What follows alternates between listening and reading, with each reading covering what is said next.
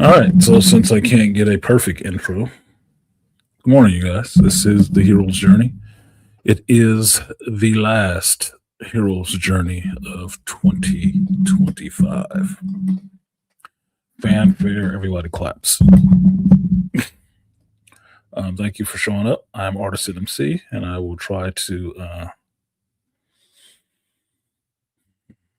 wouldn't say entertain, not that entertaining. I don't perform, but I will try to put some stuff into your head that makes you think and maybe give you some different insight on popular media. Now, I had a plan for this show, which was to do heavy lifting on three separate things that I want to do because I don't see myself streaming a lot in the next couple of days, especially since I don't stream a lot during the week. And there's three things that I want to do. One is I need to give you an Avatar 3 review. That I've watched Avatar 3. I went back and thought about the movie, some of the things that I liked, made sense, didn't make sense to me, and I wanted some clarification on to refresh myself before I actually did a review. Because for me, doing a review is a thoughtful thing. It's not just something I throw out there to be the first kid on the block with the new bicycle. I actually think about it and think about this material and how much it actually makes sense. Is it consistent within its own world? What are they pulling on? And what message do they want to put out to the audience who's watching it?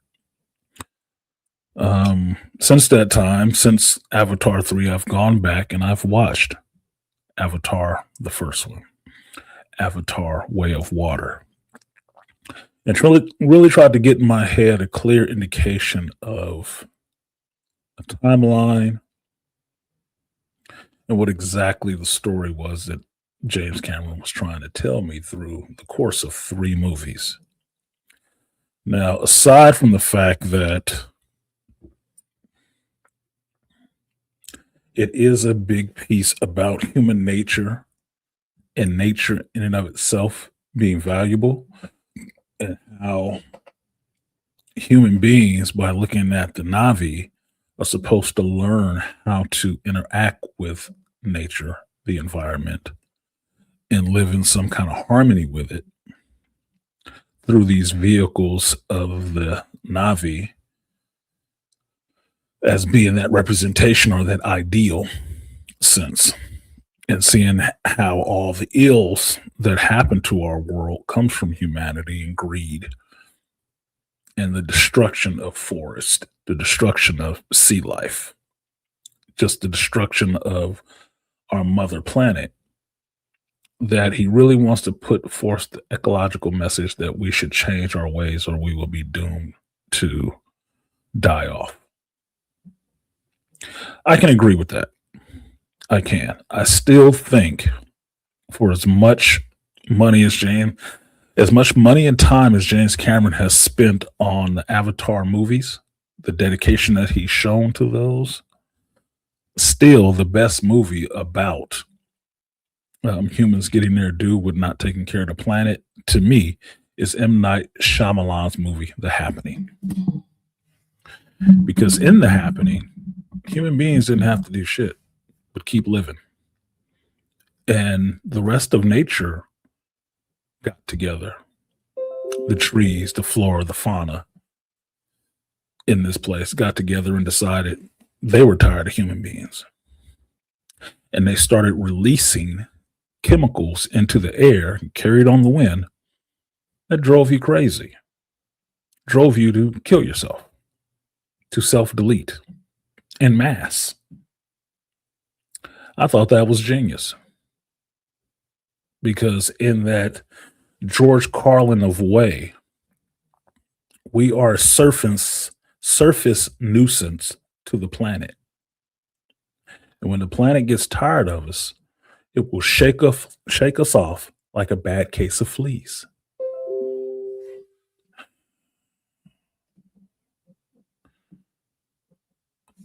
I'm for that.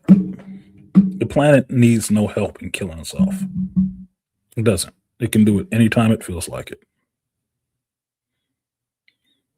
One good volcanic eruption, one good earthquake, hell, a magnetic pole reversal would ruin all of this very quickly. We don't even need an asteroid or a comet to swing by and hit us. It can be done really easily. The idea of respecting what you live on, keeping your environment clean, is something I've grown up with my whole life, and I'm a Gen Xer, so it's not that big of a deal. To me, it's not that big of a deal. Everybody getting on board with that shit is the big deal because that's just human nature. Everybody won't. Plain and simple. Everybody will not. The same way James Cameron put out this third movie and everybody didn't go see it, that's just human nature. That is part of humanity. Inseparable, I would think, from human nature. Just the same thing as greed is almost inseparable from human nature. Now, when I first saw the Avatar movie, the first one, I was in awe of the technical achievements in special effects. James Cameron single handedly bringing 3D back to the theaters in a way that people were interested to even watch it.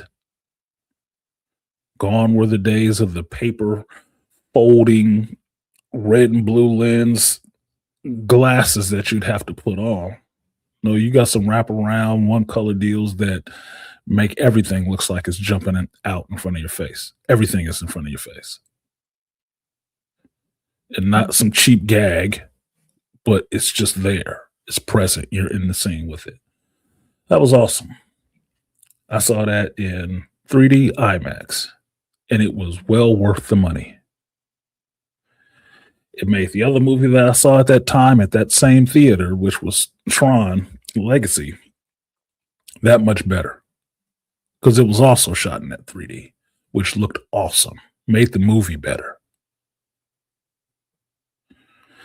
Now, that first movie was all inspiring in a sense of a science fiction kid loving to explore new worlds, new creatures, new civilizations, new cultures, new ways of living, new ways of getting around, new weapons, clothing, all of that stuff.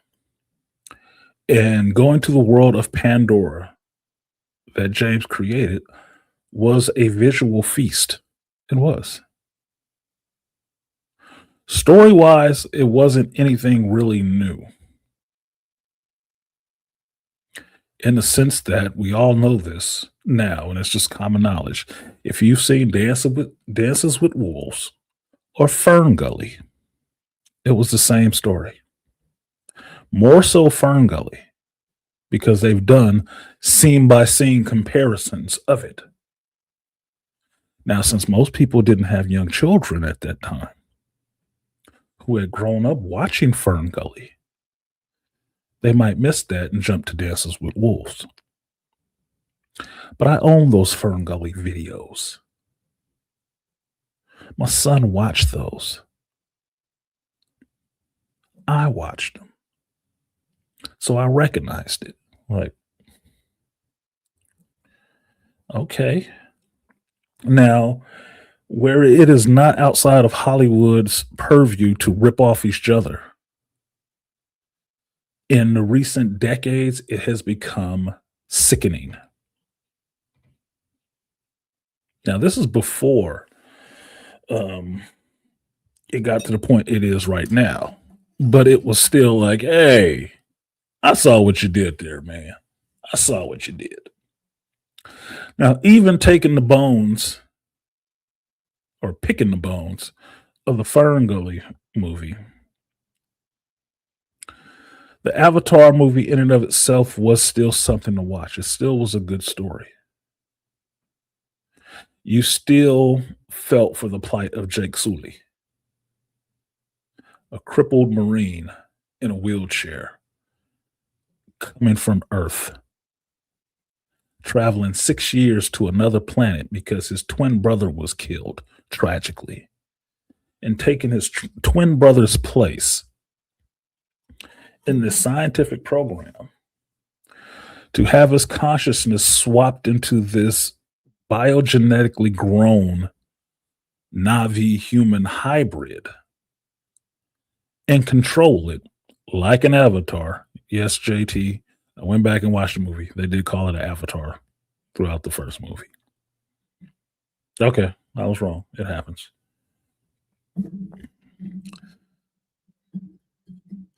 Once he does this, a person who is not a scientist, but a soldier, a Marine at that, which stereotypically are some of the most thick headed motherfucking soldiers you can run into.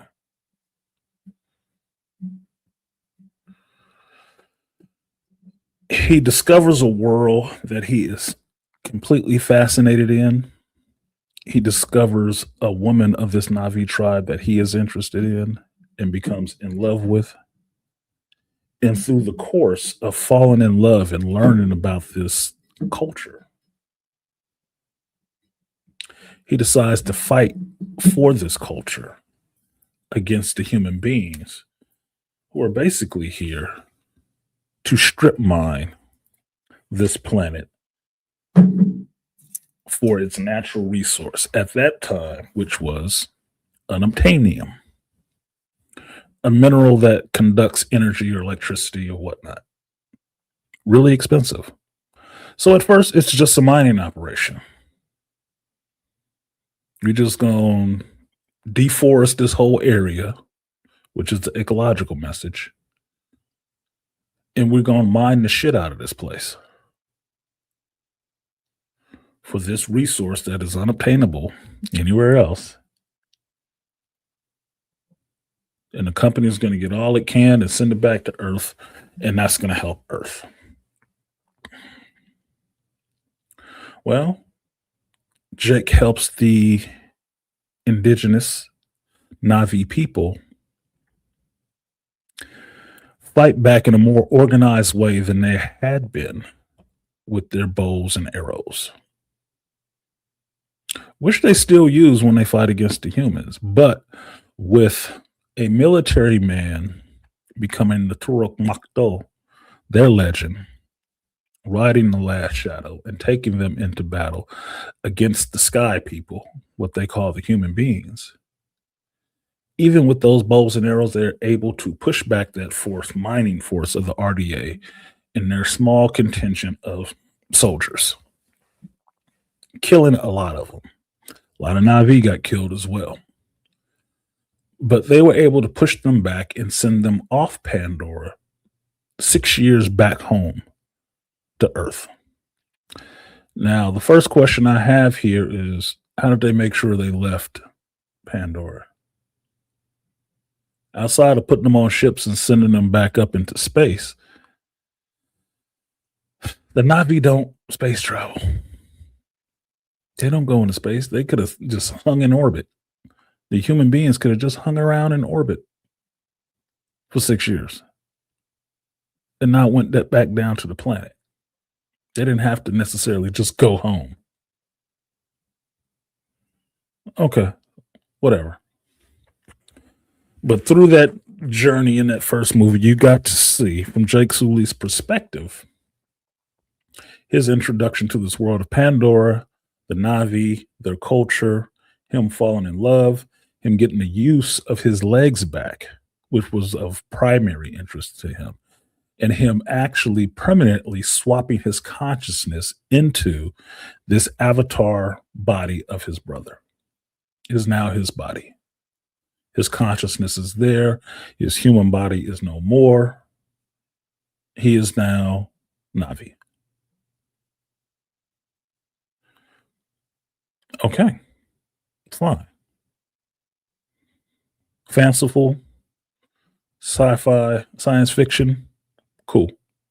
Looks beautiful. Tech is beautiful. It's James Cameron doing James Cameron thing. Like I reminded my mother back before, James Cameron was a special effects guy from the jump. So his tech always looked awesome. Always.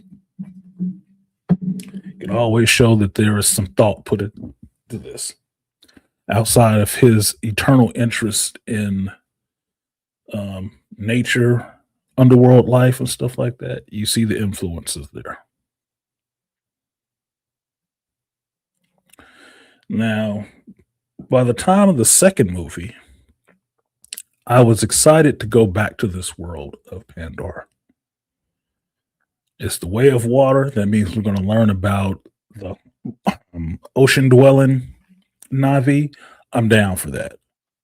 Because outside of knowing that the Avatar movie itself borrows its name from, or basically took the name from Avatar The Last Airbender, there is a lot of notes from that cartoon, the other cartoon that James Cameron ripped off,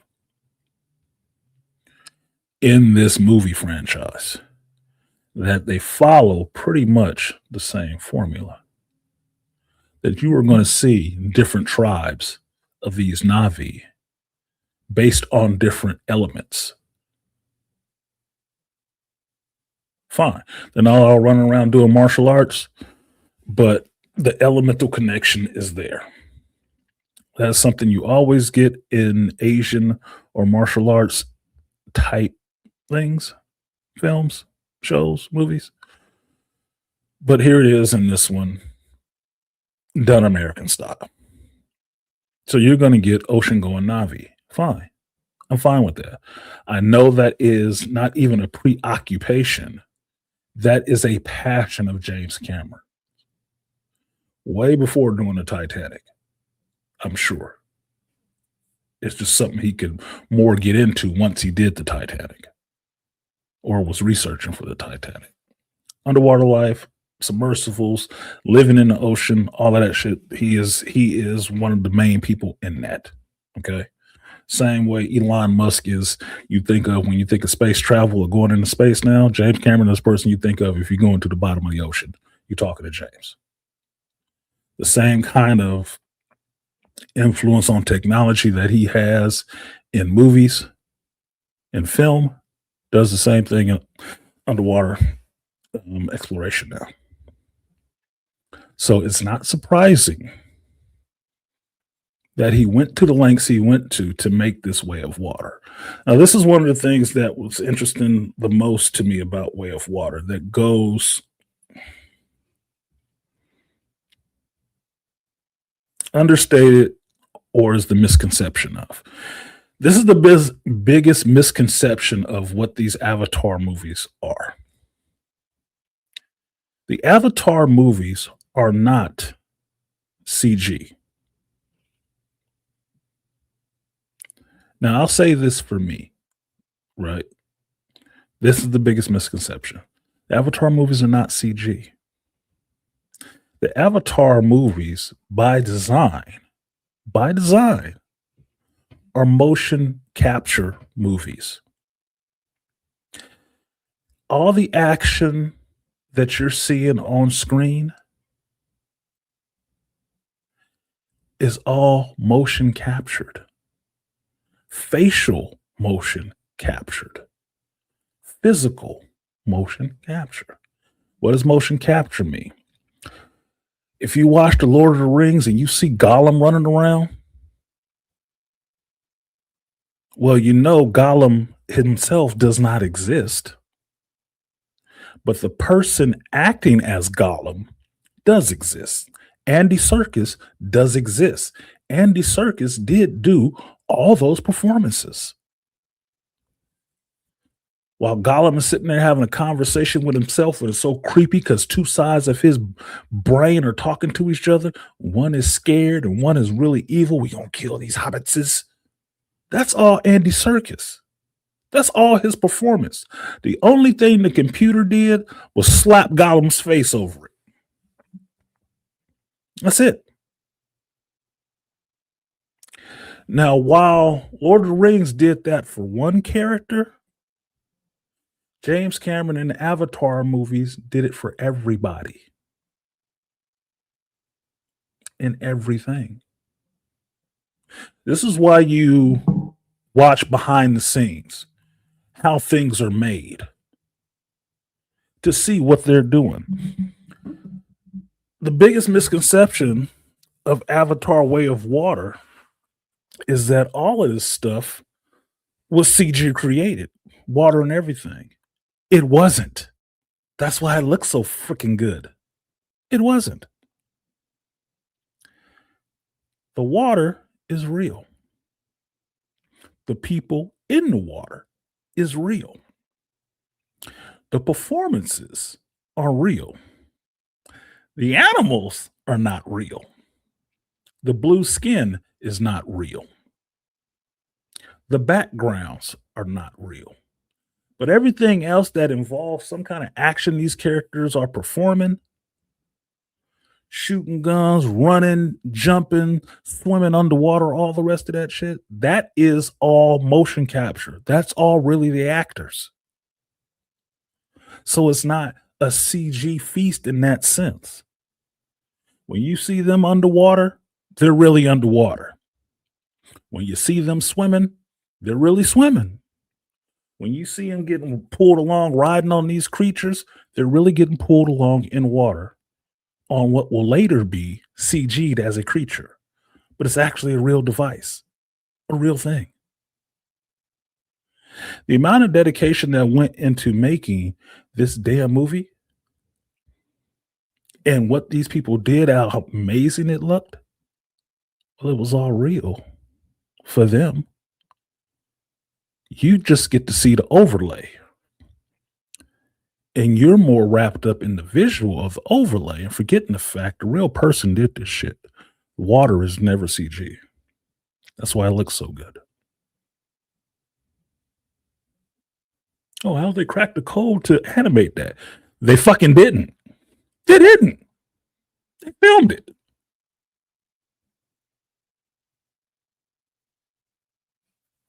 That is motion capture technology taken way far as I'm concerned.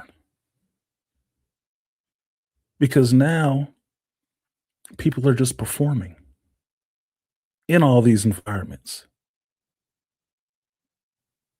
Yeah, it looks like something else, but the most interesting thing I got from watching a documentary about Way of Water and then later Fire and Ash, because they filmed that movie, those two movies together, is the technology behind it that they basically made a volume above water and below water and figured out how to do that shit. Now, if you've watched any Star Wars recently, any Disney Plus Star Wars show, you understand that what the volume is. A volume is basically a room. It's just a room with the background from cameras can be fed in there from the computer to make it look like you're actually in a video game. So the biggest example of it is watching The Mandalorian. All the backgrounds look so awesome because it's HD screens and it's just in the computer. It's just shown on the screens. So the characters walking around and interacting in that world can all be seen real time. Yes, you're on a blank stage. It's not necessarily a green screen, but you're on a blank stage, but you can see the background you're looking at. What they did for this movie, for the Avatar movie, yeah, they used a screen, but they took that same technology and put it underwater and above the water. So anytime you're seeing something happening above the surface and they go under and the camera is still with them, that was happening on set. They were above water and then they were below. That's why these actors couple of them, Kate Winslet, Sigourney Weaver, got time holding a fucking breath. 3 minutes? 4 minutes? The fuck out of here. That's stuff I only watch on YouTube. I may be fascinated by freedivers because I know in my mind I'd be fucking dead. I can't hold my breath that long outside of water. Being in it, that's a feat, bro. It's a feat. Outside of the apprehension of swimming in the open fucking ocean, that's a feat. But they mastered it to film this movie. Now, by the second movie, you get this time skip, and I'm unclear here where the time skip happens, how many years in between the end of Avatar and the beginning of Avatar 2, because they kind of give you a catch up. But let's just say, given the fact that Jake and Neytiri have children, and they have 3 of them, 4 total.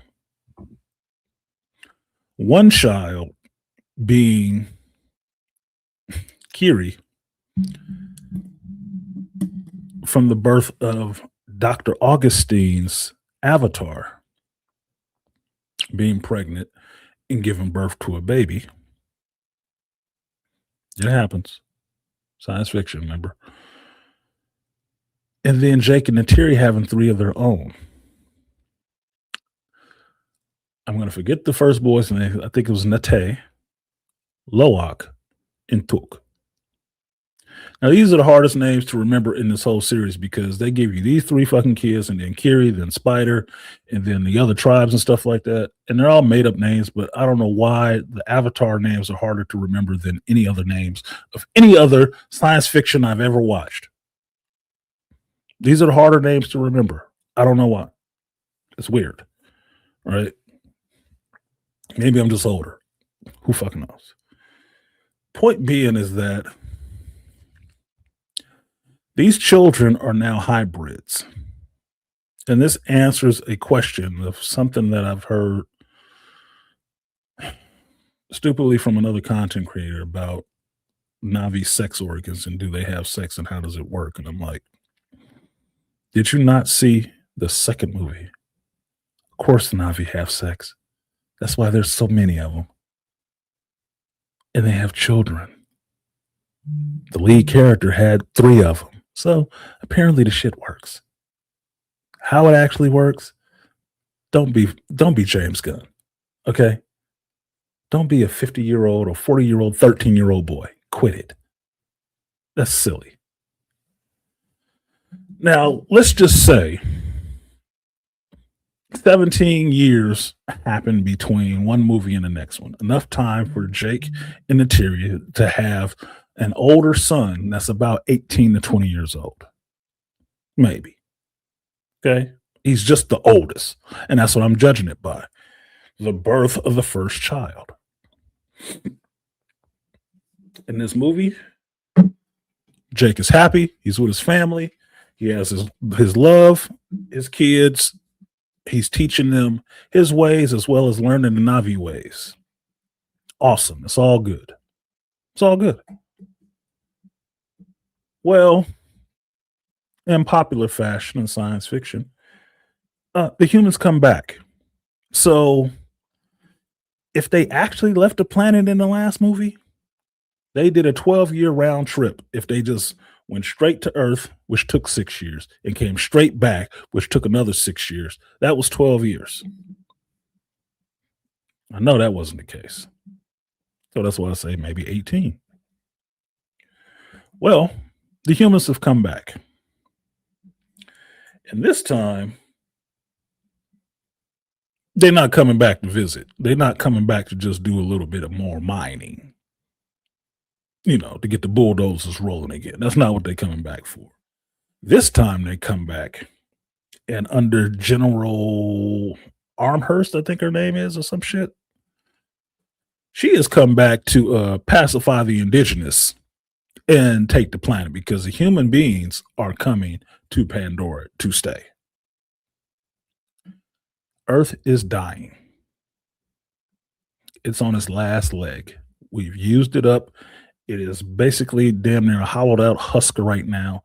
And the rest of humanity is coming to move to Pandora. Plain and simple.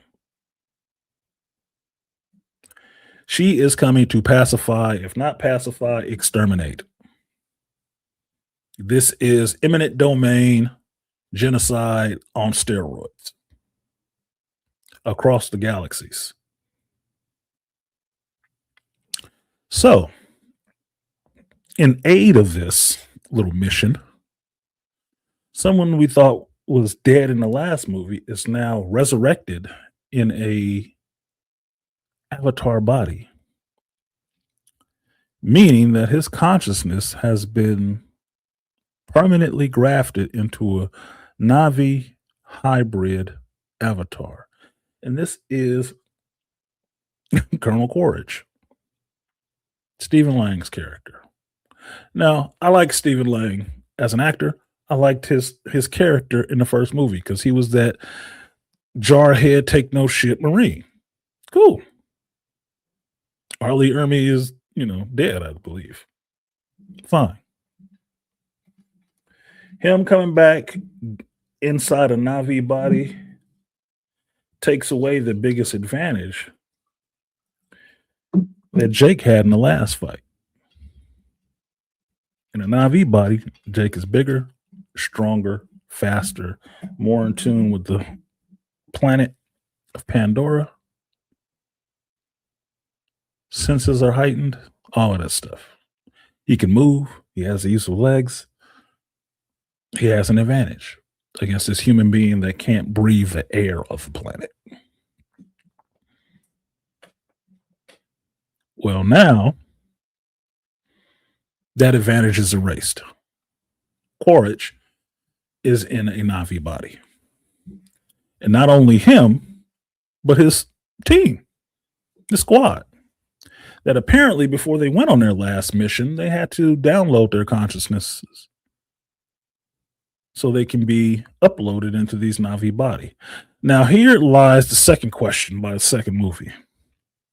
If they had this ability right before the ending of the last movie, right before the ending of the first movie, if they had this technology, why the fuck didn't they do that to begin with? Why waste time jumping in machines to avatar around these bodies if you could just download a consciousness into one, have it grow up and be ready to go? Seemed it would have saved a lot of time. You wouldn't have had to go into cryo sleep for the 6 years of you transferring out. No, you could have stayed your ass on dying Earth, uploaded your consciousness into this Navi, and let it grow for the 6 years it's traveling the Earth. And when it got to Pandora, it would have stepped out fresh and clean, ready to go. You wouldn't have to jump in the machine and jack in back and forth. You wouldn't have to do that at all. If you had the technology to do the same thing AWA did, which is move your consciousness from your human body permanently into this human hybrid Navi body. Okay, little speed bump, little hole, just another one. Not that big of a deal, I guess. But now it's new. Fine. Quaritch gets to show up to the general, and the general is the woman. Now, this is the first scene to me, the first sign of something that shows up later in Avatar 3 that bothered the shit out of me. Female general in charge of all these Earth forces, and this bitch is here ready to genocide the planet. We coming and we taking over. And you see it. It's horrific. It's horrific. The humans come to Pandora for the second time. They burn up, I don't know how many acres of forest. to drop down to the planet in their drop ships and then start making their, boundaries in their little base. The other thing that bothered me was, which is another hole in it, is that in the last movie, there was a big deal made of destroying Home Tree, right? Natiri's rainforest people, deforestation of the rainforest, y'all. The Matakai lived in Home Tree, a large fucking tree, a humongous damn tree, which is basically like 5 or 6 trees melded together. And one of the biggest set pieces in the first movie was the humans coming and destroying Home Tree to mine that resource underneath it, to unobtainium. Okay. When these humans come back, say 12 years later, one trip there, one trip back, and they land and they start destroying all the rest of this stuff, why are there other big ass trees around? There are other trees that look just as big as Home Tree, which make what Giovanni Ribisi's character, Parker, the guy, running the mining operation for the RDA, what he told him when he tore down that tree. I see a lot of trees around here. They can fucking move. Well, they could. He was right. That scene at the beginning of the second movie proved he was right. The fucking Na'vi could have moved to another Home Tree. Not saying that they should have or you would want to, but they could. Because there were other big ass fucking trees like that. That wasn't the only one. But instead, they move up to the Hallelujah Mountains and they hiding out in the rocks and stuff. Still close to the forest above it. But that's where they went. Well, humans come back and I see 2 of these big ass trees destroyed again. And all this burning, all this deforestation of this place just so they can sit down and take a residence. Why they end up landing in close to the same spot, I don't know. It's already infrastructure there. I guess that's what it was. Now, because the humans have come back, Jake and Terry's peace with their children is disturbed. And so Jake does what Jake usually does. He's a soldier. He starts fighting human beings, picking up the cause to go fight against them like he did the last time. Only difference is this time, these human beings didn't come just to fight no damn Na'vi, just to try to, let them know everything is okay. We're just going to be here. We're just going to take this resource and give y'all some, blankets for smallpox and be the fuck out. No, they come to kill Jake ass personally. Why? Because he's a problem. He is organizing these disorganized tribes into a fighting force that sent the human beings packing. You don't tend to like that kind of shit. So they're coming back with the mandate killing his ass. Well, since Jake has more to care about now, he has a wife, a mate, and children to care for. Jake does what he can when he figures out that Quaritch is now back. And Quaritch, who he thought was dead, is now back in a Na'vi body and looking for him. So he does what he believes is the best thing to do.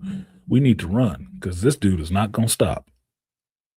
Now, while some people could see this as chicken shit, I see it as chicken shit in a little bit of a way. When you have other people behind you that cannot defend themselves as well as you, your priority becomes keeping them safe. This is why Men don't really want women in frontline combat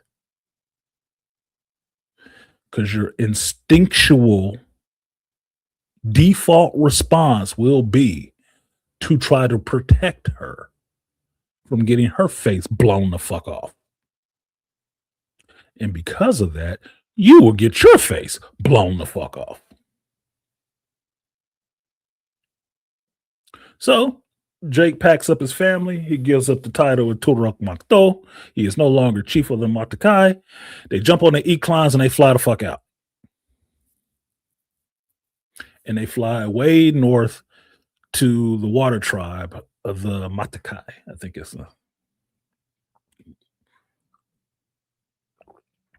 Happy New Year, or Merry Christmas, Happy New Year. It is winter jack season. Now, finally getting to the water tribe, I'm down to see this. I'm interested. And you find out that the water tribe have evolved a little bit differently. They don't have the same hand and tail structures like the forest Navi. They're a little greener in color because they swim in the open ocean in reefs. They have fins on their forearms, a little more webbed fingers. Their tails look like electric eel tails, so it can propel them underwater. The other thing that they do is that they are completely at home in water. Completely. Deep breathing, and they free dive all the time. Their whole life is in the water. So the same way Natiri's family or tribe was adapted to living in the forest, these Navi are adapted to living in the reef in the ocean. They have creatures like the Navi in the forest do, but they're seagoing creatures that they can also connect with their little head tails and control. So Jake, in fact, and his family, in fact, once given sanctuary by this tribe, have to learn the ways of water. Now, this is the part that kind of bothered me in a sense, because this is the first time you see James Cameron just repeat himself. The same stuff you just saw with Jake in the first movie, learning about the Navi, learn about the Matakai clan in the rainforest, is the same thing he has to do now with the Metakaina clan in the ocean. Same shit all over again. Which is a Marine. You adapt and you overcome. Okay, fine. His whole family has to learn how to do it too. Cool. What you get through this is the emergence of his son, Loak, who was basically treated like the fuck up in the family because he does fuck up a lot. He makes a lot of decisions that gets them in trouble or gets his brother killed. His older brother gets killed. Nateo gets killed. Why? Well, because Loak has to go on his journey to become, in a sense, what his father was in the first movie. Loak's journey through this movie is getting beaten down to the point that he is a disappointment to his father in some ways. Not because he keeps doing a bunch of things to be disappointing. It's because Loak is a bit more trying to prove himself, as middle children might do, to his father. Because his father really puts a lot into Nate, the older son. That's his ace. Right? It's like, to me, how I relate to it is with my son. My son, DX, I call my ace. Because that was the first relationship with my own child I had. My first child, that's my relationship. I have a son. That's what that is. That father-son bond with your first child, and your first child being a son, is special. It's special in the same way that your relationship with your first child who is a daughter is. Same thing. I get it. You pour a lot of yourself into that child because you know directly that child has to carry on who you are. They're going to be their own person, but they're going to carry forth what you value. That is like your direct carbon copy. It's worse if they look like you. The second son does not have that same burden. So it's not the same hierarchy when you look at them like that. One, has to be the standard bearer, has to. They're the older child, depending on how much time was between the first one and the second one. They don't have the option of not being. They don't. They have to. That's why the burden is heavier on the oldest child, because they bear the burden of being the replacement for the parents when they go. Loak doesn't really get that. He wants it, but he doesn't really get it. So he does things to try to prove he is just as good as his brother to his father, and it ends up going badly because his brother goes along with him on it, and he ends up getting his brother in trouble. In essence, getting his brother killed. Even though by that point in the movie, he didn't get killed because of Loak. He got killed because he got shot trying to jump into the moon pool while they were shooting. It was a stray. They all could have got shot, but he caught one. It was a bad one.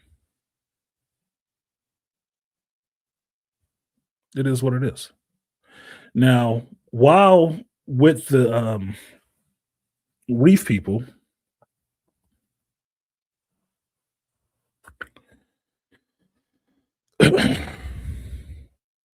you get the advent that Quaritch has figured out how to find Jake and where he is hiding his family.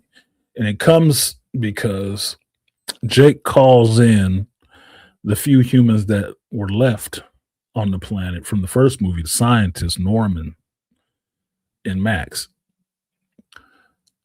They come to help Kiri when she connects to Spirit Tree underwater. And she has a seizure underwater. She end up finding out in the second movie that Kiri is very tied into Awa. She is really in touch with this planet in a way that no other Na'vi is. She directs creatures, things come to her, the ground pulsates when she lays on it. She is really at home in the water. She doesn't have to take all them breathing lessons everybody else does. She stays underwater for long periods of time without really breathing at all, not being affected by it. Well, because Jake and Terry are freaking out because, she's comatose and needing help, he calls in Norm. Norm flies out in a scorpion, and the rest of the humans on the planet are able to track that to a general area. And that puts Quaritch on their tail to know where to start looking for them. And Quaritch does what you do in a jungle environment when you're trying to find somebody hiding with the indigenous people. You start terrorizing their asses to see if they'll bring him forth. If not, you do something heinous that will drive his ass out to come find you. 50 Cent explained it best. I'll spray your mama's crib and let your ass look for me. You got time to be searching for you. I'll let you find me. And that's what Quaritch does with the help of a whaling fleet.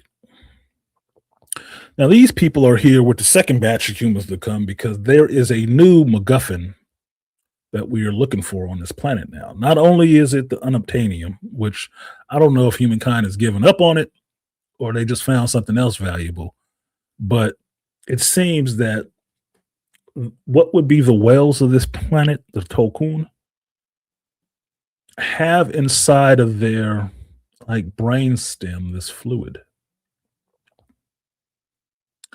And this fluid when removed from them forcibly, disgustingly,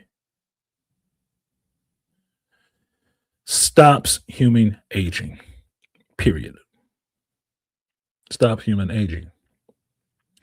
Now, for me, how they even found this out, I don't know. Human beings like killing shit.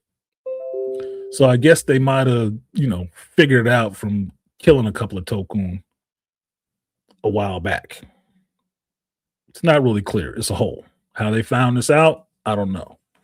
The only way to get to this shit is you have to capture a Tokun, this big ass fucking whale looking thing, and then drill into the soft palate of its mouth into what would be the brain and extract this chemical. Okay. This sets up the next ecological message in the movie, which is whaling. Now, this, from my understanding, still goes on to this day. Small numbers.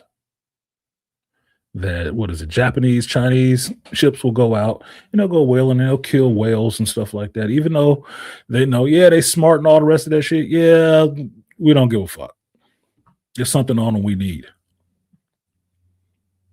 You like that fat. We like that blubber. The meat's delicious. Makes good sushi. I don't know.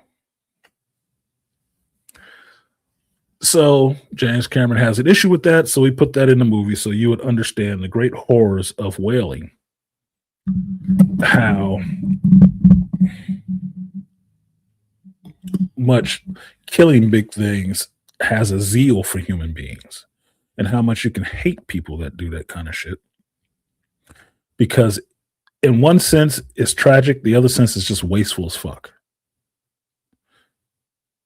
In the second movie, you see all the resources they spend to kill one of these Tokun to get a vial this big, let's just say brain fluid, to throw the rest of the body back in the ocean to be with AY.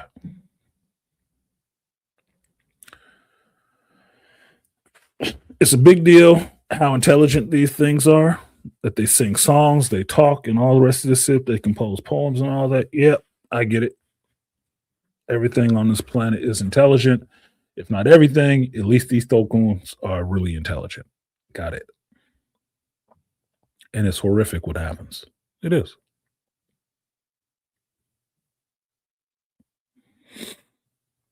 Well,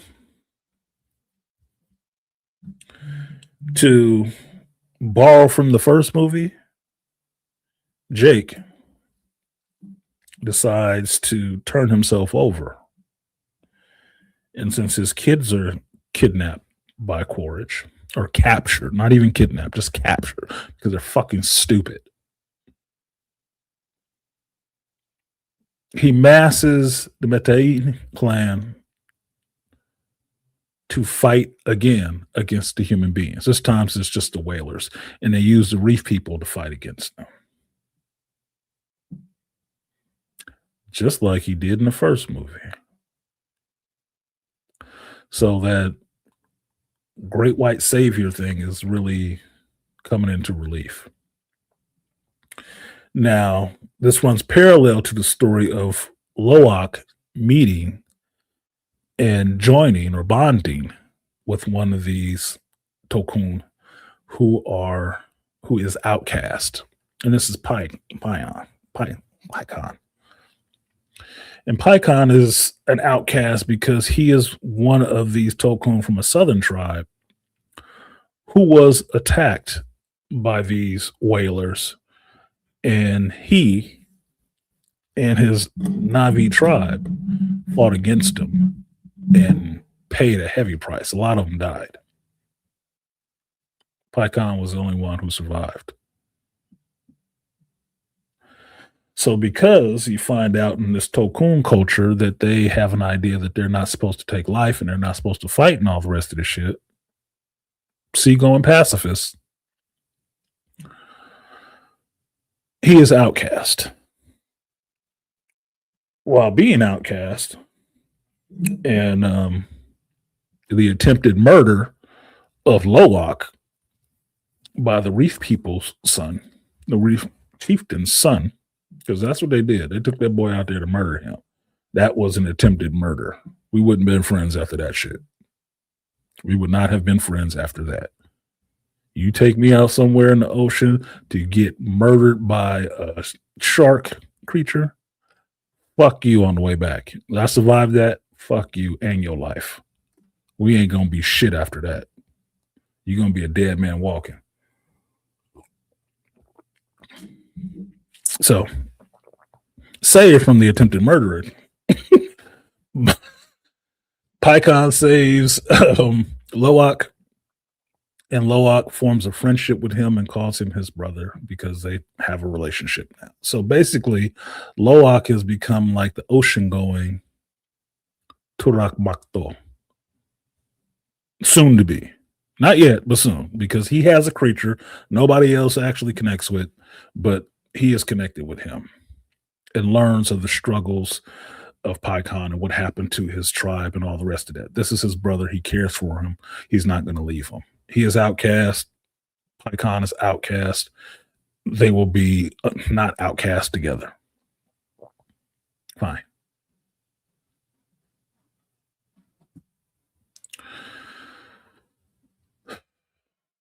With Pycon, the Reef tribe taking on the whalers, they actually win. You are introduced to some other characters, namely one, a marine biologist who was helping these whalers kill fucking whales, which would seem like a complete opposite thing to do. No matter how horrific or how good the money was, I don't think you'd do some shit like that. You'd be there for that. That's like crazy. But these guys are eventually defeated. And Quaritch, again, escapes death. Like I said before, who doesn't escape death is Natiri and Jake's son, Nate. He is killed by a stray bullet, rescuing his brother from a ship, from the whaling ship, and he dies on a rock with his family and his father there. His brother, Loak, feels guilty because he was saving him. And his father silently kind of blames Loak for his son's, Nate's death. Nate's death breaks Natiri in a way. And you see Natiri go full-on feral bloodlust. She just wants to kill all of them. And by them, I mean human beings. She's done with their ass. She lost a baby. Her firstborn. Yeah, she done with them. And you see Jake and Natiri go bad on these human beings. Quaritch and his crew, they shouldn't have been holding them kids, bro. They should have staked them kids out to a post somewhere and let them come and get them. It does not go good for them. It does not go good. Now, this is one of the things I want to point out to that this is not a CG movie. This is a motion capture movie. The pain, the anguish, the tears, the resolution that you see on Natiri's face when her child dies, played by now I'm gonna forget her fucking name. Zoe Saldana. Anyway, what you see happening with that character on the screen is real. It is a real performance by an actress. It is a real performance. Real tears, real eye movements, real blinks, facial expressions, all that shit. That is all completely real. Motion, body movement, all of that. That is really her. This is why I say it's a misconception to call this a CG movie when you have a scene like that, understanding this is all motion capture. This is motion capture and facial motion capture all at the same time. This is her performing with real people on a real set, doing the actions, all of this stuff. This is really her. When you see it in the movie, the backdrop of the flames and stuff like that, and how they look, that's the CG part. But the performance is still there. That shit was traumatic. I knew she was about to kill a bunch of people. That resolution that comes over her, that Jake tells her, I need you with me. That's like Bonnie and Clyde shit, bro. What man, what strong masculine man does not want a woman who would be that down with him? And on code. We just lost our child, baby. We about to go fuck these motherfuckers up. You with me? Ugh, she crying and blubbering and shit. Look, I need you with me. And she tighten up. No more words need to be spoke. Like, yeah, she tighten up. Like, yeah, listen. She don't even say, let's go. She just get the fuck up. You see it in her face. Like, oh shit, she stuffed that down. Get on an ecline and fly the fuck out, ready to roll. Bro, I'd love to have a goddamn woman like that. Are you fucking kidding me? Where do they make those? Holy shit. I must just not be enough of a dude to find a bitch like that. I was jealous. Jealous. Not of losing a child, but having a chick that damn down. And you see what happens afterwards. All that arrow shooting and jumping, and that's all the actress. That's not CG. That's motion capture. That means they had to do that shit. That's why it looks so fluid and good. Now,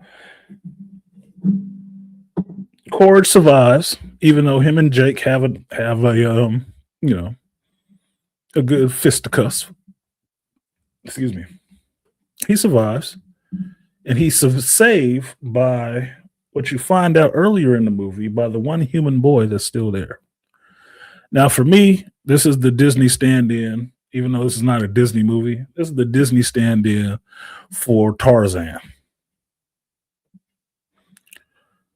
A little white boy with dreadlocks who can run and slide on vines and trees and stuff like that, just like the Neytiri.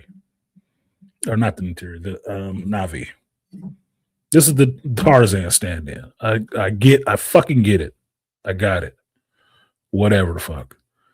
Spider is all right, but kind of irritating to me. And Spider turns out to be Quaritch's son, who, which makes no sense to me, babies or children can't go in suspended animation.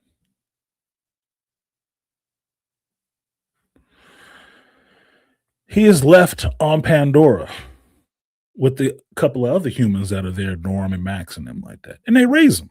The scientists, they raise him. Now, who the hell was banging Quaritch on Pandora is still a mystery. You get a little bit of an inkling of it in the third movie when he says what happened to the mother. But it's still like, who the hell was this chick?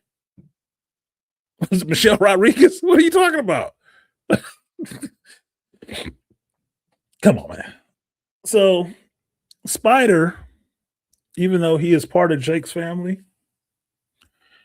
he has a connection to Quaritch's avatar because the Quaritch Na'vi knows him, knows who he is. He knows Miles. And he feels that in a sense because, yeah, he has Jake, but he doesn't really have a father or a mother. So Jake and Neytiri are his family. He saves Quaritch. So he doesn't drown. He saves him. And then leaves him.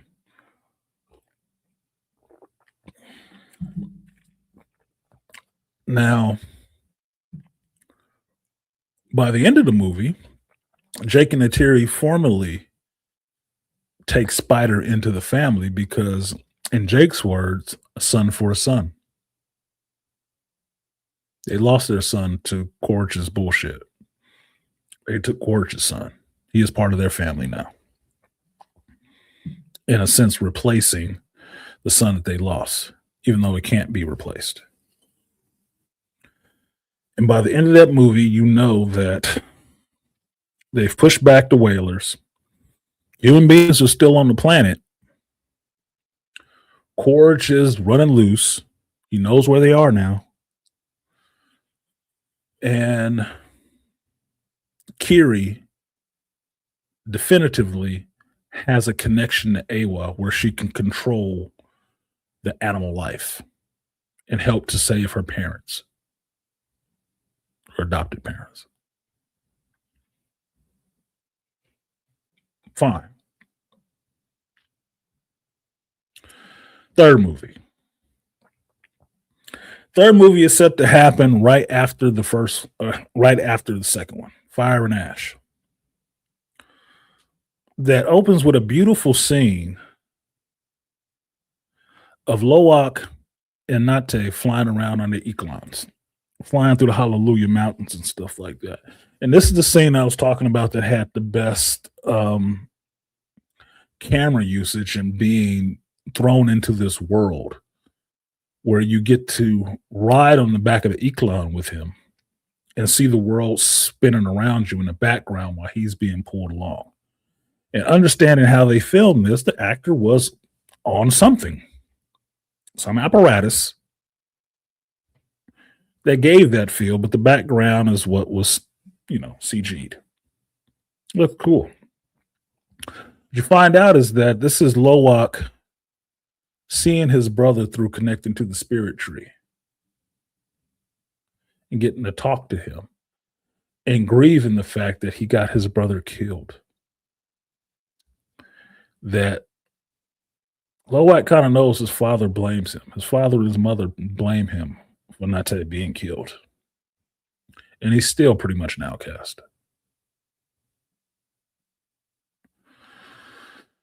And this hurts him because Loak, in a sense, he wants to be close, really close with his mother and father. He really does. But it's hard because they keep seeing him as, in some ways, a failure. And he starts feeling that a little bit. He consistently does things to try to make his parents happy and proud, but it goes badly. It doesn't go the way he plans it. And I think that's just the problem of youth. In youth, you want to make your parents proud. You want to do everything you can to make your parents happy in some sense. If they're decent parents, if they fucked up, you don't care. You just don't care. But let's just say your parents are decent. They love you, they provide for you, but maybe it's just that little inkling in the back of their mind or something behind their eyes when they smile and it drops too quickly that they think you kind of fucked up. It might just be there. It might just be what it is. Well, Loak feels that.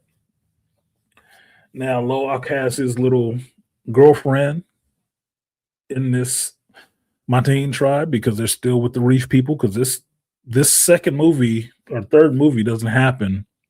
There's not even, I don't think it's a year or two between the second and third movie. It's supposed to happen right close after. Well, to find out, Quaritch has survived, and he is redoing his attempts to catch them. Kiri is connecting with Awa, but is forced out in some ways. Now, I will say here, I won't spoil all the movie for two reasons. One, you should see it yourself. It's still out. You should see it yourself. Two, it's jumbled up in my memory. So, meaning I would have to go and sit through another 3 hours to watch it again to get it firmly cemented. When I should have recorded this right after I watched it, but I wanted to think about the rest of the ideas a little bit more clearly. It is what it is. Age has its drawbacks. Now, Spider is with the family. You see that Spider and Kiri are starting to develop a Blue Lagoon-esque relationship. Spider is still here running around with his mask on. And at times he forgets to change his mask and causes a little distress within the family. But you also see that Natiri, while this boy is here, she ain't feeling him 100%. She is not. Natiri has taken a turn to where she has developed a real hatred of what she calls the pink skins, human beings. And she has one of them living in her house. In her mind, the pink skins caused the death of her son, even though it was a hybrid blue human who shot him. And she don't like none of them. That rage that happened after she lost her son and killed him, she didn't get enough of them. She didn't get enough. At the end of the second movie, where she had a knife to Spider's neck and was telling Cord she would kill his ass, she wasn't joking. She wasn't bluffing. She was gonna kill that boy. She would kill that boy, a son for a son, if Cord didn't let go of her damn daughter. That was gonna be the end of Spider. He was not bullshitting. Natiri hates pink skins now.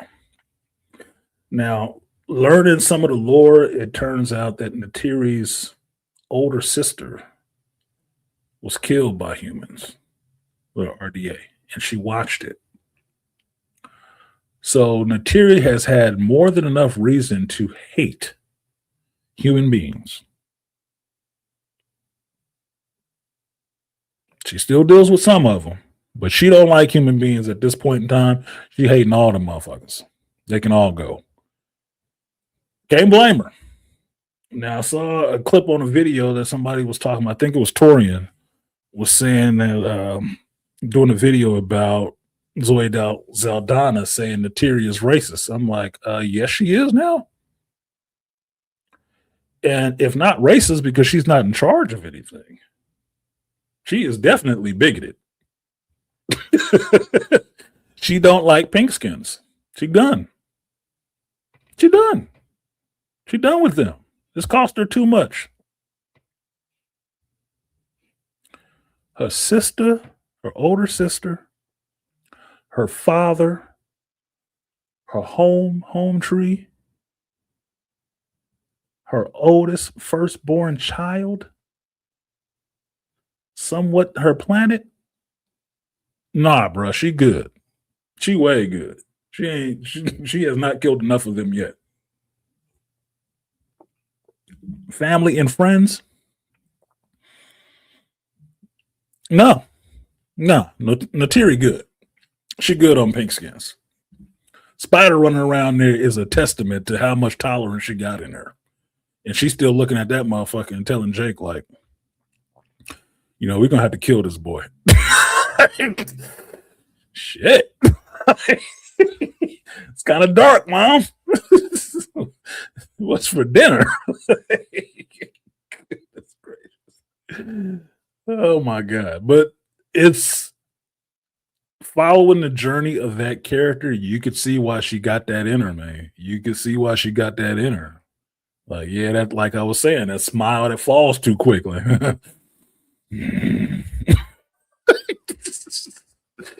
You help that man one more time, boy, you really gonna feel it. Now, Jake, in a sense, understands that Cord is out there. He's not going to stop. And Jake wants to walk away from all this stuff. He doesn't want the violence anymore. He's already lost one son. And while he tries not to, he still holds Loak responsible for that shit. He still does. He hurts. And what you see is a kind of separation that happens between Natiri and Jake through the grieving of Nate. That the death of that son has, in some ways, the grief has kind of put a wedge between them. They don't talk like they used to. The family doesn't interact the way they used to. And if you're a human being, you're looking at this like, oh yeah, they about to divorce. Yeah, divorce is probably imminent, bro. Are they even having sex anymore? Because once they stop having sex, all the rest of this shit over. They can't fuck. They can't be together. There's no point. So you see the fraying around the edges of the family. One of the ideas that's put forth in the movie from that is that Jake starts questioning the choices that he's made to get to this point. He's thinking that all the choices that he's made are bad. And this is what I call bullshit on the movie, because like I said in my reaction, the choice to stand up for yourself is never wrong. The choice to fight against people invading your planet, killing your friends and family because they want something you standing on, is never wrong. The choice to rally said people who are already fighting against human beings anyway, to make a more effective fight, is not necessarily a wrong decision. By saying that, it lessens the sacrifices of all those Na'vi who stood up to fight, who were fighting before you decided to become Turok Makto. They were already fighting, just not as well. So by the third movie, these attacks have kept going on. These hit and run raids has continued. And Jake is getting tired of this shit. He's figured he's lost enough. He wants to leave. Natiri ain't going. Not really. Now, one of the disappointments for this movie, even though it happens directly after the second one, is that it spends too much time with the Water Tribe. And I wanted to see it leave the Water Tribe and go to the next element and see what that tribe is about. And we get two introduced in this movie. One is the Air Tribe, right? Excuse me. Coffee. And it turns out that they are traders. And they come to visit the Reef Tribe to trade with them. And in a bid to keep Natiri from killing him, knowing that it'll be hard for Jake and his family to slip away, it's really noticeable with Spider around. Jake makes a deal with the leader of the Air Tribe to take Spider back to the human beings. Now, why Jake didn't just go call Norm again to come pick his ass up, I don't know. It would seem to be the Whalers, the RDA already know where the hell you are, bro. And you didn't leave. And it ain't been that long. They already know where you are. They can come through there again anytime they feel like it. Sending Spider away is pointless at this point. Regardless of that, he decides to do that. And because, in a sense, the kids see it as now you're breaking up the family, you're sending him away. And Kiri has us developing a special relationship with Spider where eventually they're going to be fucking. There's going to be some interspecies erotica going on. You're going to have a big blue chick. I don't know what to tell you.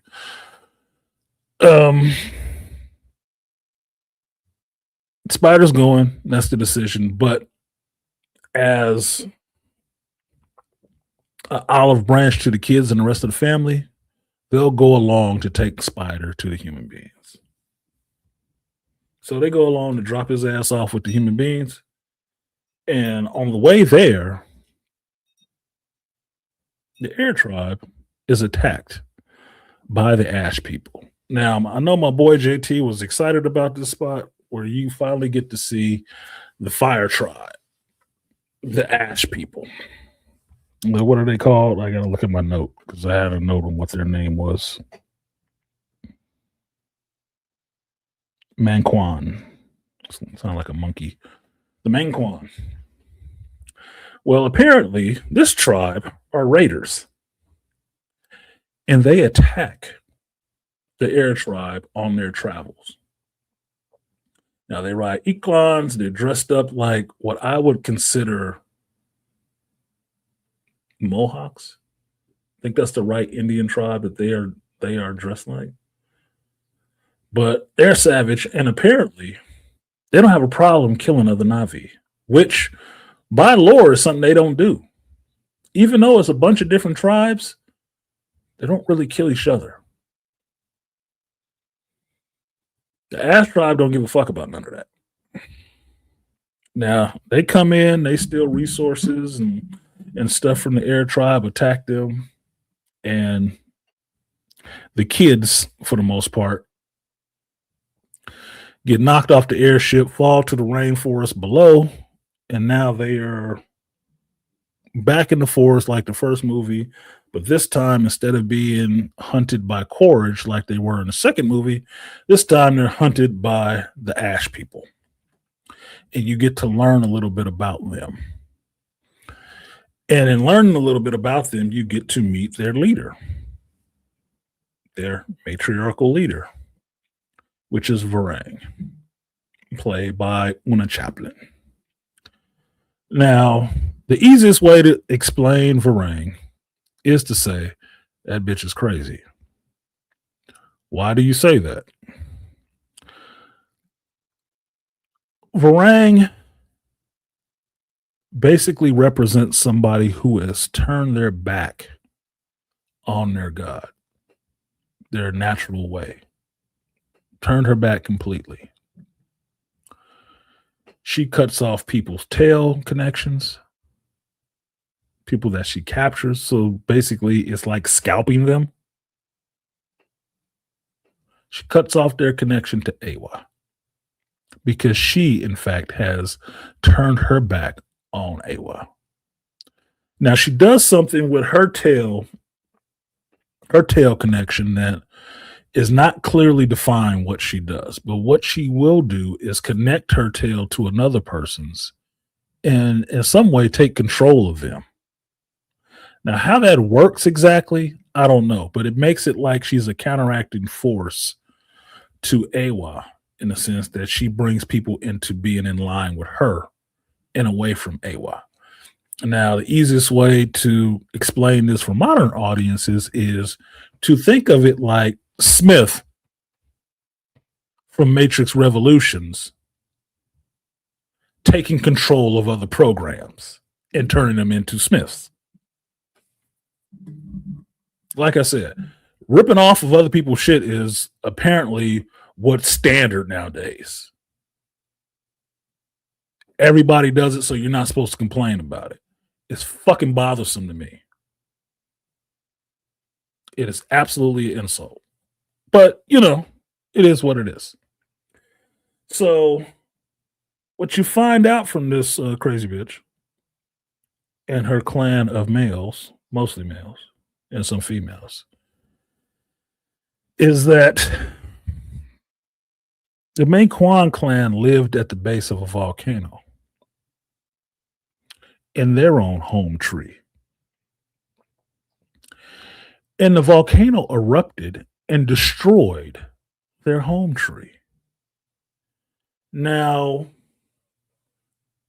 Varang, and I would assume her family, prayed to Awa to help. Awa didn't help them directly. So because of that, and because of the amount of people who died, or Navi that died in that process of that volcanic eruption, Varang became the leader of her tribe and had since led the tribe away from Awa to embrace something different, which was the fire, because the fire was powerful.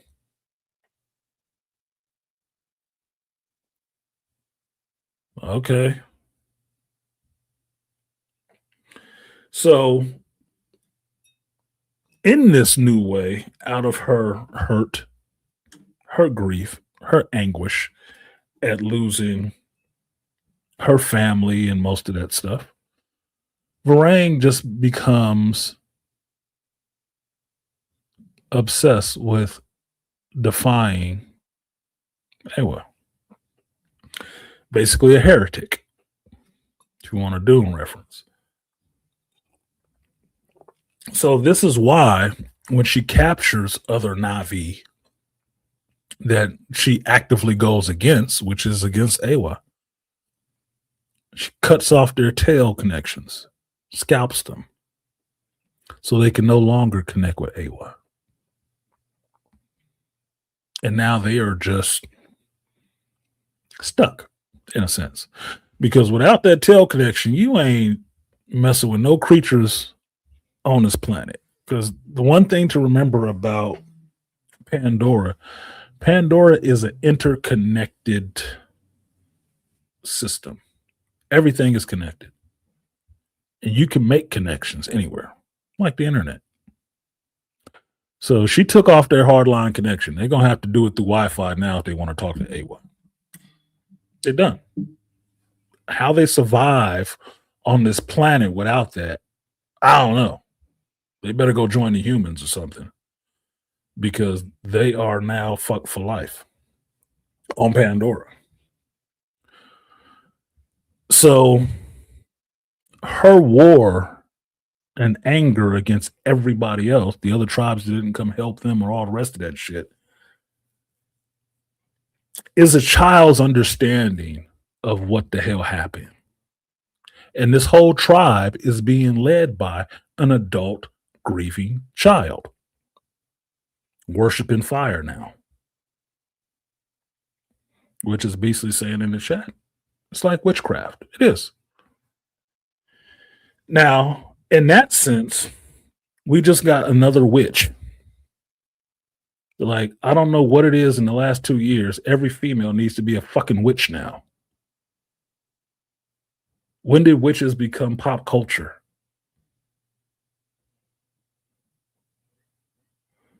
Now, most people will tell you Varang is kind of sexy. How she walks, how she moves, what she uses. She uses her feminine wiles to try to get her way with people. Yeah. Like witches do, right? Like the Hooju woman would do.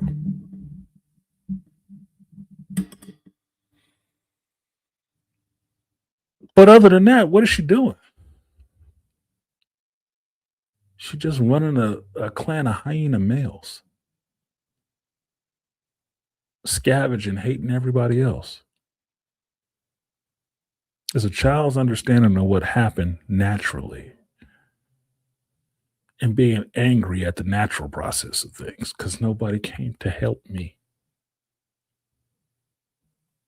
Well, man, the fuck up. Nobody is. Especially not your mother, Awa. That's not how she operates. She got bigger things to worry about than just your clan and a volcano. Because if I wanted to be crass about it, the volcano was Awa's will. So you should adjust to that.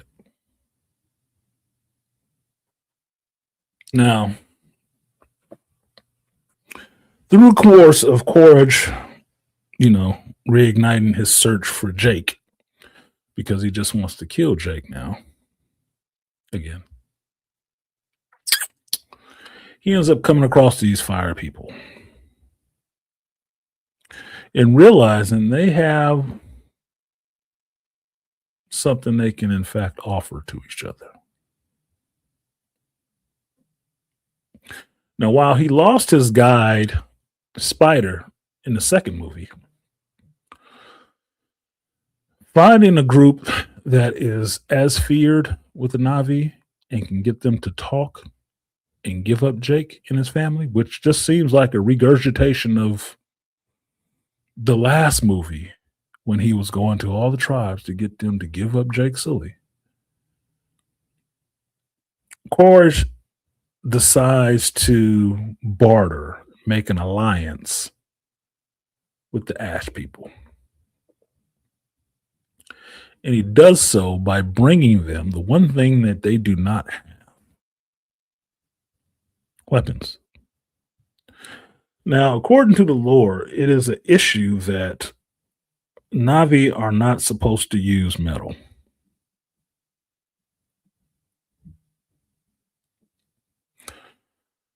But since that makes, especially since it's in the ground, it seems like it would keep the Navi in a completely naive state for way too long. That there would be no technological advancement from them. They will always be tree swinging and living people because they would never develop the technology to do anything more. Well, Quaritch brings some weapons to the fire tribe and flamethrowers, which Varang really loves because, you know, she liked that fire, witches usually do. Which, in fact, seals the deal, in one sense or another, the alliance with Varang and Quaritch. Now, this was a question I had from the trailer about why the hell Quaritch would be going to the Ash people. That it looked like he was making an alliance with them. How would that fucking work out? Because that will end up being some Navi on Navi Civil War type shit going on. And in fact, it was. Well, how we find out he does it is that he kind of smooth talks her. She's trying to seduce him, and he's trying to get her aid. And since he's not totally, offended by, getting a little bit of blue in the bush, he bang out. She joins his side. Now, Quaritch is a man after my own heart because the sexy, crazy chick. What do you say? What do you know about human beings? The crazy, sexy chick? She usually got that fire, right? Well, okay, Varang is that fire in the Avatar universe. That's who she is. Now, because Varang and Quaritch together are a more formidable force, just like Jake and Natiri are a more formidable force with the indigenous. Jake decides to turn himself in to save his family because in a battle with Varang, Natiri gets shot. Natiri damn near dies. And they tease this in the movie like twice, which is kind of telling for where a fourth movie would go. If you want to be shocking and you're having this story continue on through different narrators, the first one was Jake's story. The second one was Loak's story. The third one is Loak taking over more so. One of them is going to have to die. Jake and Natiri are going to have to die. Now, if you want to follow a Dune kind of situation, you kill Natiri. And then let Jake walk around that planet without his mate. Without the woman he gave up his humanity for.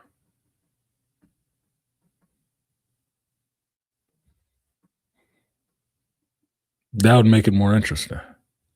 And have him go off into the woods or the water or something like that and become, the heretic of Pandora, because he lost his love. Because Jake dying at this point wouldn't really mean too much. You just really piss off Natiri and all those other tribes that followed him. But killing Natiri, oh, that'd break Jake. It would. It was traumatic enough seeing it in the movie when she got hit, and you thought, "Oh shit, she dead," because Varang play for keeps. them two crazy bitches gonna have a straight up fight death battle for real. Varang and Natiri, I want to see that, dude. That'd be better than that Jake Paul fight because there will be blood. There will be blood. Somebody gonna have to go. You can't be, two badass female Navi on the poster, bro. One looking blue as hell, and the other one, rubbed down with ash so she looked white. That's a problem. Now, when Jake turns himself in, he is taken back to the base of operations for RDA in General Armhurst, or whatever fucking name is. And you see that they have built this base out a lot more. Maybe it's been a year. I don't know. They've built it out a hell of a lot more. It looks like a damn refinery, just to show how horrible human beings are. Now, you have to remember, the second movie told you they came there to stay. They are not leaving. They are moving humanity to Pandora. That's it. Planet's dying. We got limited time. We coming here. This is just what it is, bro. So when they get him back there, there is media and stuff like that there. And everybody's taking pictures of, Jake Sully, the now Navi, captured and will be executed. They put his ass in a David Blaine tank in front of the facility, and they're going to execute him in the morning. Now, one of the interesting things that happened is that Quaritch and Jake have a talk, one of many that they have in this movie, and you start to see signs that Quaritch might be able to be turned to the light side. And that Jake is really trying to reach out to him about what the beauty is of this world now that he lives in it. And what you see from Quaritch is that he is becoming more Navi in his behavior. From being around the world, living in it now as a Navi, getting some of that Navi nookie, he's starting to go way native. Same way Jake did. He's starting to go way native. That's the best way to turn a man, I guess. You give him some of that strange, and he starts thinking differently. Now, one things you have not seen Quaritch have to do is actually connect with Awa, which I think would be interesting. Like find a spirit tree and hook up to it. That would be interesting for him, for his character. Maybe that'll be something they get into in the fourth movie or fifth, but that's the one thing he hasn't done. He can fly Eclon and stuff like that. Yeah, that's all well and good, but he has not jacked into one of these trees to see what Awa think of what he has done. Now, he has been connected with Varang and resisted what she was doing a little bit, but he still came under her sway a little bit.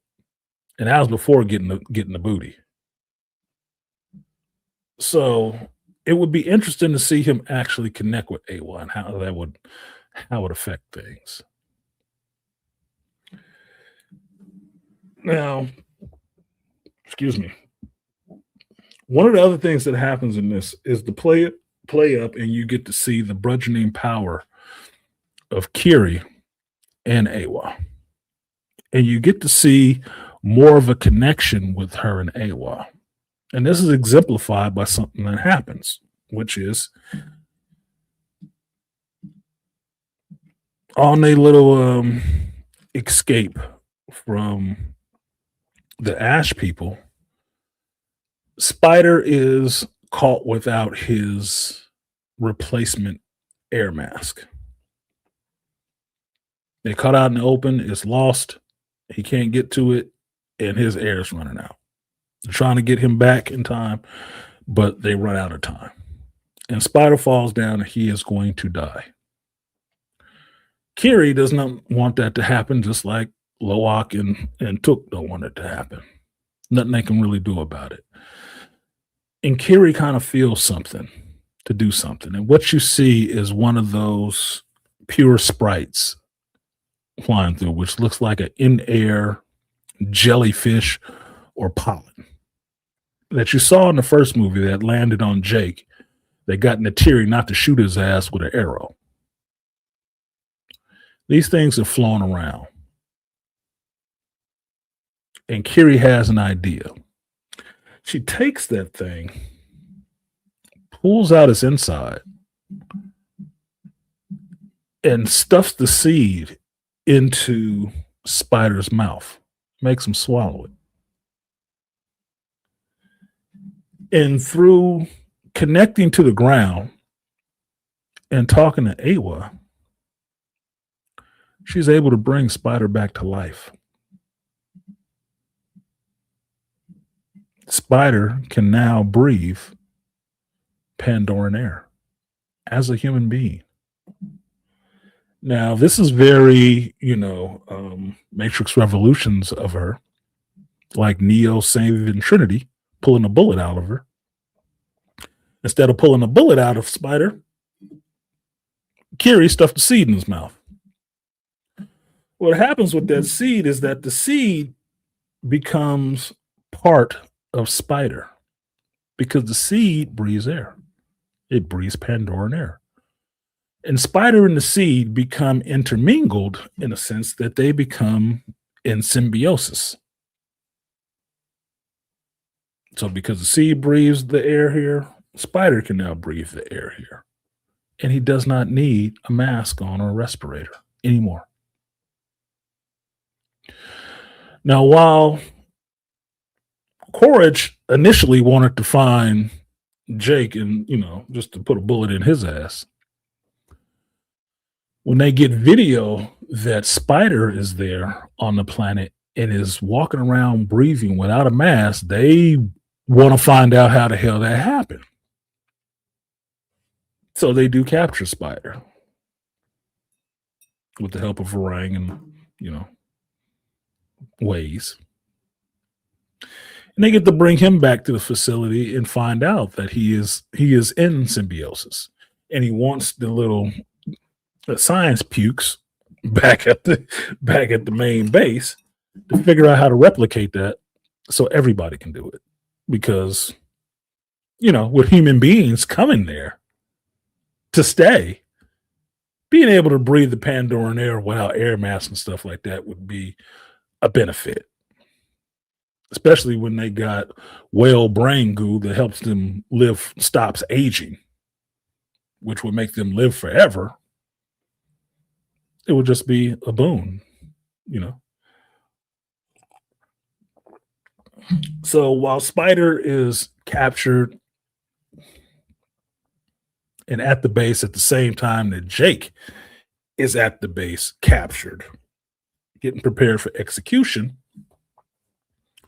the ride or die mate, Natiri,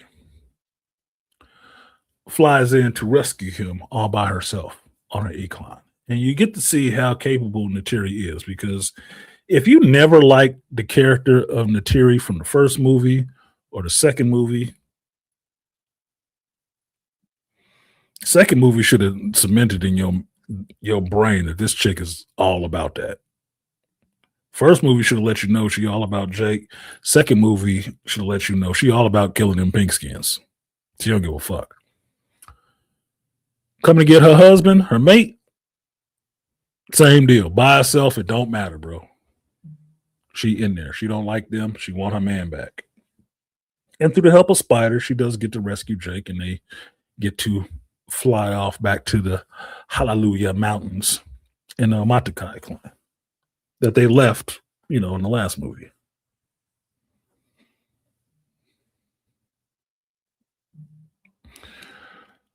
Now, the finale of this movie comes down to a fight again. And like the first time, like the second time, it comes down to Awa exerting her will and sending the creatures of the planet to help the Na'vi who have massed together to fight against the RDA and the Ash people with human weapons, which ends up in a huge Na'vi on Na'vi battle in the skies. Crazy. But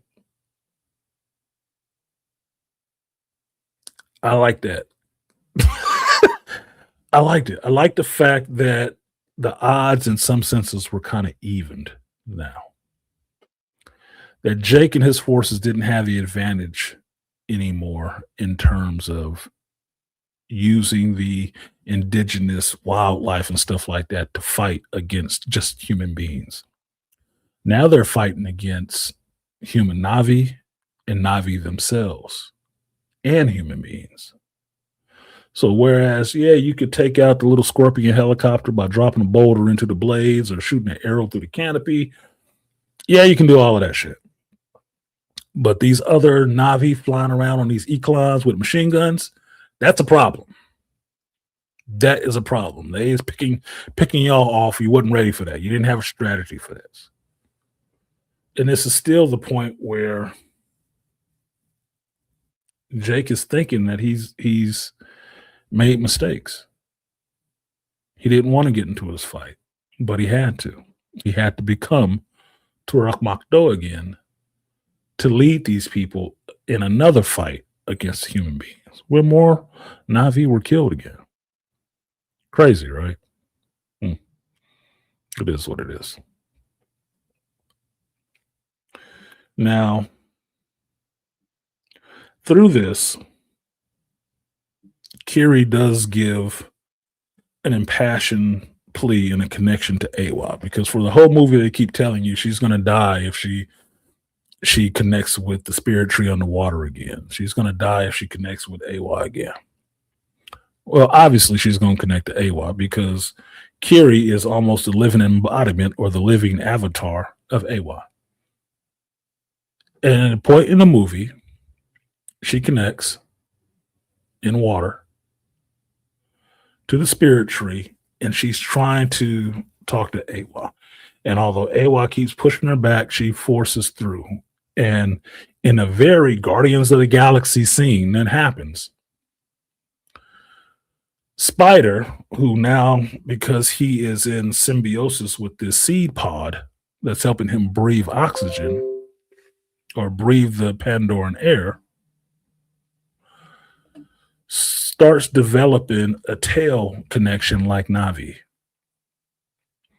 And so through this tail connection, he is able to connect to the spirit tree and help Kiri get to Awa, along with Took, who was totally fucking wasted in this movie. They could have left her out of it, but they got a third kid that apparently will be important fourth movie, fifth movie down, whatever the fuck. But they all connect together to the tree together and get to hold hands with Kiri to help her push through this resistance of Awa to get to see Awa's consciousness themselves.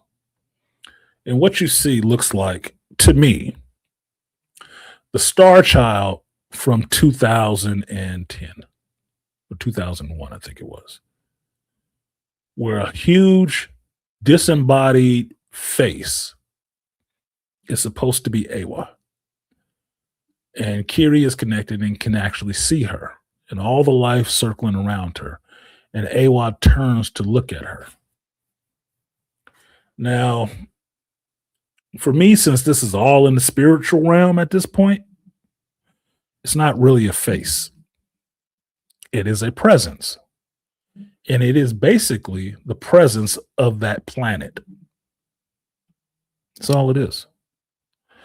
If all the connections on that planet operate like parts of nerves in a brain, then it's just a big brain. That's it. It's not ego. It's just the big brain. Right. So connecting to it and seeing its consciousness, residual self-image, whatever you want to fucking call it, that's what Awa was. You're just seeing the whole consciousness of that planet that kind of directs but not directs. And she forces Kiri out. But what she does do, although she forces Kiri and Spider and Took out of that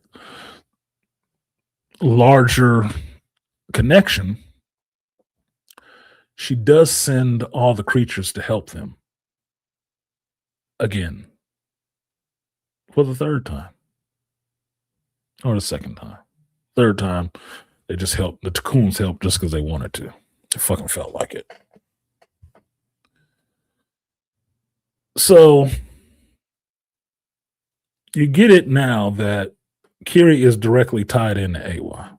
And like I said in my review, looks like Kiri will be the namesake of this shit. That she will be the avatar of Awa. Able to control creatures, give, in some senses, life back to people. Her powers will just keep growing. She will become the one of that planet, or the avatar there to protect that planet. And she's not much of a fighter, but a couple years, possibly 8, can make a difference. Maybe she'll be, the Blue Panther. Who fucking knows? Okay. But that's what you're seeing. She is the one. She is the one empowered by Awa. She is, you can't say it's a virgin birth because I don't believe Dr. Augustine was a virgin, but she is the birth that happened from Awa trying to merge or transfer Dr. Augustine's consciousness into her avatar body, since she wasn't strong enough to make the journey. She was dying, remember? Awa just created life in Dr. Augustine's avatar body. Like midichlorians making Anakin Skywalker. That's what Kiri is. She is the chosen one. The no husband birth inside of a woman, or no husband impregnation inside of a woman. Okay, that's one way to go. This reduction of males throughout this movie is telling and a bit irritating. Whereas I can see a strong family theme in the second movie, the deconstruction of that family happens in the second one, in this third one. And it's more so the deconstruction of males. To have a woman in every corner being in charge of shit. That's not human nature, bro. It's not the way it works. And it's so bad, it even goes down to the Tokuns, the whales, that they have a matriarchy. And their matriarch is the biggest fucking whale you've ever seen. Dwarfs Pycon. Like, well, what the fuck, dude? So every female on this planet is in charge of some shit and meant to be feared. And the males are all expendable, smaller and weaker. Somebody like Dr. T gonna have a field day reviewing that goddamn movie. I can tell you that much. Because that imagery is all over the place. So by the end of this movie, you have a situation where, stop me if you've heard this before, Quaritch and Jake are fighting again, and Spider is in the mix. Oh, I missed the beat. Yeah, I missed the beat. I'll leave that. I'll leave that little bit out about Spider. Watch the movie and find out that little bit about Spider.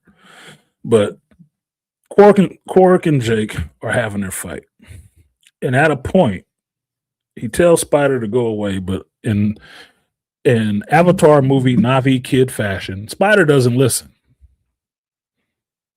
He ends up in the middle of the fight and ends up damn near falling off this floating rock because this fight is happening in water again with the Tokuns, with the whales and the whalers again. Like, we just saw this shit in the last movie. What? Huh? Part 2? The rematch? Oh, whatever. Fuck. Anyway, he ends up almost falling, and Quaritch and Jake go to save Spider. And Quaritch is the one who grabs him and saves him. Even though he said repeatedly that he doesn't care about this kid, he's shown that he cares about this kid. Being Quaritch himself, or downloaded memories Quaritch in a Navi body, he cares about this child the same way Quaritch did. He doesn't want him hurt. So he saves him, and it becomes a awkward moment where Quaritch, Spider, and Jake are all there on this rock, and they're having a moment. Nobody's fighting anybody, but they just realize they both tried to save this boy. They both care about this boy. What's going to happen? Well, Natiri shows up with her bow. And Quaritch knows what the hell that means. He's seen the business end of her bow way too many times. He dives off the rock into the vortex. Now, if you think he's dead, you're an idiot. No, you got to come back. You don't have another suitable antagonist, male antagonist. So he's gone. Varang and the rest of her fire tribe have flamed out as well. She's not dead. Still crazy, not dead, because crazy don't die and multiplies. And you get to the end of the movie that the family is here together, and they're realizing that they're going to have to fight a bigger fight. And Jake has to become Turok Makdo permanently. They're going to have to fight. They're going to have to take it to the humans because they don't want them to let them have that world. And it'll be a bigger fight because assumably there'll be more humans coming because they're not leaving. They're here to stay. So y'all better get along or get to the getting on. But that's what it's going to be. So for me, at the end of this 3-movie, I don't want to say it's an ordeal because it wasn't terrible. I can see that James Cameron repeated himself too much. I wanted more new ideas from this movie than I got. And the repeating is probably because they recorded.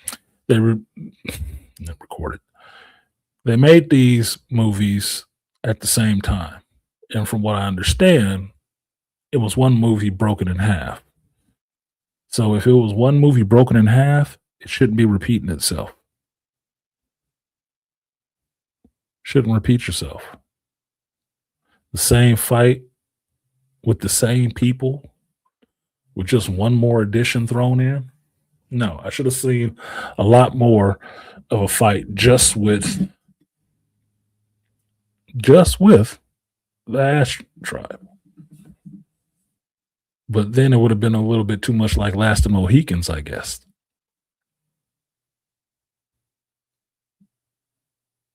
Either way, I thought it was a decent movie. I can't say I thought it was great, but As a sci-fi fan, I like going to a world and immersing myself in a world. James Cameron does that for me very well. I enjoy that. As far as being a good Avatar movie, you just gave me the same thing you gave me the last time, bro. No improvement. More additions, less improvement. I would have been more interested seeing Loak's journey, but I guess that will be reserved for the fourth movie where he will eventually have to take over the role his father has. And then it'll be whales and some other shit that he's riding. But other than that, that's pretty much it. It's a decent enough movie to watch. Like, if you think of Christmas or December, November movies to watch, there's always a trilogy that you can watch during this time that's actually fun to watch. Lord of the Rings comes to mind. Harry Potter comes to mind. Right. There's another one I was thinking of that just came and went out my head just as quickly.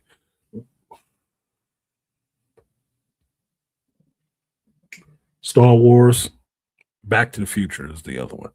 Those are all movies you can watch around the holidays with your family, and they're a good trilogy of movies that you can really get into the world building and enjoy it and have fun with it. Avatar fits in that realm. It just got repetitive by the third one. Because, as someone pointed out, the story of this movie, while it ripped off the first one and second one and repeated stuff from the first and second one, it is just the birth of Christ story. The virgin birth. Who has to go out to the world and come back, and I'm here to save everybody. I'm like, wow, that's kind of fucked up. I didn't think of that. Somebody else did. I'm not that good of a Bible scholar, I guess. But pointing it out is too obvious not to see. So, okay, you ripped off the Bible this time. Greatest story ever told. Why not take from it? As his PR firm says, greatest story ever told. Not the most factual account, the greatest story ever told. So, okay, the Bible works. I guess your movie will work. Regardless of that, I'd still be down to see the next one because I get into characters and where the story goes. I want to see where the story goes next. See if I'm right. See if I'm right. I know my boy JT will want to see the crazy fire chick Varang again. She'll be slinking her ass onto the screen again and being more crazy, probably pregnant because Quarsh was hitting that shit raw. If you know anything about a fire crotch, boy, you can't help but go deep in that one. You can't help but go deep and strike oil. You was getting in touch with AWOL, right? So I'm sure he's going to have a baby. I'm sure Varang is going to have had a baby by the time they pop up. And it would be more than a little interesting to see the dynamic between Varang, Quaritch, child, who's possibly a male, interacting with the spider. That'd be interesting. Or just to have a hatred of Blue Navi. You know, the Sulis. That'd be interesting to see. Or take it in that Romeo and Juliet fashion, it'd give Took something to do. That this little kid would be interested in her ass or something. And then the family's got to come together. I don't know. Something, cinematic that you've seen before, but would be interesting in this environment. Like, oh, okay, that's working a little weird. Yeah, something. Could be fun. Could be fun. But for that's it on my actual review of Avatar 3 and the Avatar series at this point. I thought that'd be too long to do in a regular movie or regular review. Maybe I can cut this out. Probably not. That's a lot of work. That was 2 hours, so that was shorter than the movie, but longer than a regular review to go over that entire 3 movies. I had to. I had to put it together in my own head to actually be able to point out the holes in it and to get it straight one time in analog form in my head about what the hell was going on and what worked and what didn't work for me. And Terry's still a badass. I still got respect for Jake. I don't think his decisions were wrong.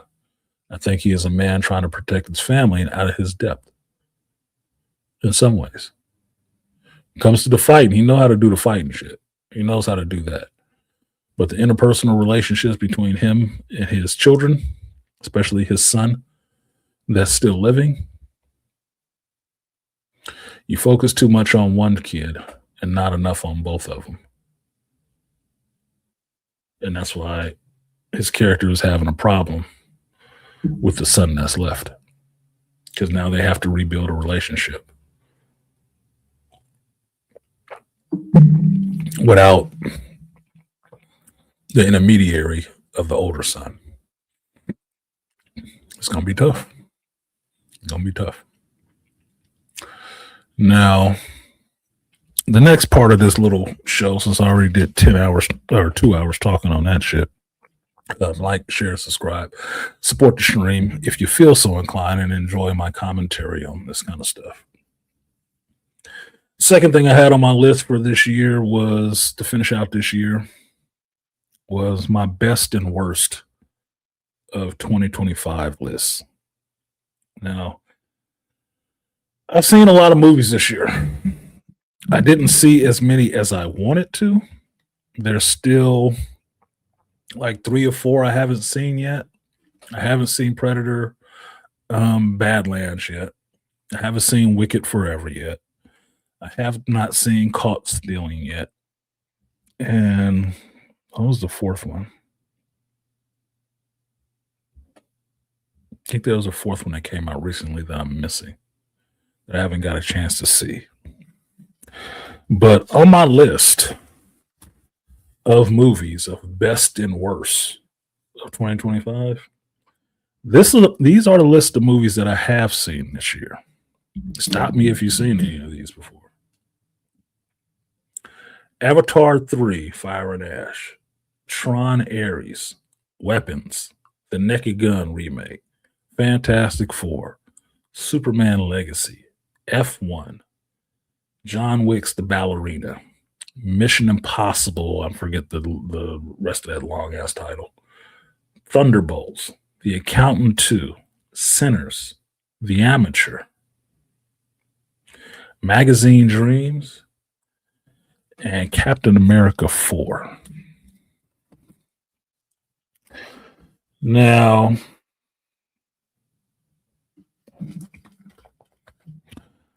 I can tell you this in no particular order. From those movies, the worst ones I've seen. Tron Ares was one of the movies that sucked this year. It was. I was really disappointed with the way Tron Ares went, even though I was excited to watch it. It didn't live up to the excitement. It's like somebody putting on a puppet show with a puppet you liked, but they don't know any of the catchphrases, don't have the same voice, none of that shit of the puppet that you really enjoyed, that was in your memory to like. They just put it up there for you to say, oh, look, it's this. Like, yeah, but it's not. That's what Tron Ares was to me. There were some interesting spots where it could have went. Like I've said, I would rather have seen A real world, grid world, back and forth between a war going on between two companies within the grid than watching what I did.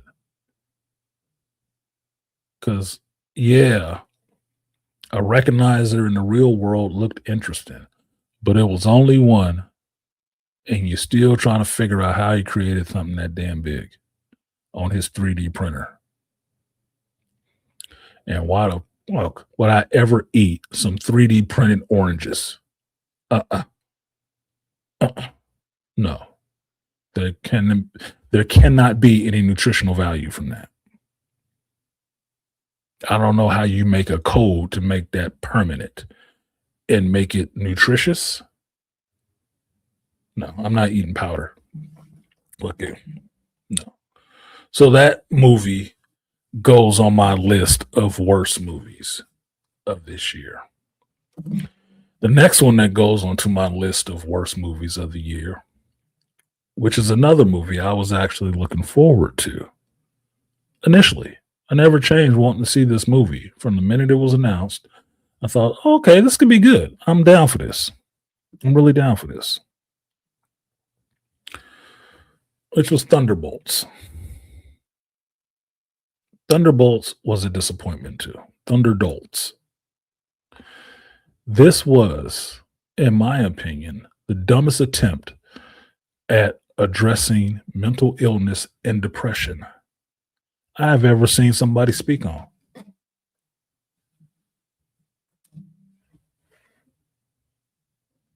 This was not.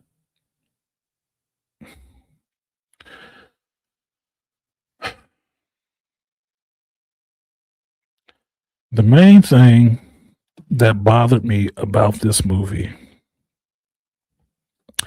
is that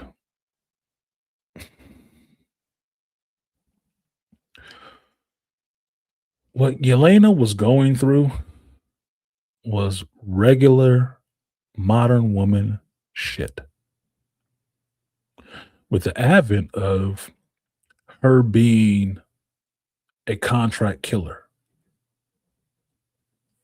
crying about all I do is work and I come home and I drink and then I fall asleep and I just work and I think about all the horrible things I did.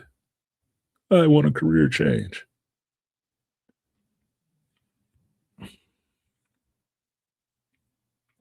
You realize she wasn't being mind controlled anymore after the Black Widow movie, if you saw that. So all the rest of this stuff she's done for Valentina after the fact was because she chose to do that shit.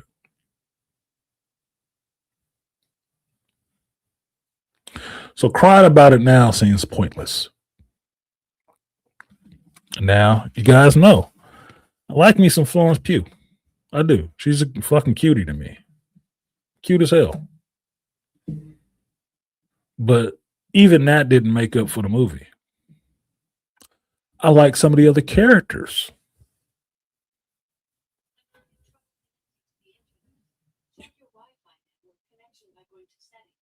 Shut up. Fucking Alexa. I wasn't liking that either. I like Sebastian Stan.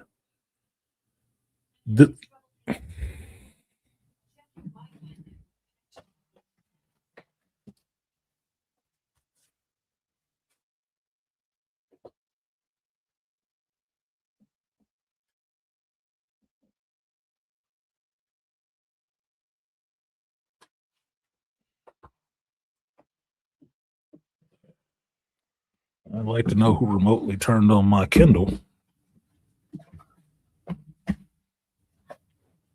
Maybe eavesdropping. I'm going out live. You don't have to eavesdrop. Okay. So I like Sebastian Stan. I like the Winter Soldier character. It wasn't good for this one. The movie has the biggest problem with understanding how much time it takes to get from the East Coast to the West Coast, and how a dude on a motorcycle got that far, or how a congressman is doing all of this shit. Now, I still want to see, like me and JT talked about, I still want to see the political campaign that got a known assassin, killer of Americans and everything else, namely the Starks. What campaign Bucky used to get elected to fucking Congress? Because that's a hell of a PR campaign to get him on the board. He fought for the enemy, killed Americans, but he's an American congressman now. How did that happen? You don't want to like Captain America, Sam Wilson, who's been an American soldier and became Captain America. You don't want to like him. But the killer of your own people for decades got to be a congressman? Yeah, winter is coming. Barnes for president. Exactly. What the? How did that happen? Look, MCU got a lot of problems right now, and they're all self-inflicted wounds. All self-inflicted wounds from terrible ass writing, from people who don't know the comics, and even not even knowing the comics, don't know how to write a goddamn story. Thunderbolts was largely a disappointment to me. I don't give a shit about the Sentry showing up. I told you guys before, I like Superman as a character. I know about his derivatives. I don't really care about him that much. Why? Because I don't like no overpowerful godlike white boy. It's not my shit. It is not my thing to praise. I'm not praising that. So I'm not holding my breath and waiting for him to show up every time. The all-powerful golden white boy. Man, get the fuck out of here with that shit. I'm not interested. So fucking what? That's boring to me. The best part about the Sentry is that he's fucking crazy. That's the best part. Because if he wasn't, he would just be like every other carbon copy Superman knockoff. An all-powerful white boy who solves every problem by punching it really fucking hard.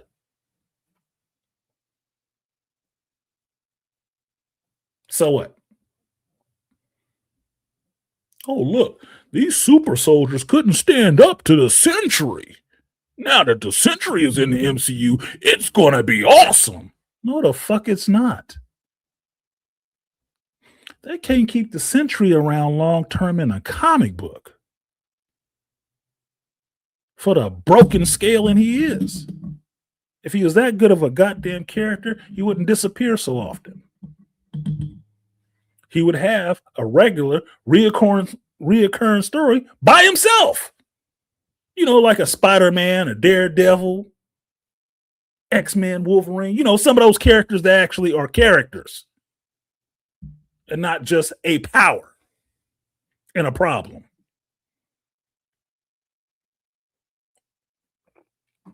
Even Thor has a regular book.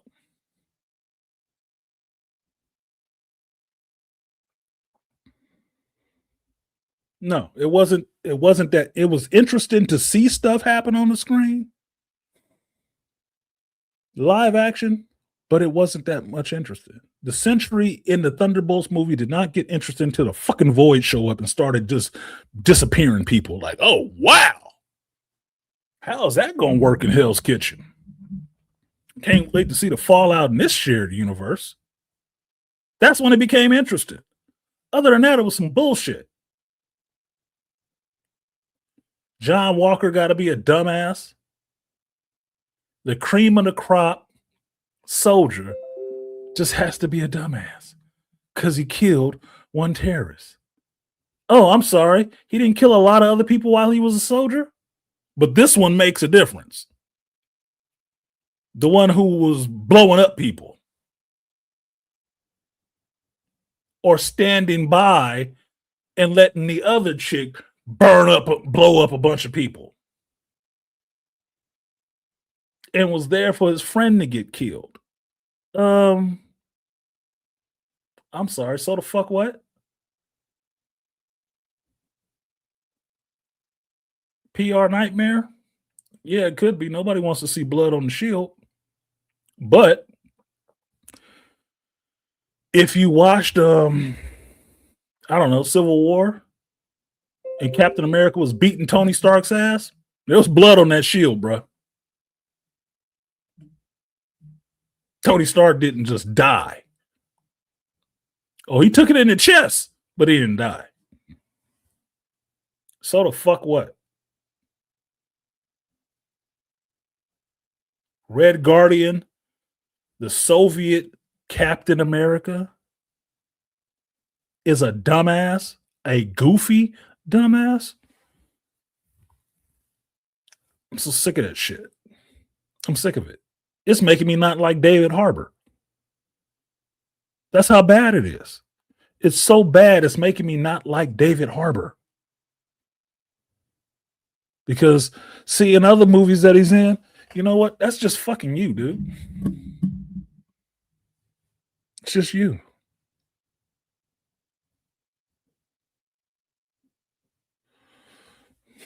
So, Thunderbolts.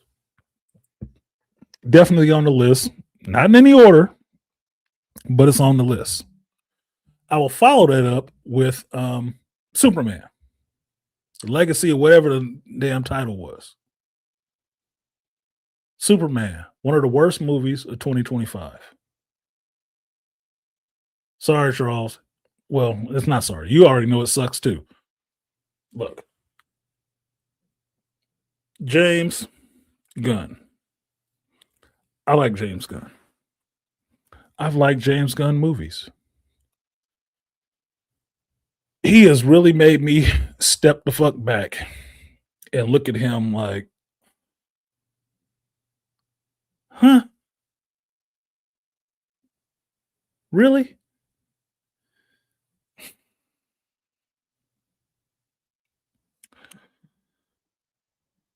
There were things in this Superman movie that I liked,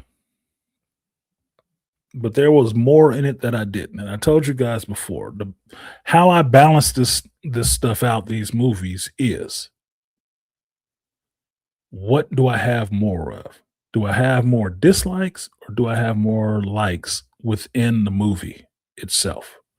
Because I'm trying to watch the movie as it is. I'm trying to watch it as it is, standing on its own. Maybe not connected to the comics. It's just this movie. What is just this movie trying to tell me? And what this movie by itself is trying to tell me, outside of all Superman legacy or lore or anything like that, is that James Gunn's depiction of what a Superman is for this modern era is some whiny, uncontrolled, get his ass kicked ass man. A soy boy who can fucking fly.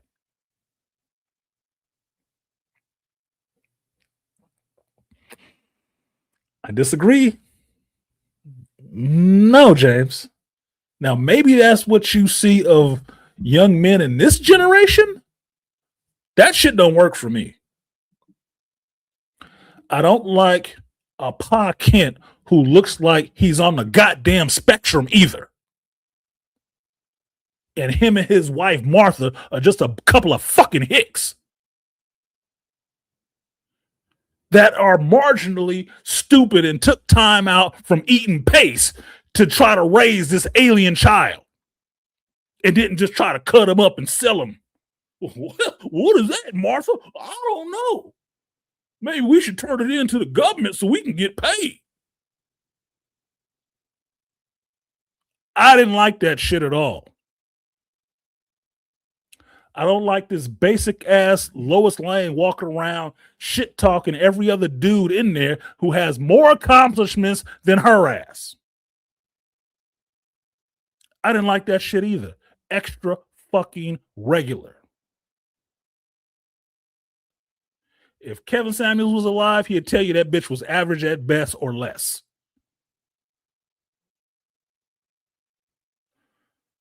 Didn't like her. Crypto the dog.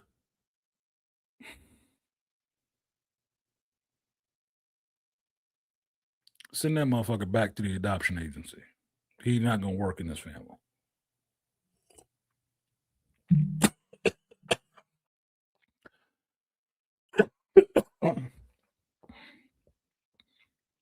Absolutely annoying. That's why you don't drink on YouTube.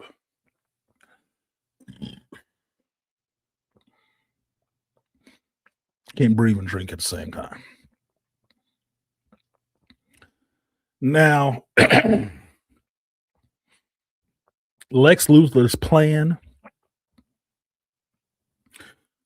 to rip in half the whole universe so he can escape was stupid. That's not a Lex Luthor plan. What good is having all the money in the world if there's no world to spend it on? That was dumb. It was dumb.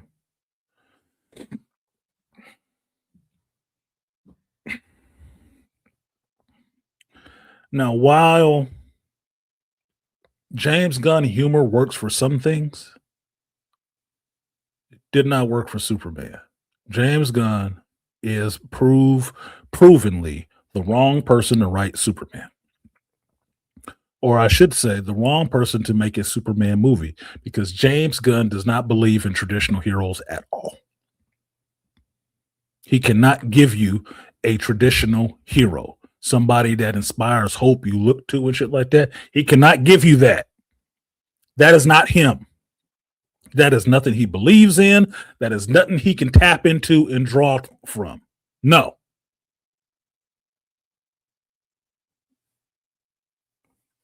He can't give you that. He's proven it. It's not even a question anymore. It's not even something you can be debated anymore. No, he did it. He did his movie, and that's what it was. Were you inspired by that Superman? Did he look like the ideal that you want to live up to? No. Absolutely fucking not. So, where I might have given James a chance to prove himself on the Superman, when they announced it that he was going to do it, and I'm like, oh shit, well, we'll see. Me and JT had the same conversation. Man, have you seen Super? I don't know. I don't know either. But let's see. He can do it. He in charge. He can do that shit. He did it. How did it go? No, James, stop it. Stop doing it. Give it to somebody else.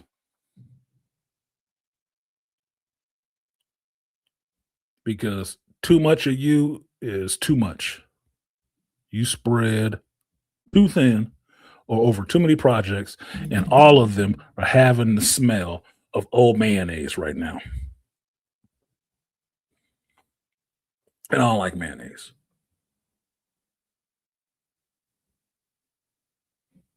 Too much. Too much. So much so, you fucked off the second season of Peacemaker behind it. Have a seat, James. And if you sit down now, I'll still like you later. But if you keep going, we're going to have to part company, bro. We're going to have to part company. I didn't like the engineer. That wasn't the engineer. You could have called her anything else but the engineer. I read the Authority comics, dude. I love the Authority comics. That was not the goddamn engineer. So it's a waste of even putting her in there. You could have put anything in there.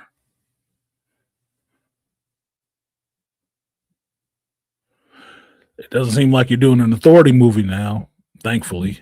So this is about all I'm getting of the Authority. This engineer. Oh. Now, the unforgivable sin, outside of making Superman moist, weak as shit,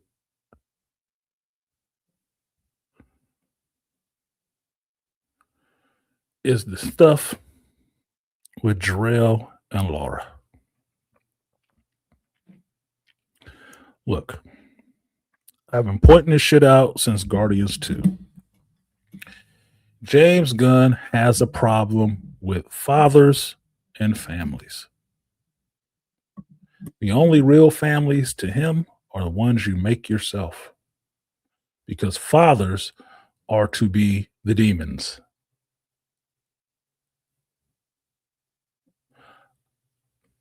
From all accounts, from what I understand, he had a pretty good father.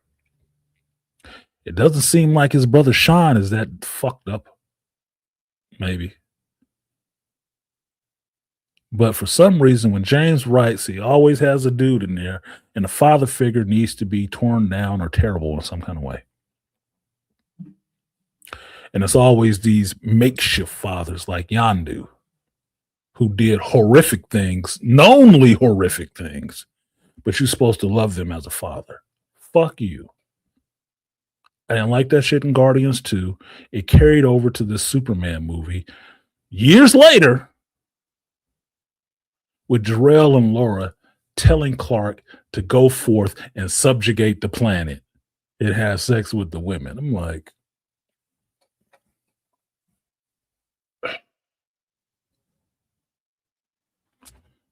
really, James? I mean, fucking really?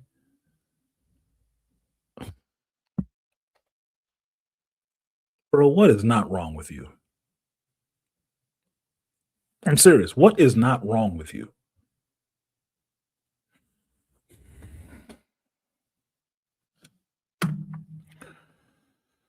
That didn't do it for me. It didn't. That's almost unforgivable. Not only did he destroy one set of Clark's parents, destroyed the other ones too. Not only Cal's parents got destroyed, Clark's parents got destroyed too, because they're retarded. It's a miracle he got off of that damn farm with any intelligence, but it would give a reasoning for why he is as moist as he fucking is. And getting talked down to by the big shoe, frumpy clothes wearing Lois. Why he can't stand up to a not even tough question.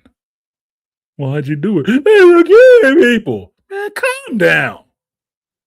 Show big blue ass. I don't need my Superman emotional. You can have emotions, but you can't be ruled by them. That's a problem. You be sitting over there with the Century. You making a Century look like the picture of stoicism. At least he was controlled. Dealt with all his crying on the inside. Fucking hell, dude.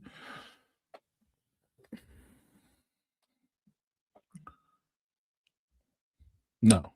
So, unfortunately, I had hopes.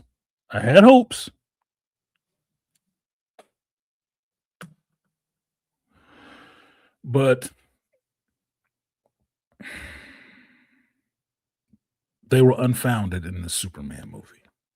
That goes on my list of worst movies of 2025. Now, the next one is also a disappointment because of all the heavy goddamn lifting this movie was saddled with, that it could not just be one person's movie. And it made kind of the same sin that Avatar 3 did, which is kind of regurgitating itself. But that's what happens when you get the same writer to write it. And that would be Captain America 4, Brave New World.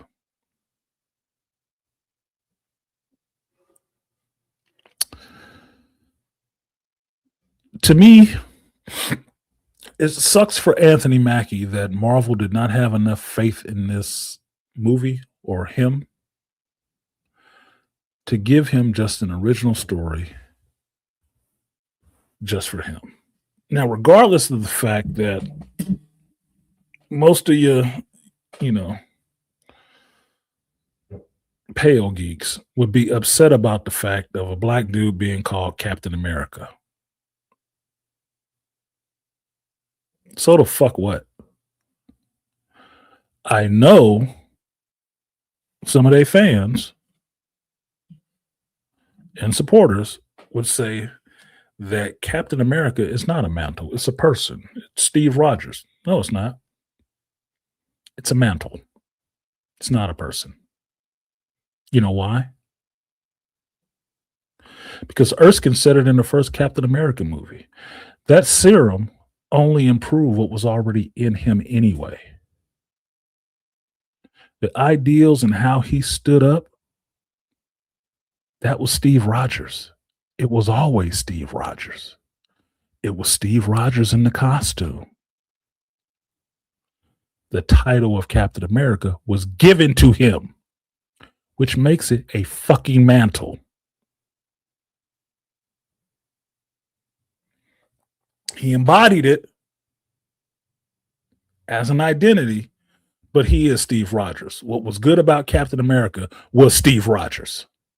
So, Steve Rogers giving the Captain America mantle and shield to his buddy should not be upsetting. Was Sam Wilson not a soldier just like Steve Rogers was? Was Sam Wilson not in combat just the same way Steve Rogers was? Did Sam Wilson not fight on alongside Captain America like he was in the Avengers? Did he not do that shit? So he can't hold the shield for 5 minutes and walk around and be Captain America? Why not? You seem to believe Bucky should handle it.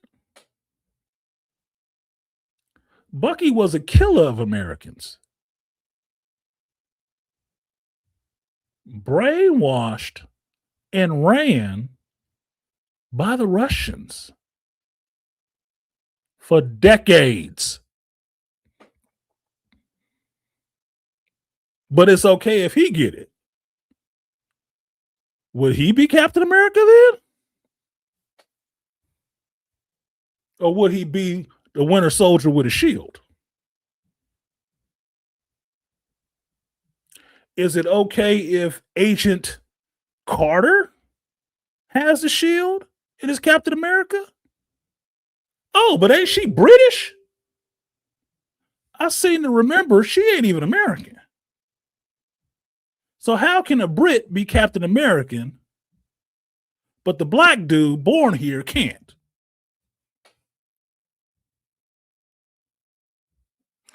Like I said, Marvel did Anthony Mackie a huge disservice in that movie. Not only with all that fucking controversy around, like it's a huge fucking issue,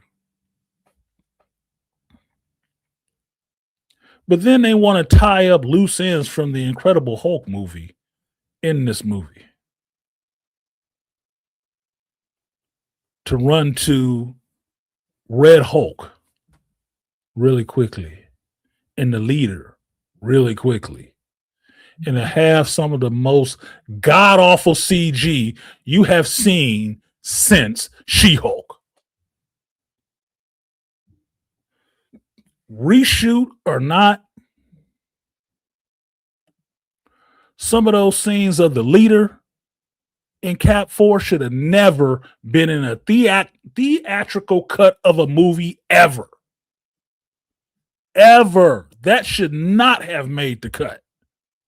I don't give a fuck what you was reshooting. You should have pushed the date back if you needed that much time to fix that, because that looked ass. Absolutely ass. I couldn't believe they put that shit in there. Not when you got stuff like Avatar 3 running around. That was an embarrassment, dude. The special effects for Jupiter's Legacy look better than that shit. The stuff they do on The Boys look better than stuff like that. And this is supposed to be Marvel, Disney. Holy shit, dude. Did they not just try to face fuck you, Anthony Mackie? Because that's what it looks like. They gave you all the broken toys and sent you out there to play. And didn't back it for shit. Well, you see, black heroes just don't work.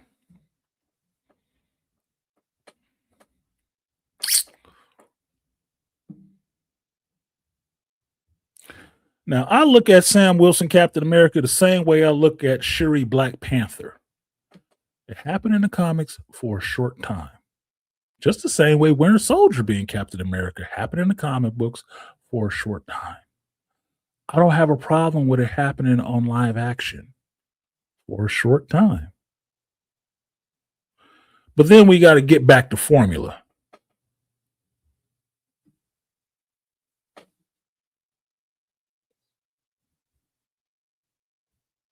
Then we got to. But I will give them that time to do that part. It's not ruining anything for me because somebody handed off the duties or the duties were passed off to somebody else for a hot minute. Not ruining anything for me.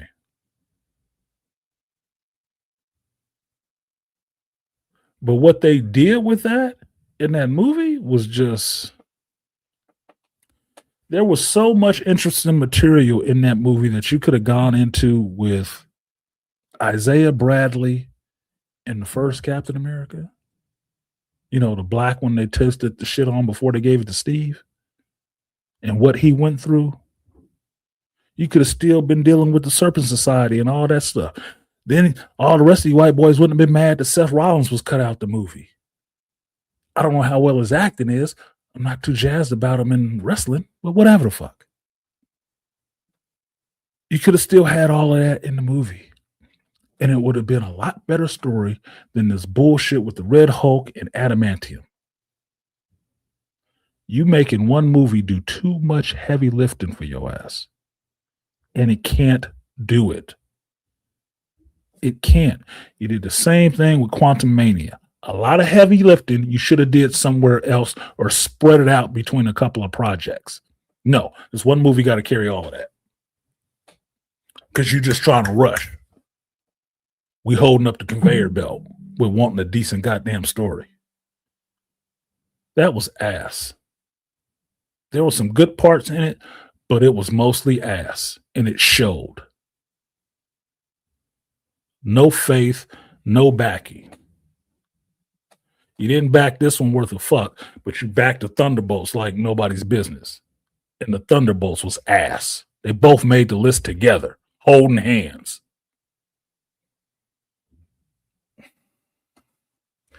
You're supposed to be the place that has continuity. And you can't even get your own shit straight, which means the people who are writing this don't even watch it. And the people who are signing off on it don't even remember it. It's on us, the audience members, and YouTube commentators say, man, that ain't right. What are you doing?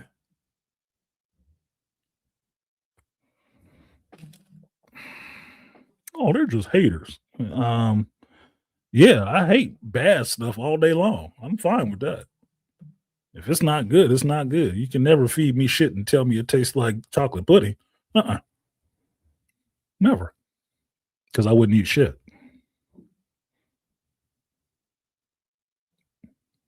The smell would give it away.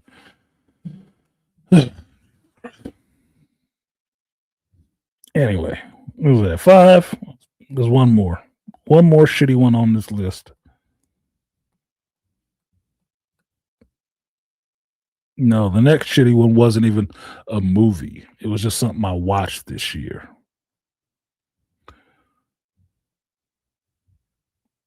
Because some of this other stuff was kind of passable. But the other one that I watched this year that I really disliked was Daredevil Born Again.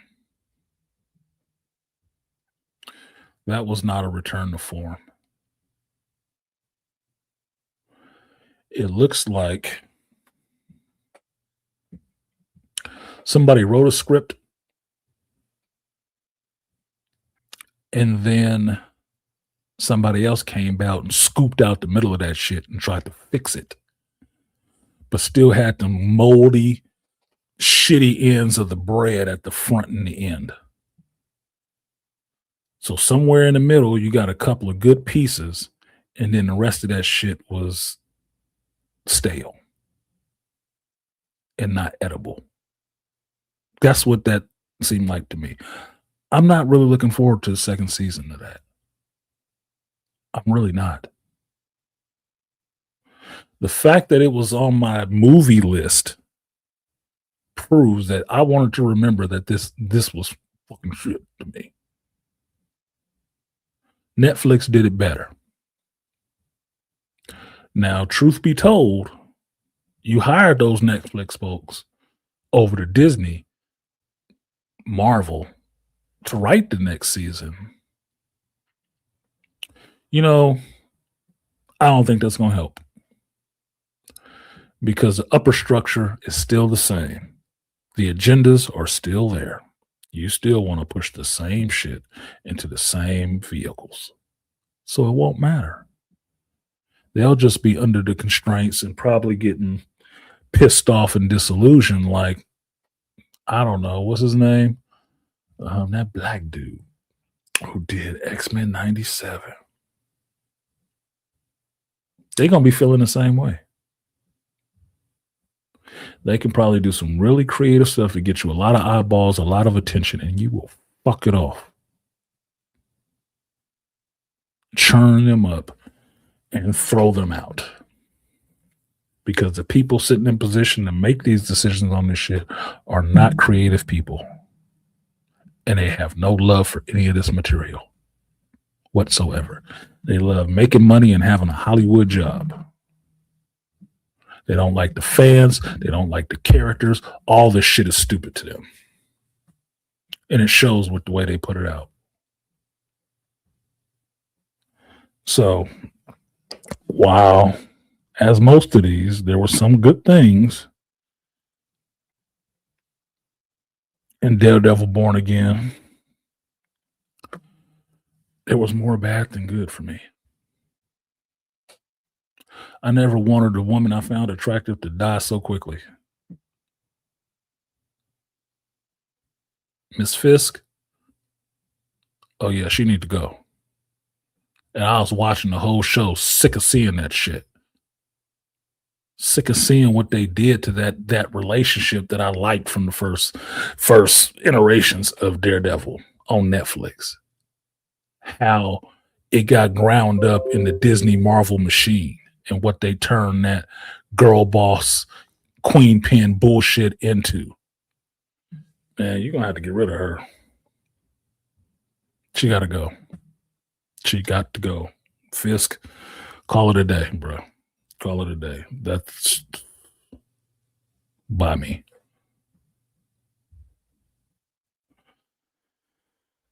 I don't like that shit. As much as I like Daredevil on Netflix, I did not like Born Again. And like I just said, I'm not looking forward to season 2. They could not do a season 2 and I'd be fine with that. Because as far as I'm concerned, the only real Daredevil show was the one that was on Netflix. And now they're over on Disney Plus. Fine. I'll watch it on Disney Plus.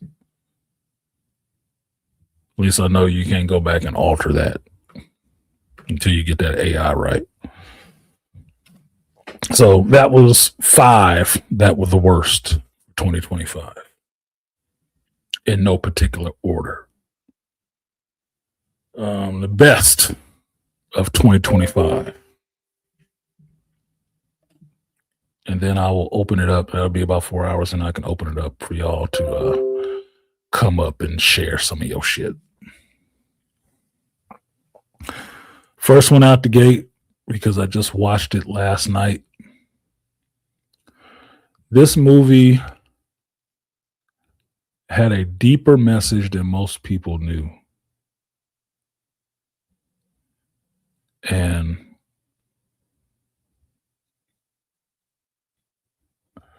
I got it the first time I watched it.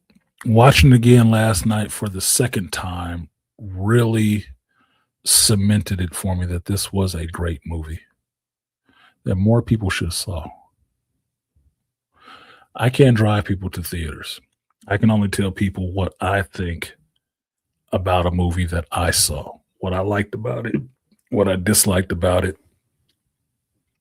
and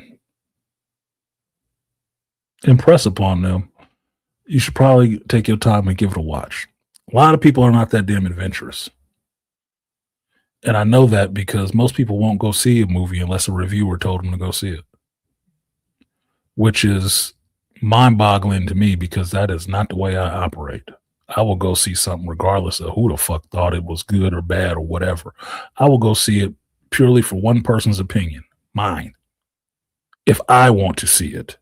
If I don't want to see it, how badly I want to see it, or how much I feel like I can just, I'll see it when I see it. I'm not from the generation that I need consensus or somebody's approving opinion to like or dislike something. It's alien to me. I don't understand it. So this was one of those movies. I saw the actor, I saw what it was about. I'm going to see it. And I was pleasantly surprised about what it was. And that was F1 with Brad Pitt and Dempsey Idris.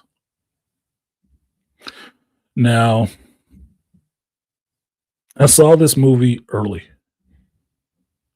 And when I sat down and watched this movie, I knew I was going to see some F1 racing, and I was looking at it as a vehicle that maybe it would later be a bonding moment between me and my daughter's boyfriend, Connor, who was really into F1 racing.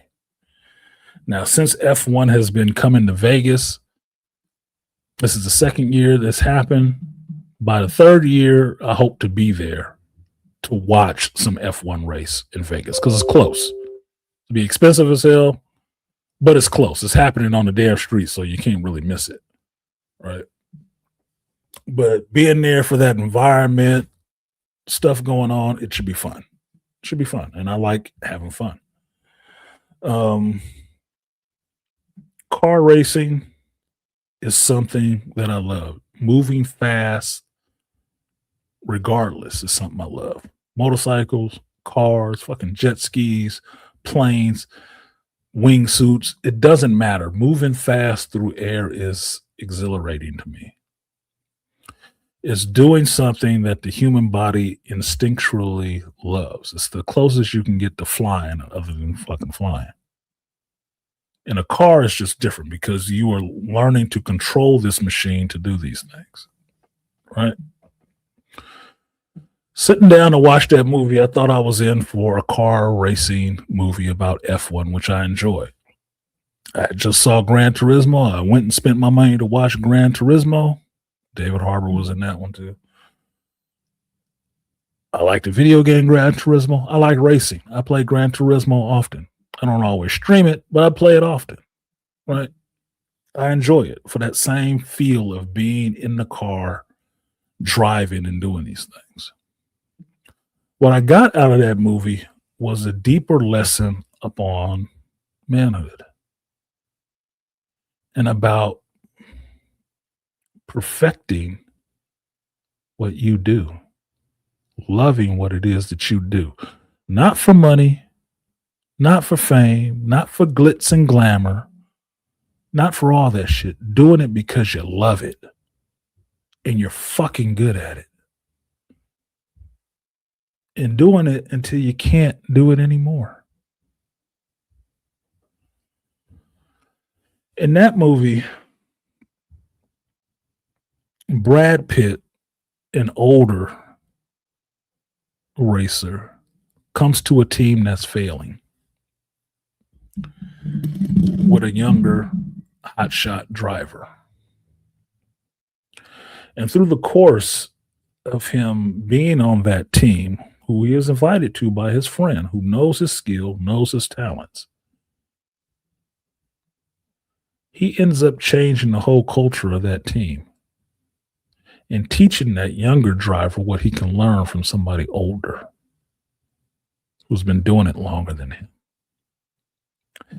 And gives him, in some senses, a brother and a father figure that he can actually look to and learn from, a mentor.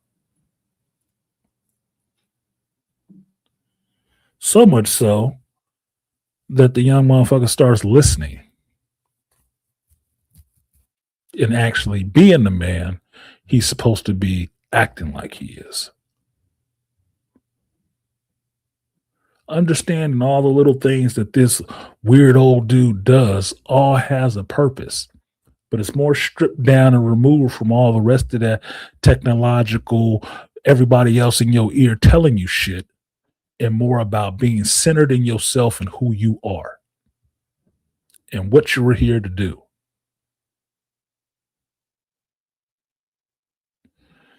Now, Dr. T went into this beautifully in his description of manhood between F1 and Superman, and how F1 is a truer exemplification of manhood than James Gunn's Superman was. And he's right. Because Super Moist Man had none of the masculinity that was shown in F1 racing. One of them is fanciful, one of them is actually real. F1 racing goes on to this day. Superman ain't never flew in the real world.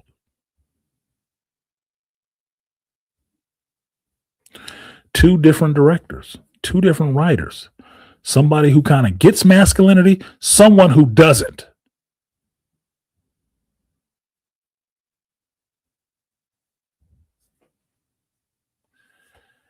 I left the theater after watching F1 pumped, excited. I couldn't wait to tell y'all about it. And tell you, you should probably go see this. Damn, this was really good. You should really go see this movie.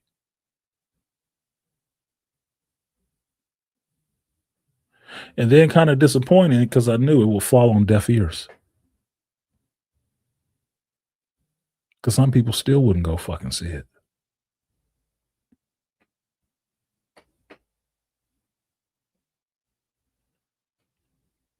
Now the movie is on Apple TV. If you pay for streaming, or at least pay for that streaming service, you can watch it cheap, multiple times. Some people still won't. Because the sentiment nowadays is so much against masculinity that I think a small percentage of us really search that shit out now. But this is one of the movies that does it. So it's not surprising, if I'm correct in remembering, that it was done by the guy that directed Top Gun Maverick. Not surprising. The only surprising part is that the motherfucker got made with those kind of themes in it. That's the surprising part. Because you know Hollywood don't support shit like that.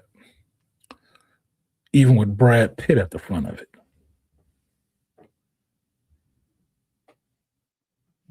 Did it win any awards? I didn't hear about it winning any awards. Because it told a straight up story about finding, living your purpose, and fuck everybody who criticizes you. Do you?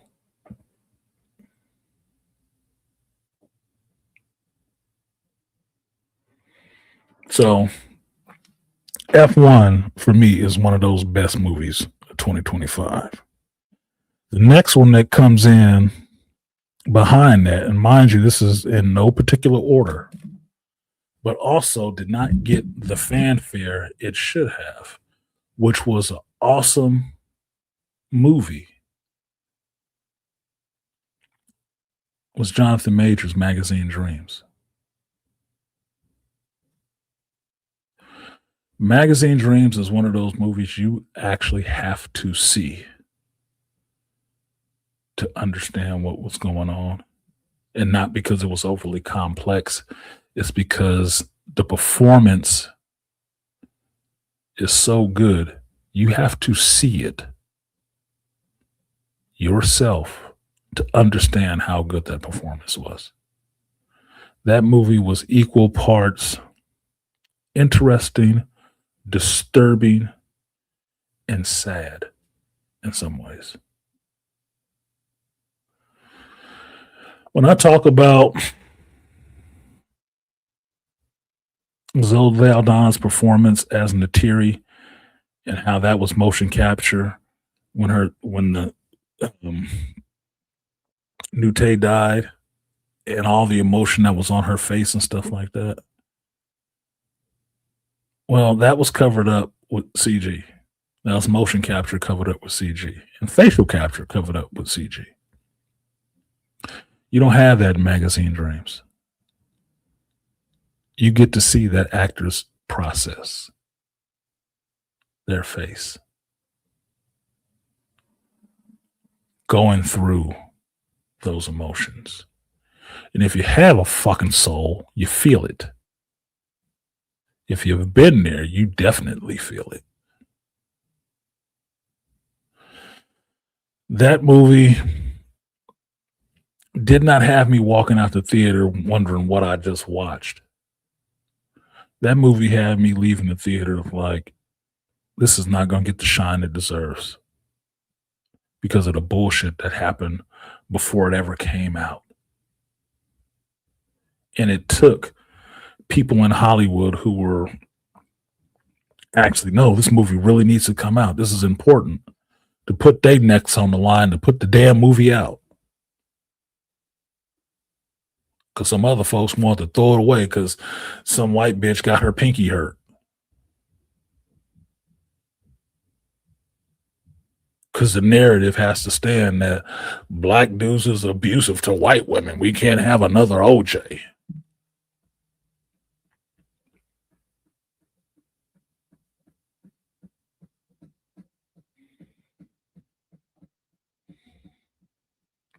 Jonathan Majors, just like Anthony Mackie, was done a disservice this year.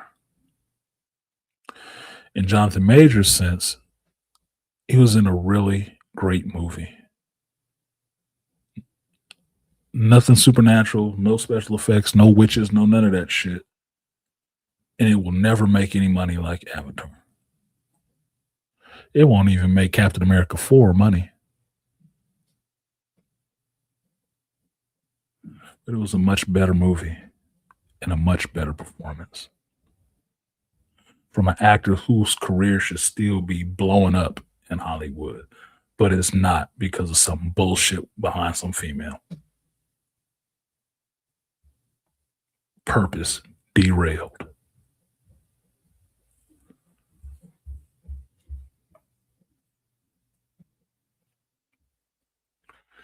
Magazine Dreams was disturbing in the sense that will show you how you can get led astray on things and how people can take advantage of you when you do too much of that white boy hero worship shit.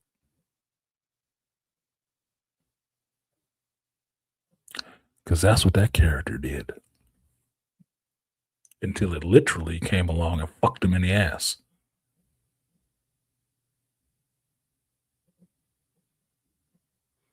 They're not gods. They're just men. Flawed and broken. But men all the same.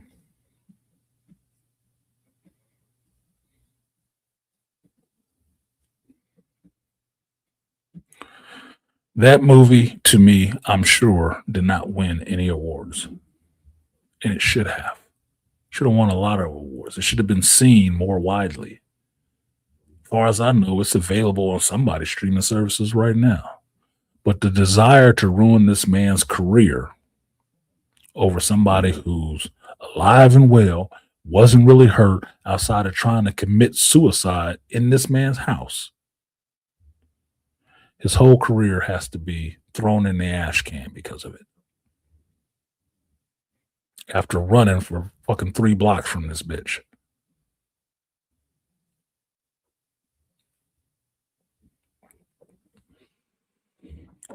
This movie was given short shrift, not enough attention that it should have gotten. And it was a great movie. It was one of the best of this year. What was that other bullshit movie they had out this year? Amelia Perez or whatever. It was better than that goddamn movie. And that got a lot of praise for sucking. but it had the right flag waved in front of it, so it was protected. And everybody I know that has seen it said it sucked. It was not a good movie.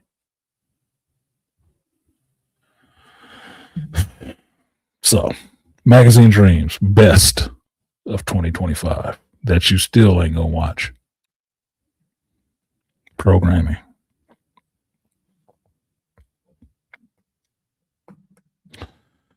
The next one was something that proves that you can't listen to what people tell you about what this movie is called.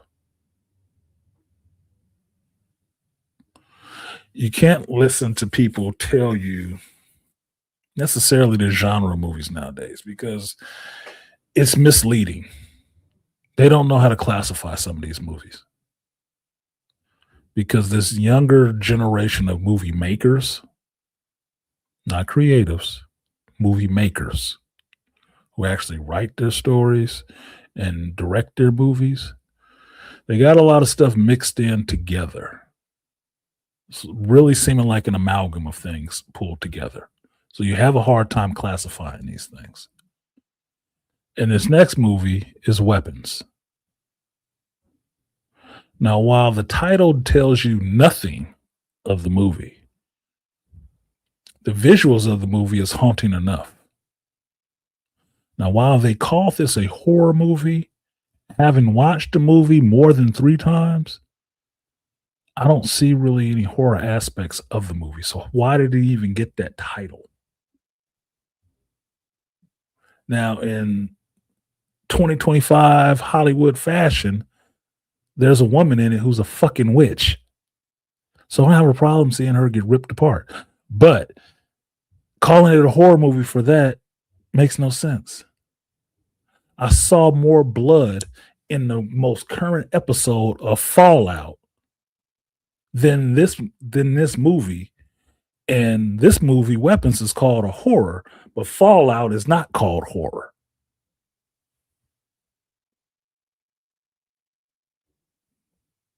Makes no sense. That's why you can't listen to labels. Labels are for the simple-minded to tell you things you should already fucking know or figure out yourself. One label can keep you running away from things. Another one can keep you running towards it based on what the populace is doing. Yeah, I'm glad y'all live in the chat.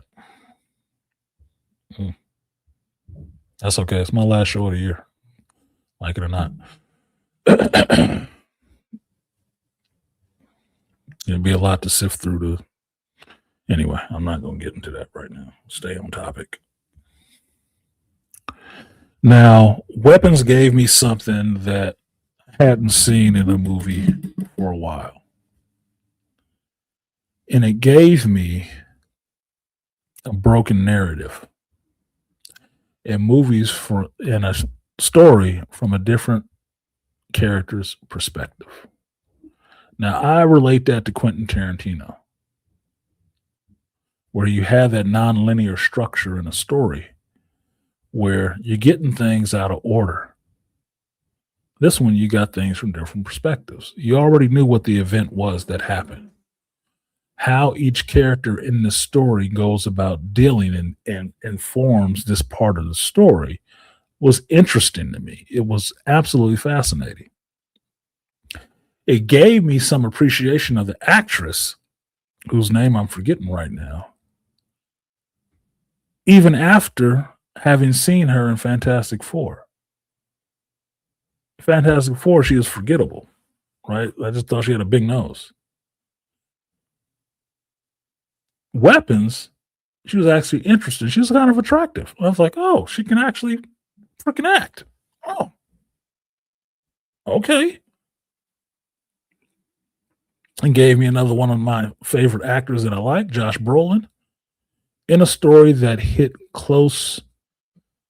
would hit close to home if you had children, and reminded me a lot of Prisoners. Now, this movie did borrow in some senses from another movie, but it told its own story, which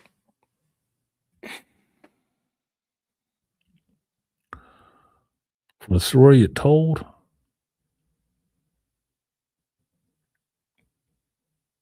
the characters in there need help. And not because they just messed up and don't know it. They're going to need help to deal with the shit that they went through, especially that little kid. What's his name? Noah, whatever it was in it. That little boy went through it. I felt for that little boy watching that movie. Nobody was ever going to be the same again. No character in that was ever going to be the same again. Now, outside of the narrative direction, the storytelling aspect of that movie, for as simple as that movie was, it was awesome. It wasn't a hell of a lot of special effects. A lot of the stuff happened right on screen. And a lot of it is just from people's performances. The creepiest shit that I saw in that movie wasn't Amy Madigan looking like a whole fucking hag raven, which was disturbing enough. It was sitting outside that house at night and the door opens and that awkward, gangly, looking like you're roboting walk that the mother did coming out there to cut that bitch's hair. That shit was disturbing. It was absolutely disturbing. That unpredictable gait in her walk and stuff like that. It's like, whoa, we dealing with witchcraft. that is a zombie. That is a zombie. That was disturbing. That was really disturbing. And how the story ended up shaking out with finding out like the auntie, if she really was your auntie, is a witch. And she's taking control of these people to drain their life force. And, you know, the adults weren't enough, so I had to start doing kids.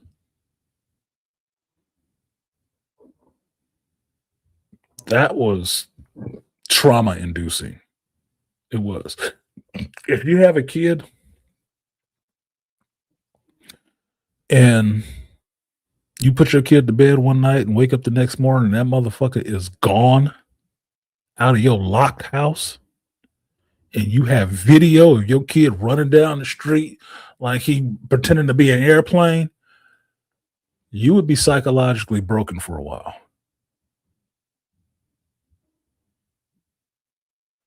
Being able to find said child is a miracle.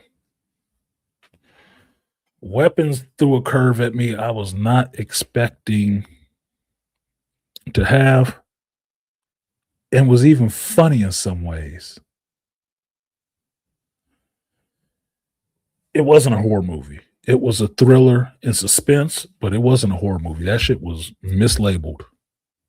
Flat out mislabeled. I don't know who did it, but if it was intentional or accidental, but it was mislabeled. That wasn't a horror movie. That was a straight up thriller. Straight up thriller. And I think this might have won some awards. I don't know for sure because I didn't watch any award shows this year, but it should. It should win something because that was awesome work. Awesome, awesome work. Now, the next movie, mislabeled as it was as well, but leads into this.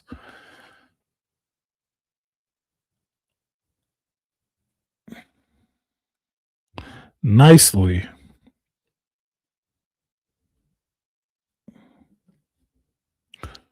would be Sinners.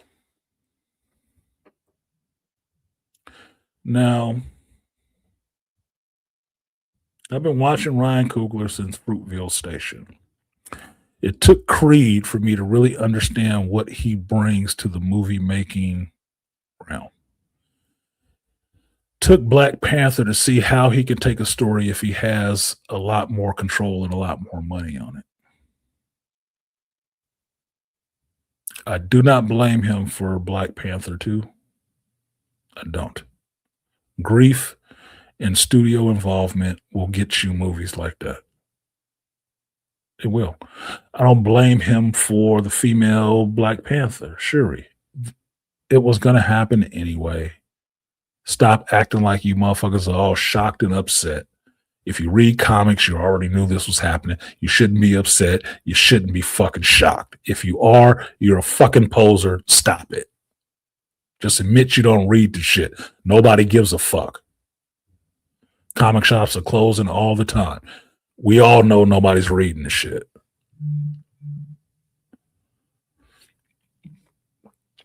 Sinners was the best all around movie experience that I've had this year. All around. Acting, music, visuals, soundtrack. All around experience. That's like going to the buffet and they got all your favorite foods there. And plenty of them. Sinners had me so entranced or enraptured with this thing that I didn't buy just the soundtrack. I bought the musical score. Because each one of those elements stood out that goddamn much.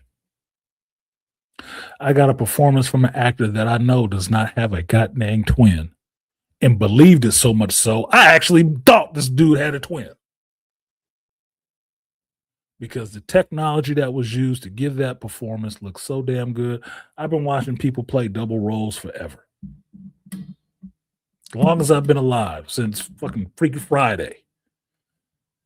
And not the Lindsay Lohan version, the earlier stuff. Been seeing that happen for years. This was the first time it was absolutely undistinguishable. That shit. Are you sure he ain't the same person? Are you sure? Because that looked way too good. The story, while it involves a vampire, it's not a horror movie. Everything that involves vampires is not considered horror. Is Twilight considered horror? Because it has vampires in it. But you'd never think of that as being horror, right? They rip people's throats out and all kind of shit. It never gets a horror rating. You kind of laugh at the shit. Oh, because they sparkle. Yeah, well, you know. Vampire Legend, something different can happen. This is the reason why they stay in the darkness, because you sparkle too goddamn much to be out in the sun, dude. Yeah. Okay, fine, whatever.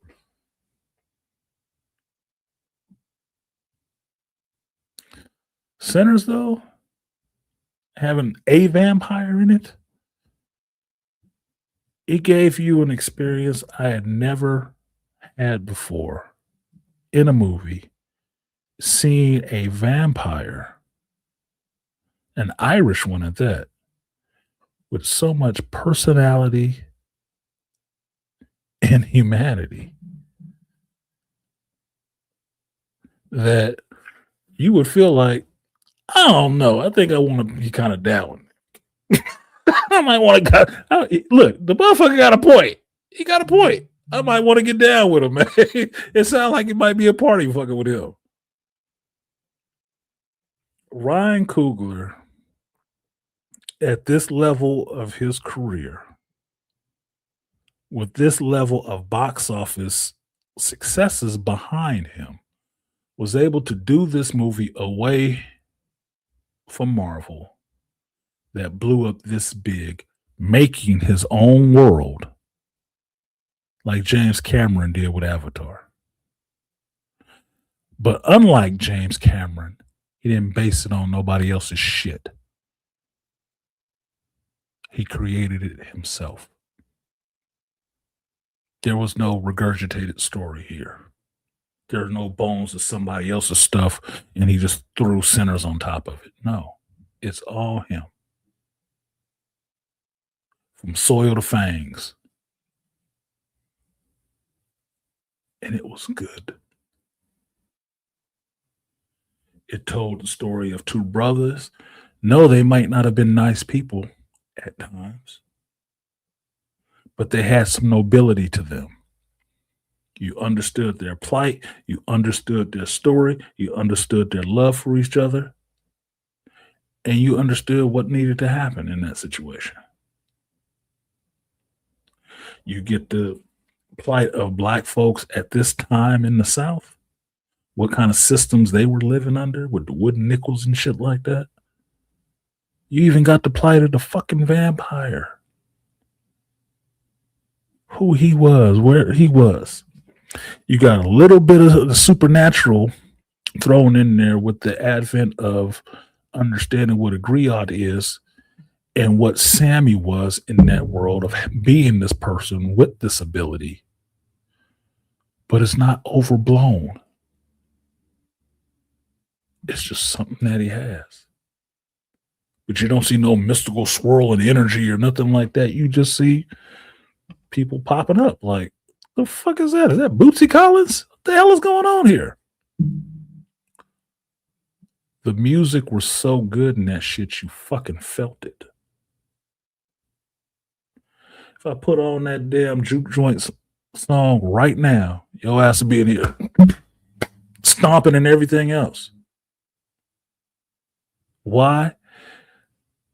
Because the attention to the music was that damn good as the attention to the story and the action happening on screen. It all worked together. That's why I said it was a full experience, full sensory experience. I watched that movie 5 times. I paid to watch that movie in IMAX like 4 times. And I paid for other people to watch that movie because it was that good that I had to take somebody else to go see this shit and pay my money to sit their ass in the theater and watch this. Enjoy. I didn't do that for Avatar.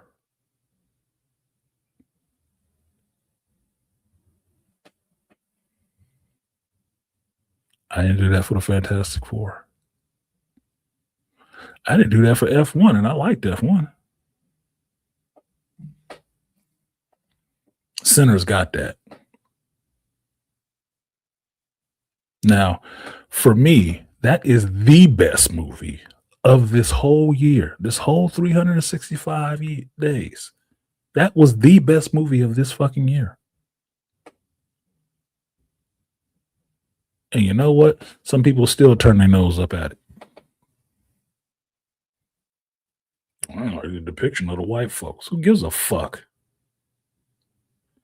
I was showing up to the movie when I thought it was going to be Klan members turned to vampires and the black folks was going to be there to stake them and kill them. I was showing up for that.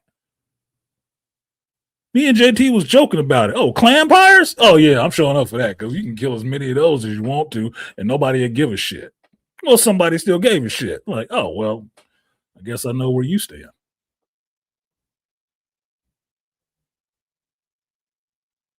Now, when I got to the movie and it wasn't Klanpires, there was a Klan, but it wasn't all about that shit. Oh, okay. They still got capped off, and I was still fine with that shit.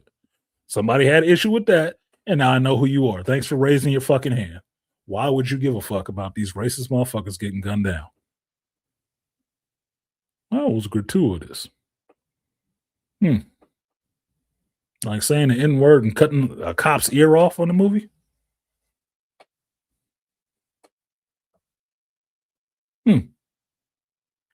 Whatever. Center, as far as I know, should win awards or did win awards. And it should win awards all the way down the line. Because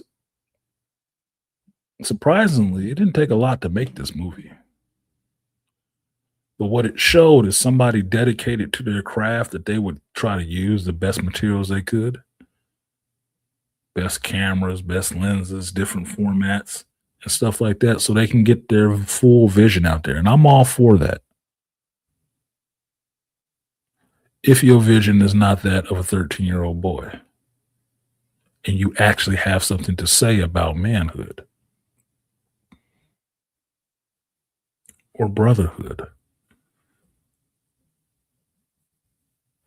you can watch that movie today and you will still ask questions like, man, why can't I get a movie of these twins in Chicago? Why can't I get a movie about these twins younger? Will I get a movie of, Stack as a vampire older in the 90s? Would that even be an interesting movie to watch?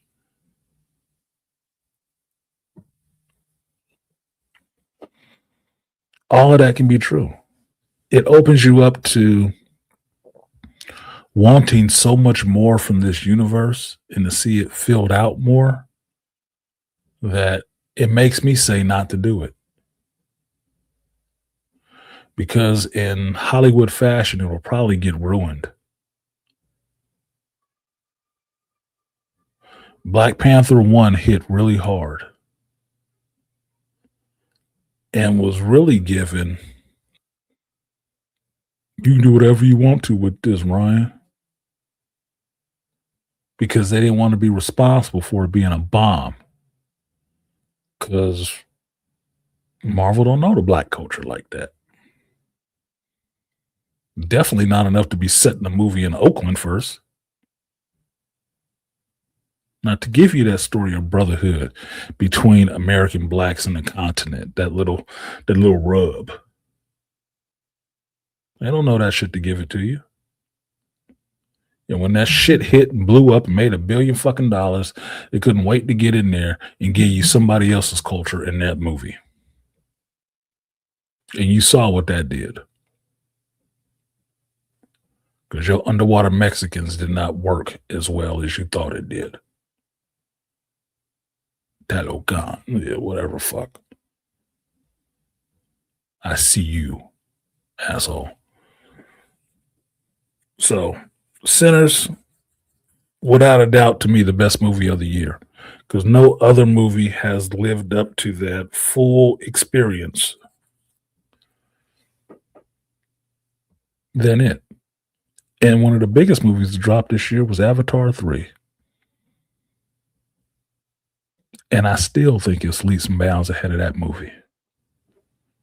Yeah, James Cameron spent a lot of money on tech and filming this, and it took this many years. Yeah, all of that's good, James. But, my dude, can you write a better story? Because these dudes with less money is writing a lot better stories. Weapons and Sinners fucking kills Avatar 3, story-wise. And they didn't need to reinvent the wheel in motion capture and camera photography and all the rest of this shit. Some people won't get that kind of money to do that kind of shit. But they turned out a product that is rivaling what yours is making right now.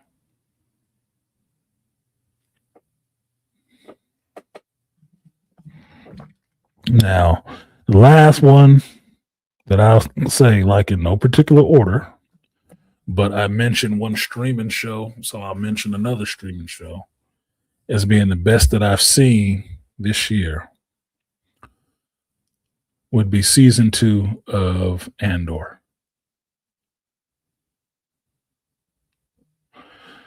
Andor is one of those shows in the Star Wars universe, mind you,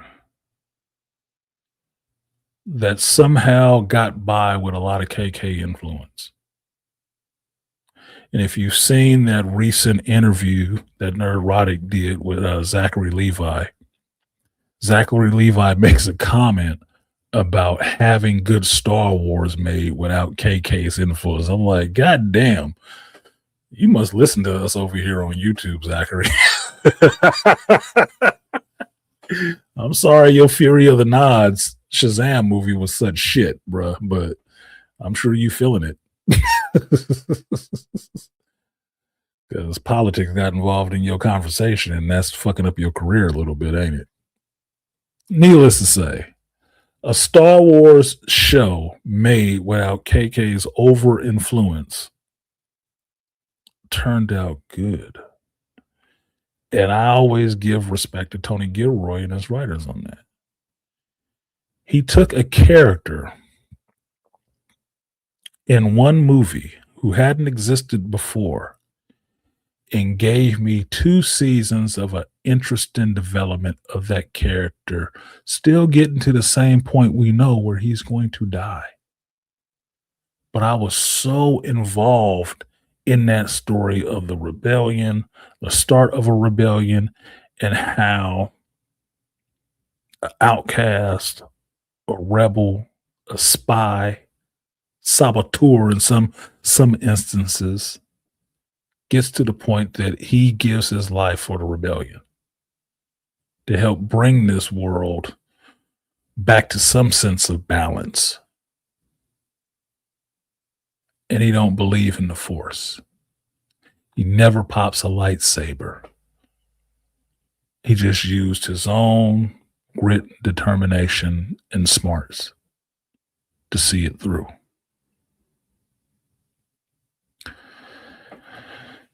That last season of Andor was something that I wish more people would have watched, especially Star Wars fans. If you can get past the first 3 episodes, the first block. And that's the hard part about that second season. The first 3 episodes is tough. That first block is tough to get through because it seems like all that shit is pointless. All pointless, doesn't need to be there. Boring as shit. Right? But it's all groundwork. It's all groundwork serving to the eventual point of the story. Like I said, you already know by the end of this series, Andor has to go off into Rogue One to secure the plans for the Death Star and eventually die. Everything that happens in between there is some of the most interesting shit. Which it could just be bland. It could just be boring. It wasn't. Things he was involved in leading up to getting hooked up with Luthen, the Gorman Massacre, Mon Mothma's exit from the Senate was all interesting. Was all absolutely fascinating television. The first 3 episodes was tough. A little tough. But if you watched it all together, season 1 and season 2, you would understand those first 3 episodes of season 2 needed to happen to get you up to speed of where these characters are now. Get you into the format is we're going to be jumping a year ahead every time.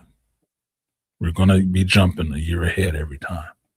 You got to see where they are. You have to establish where they are and what direction they're going in so you can get into a year later and hit the ground running. It's tough.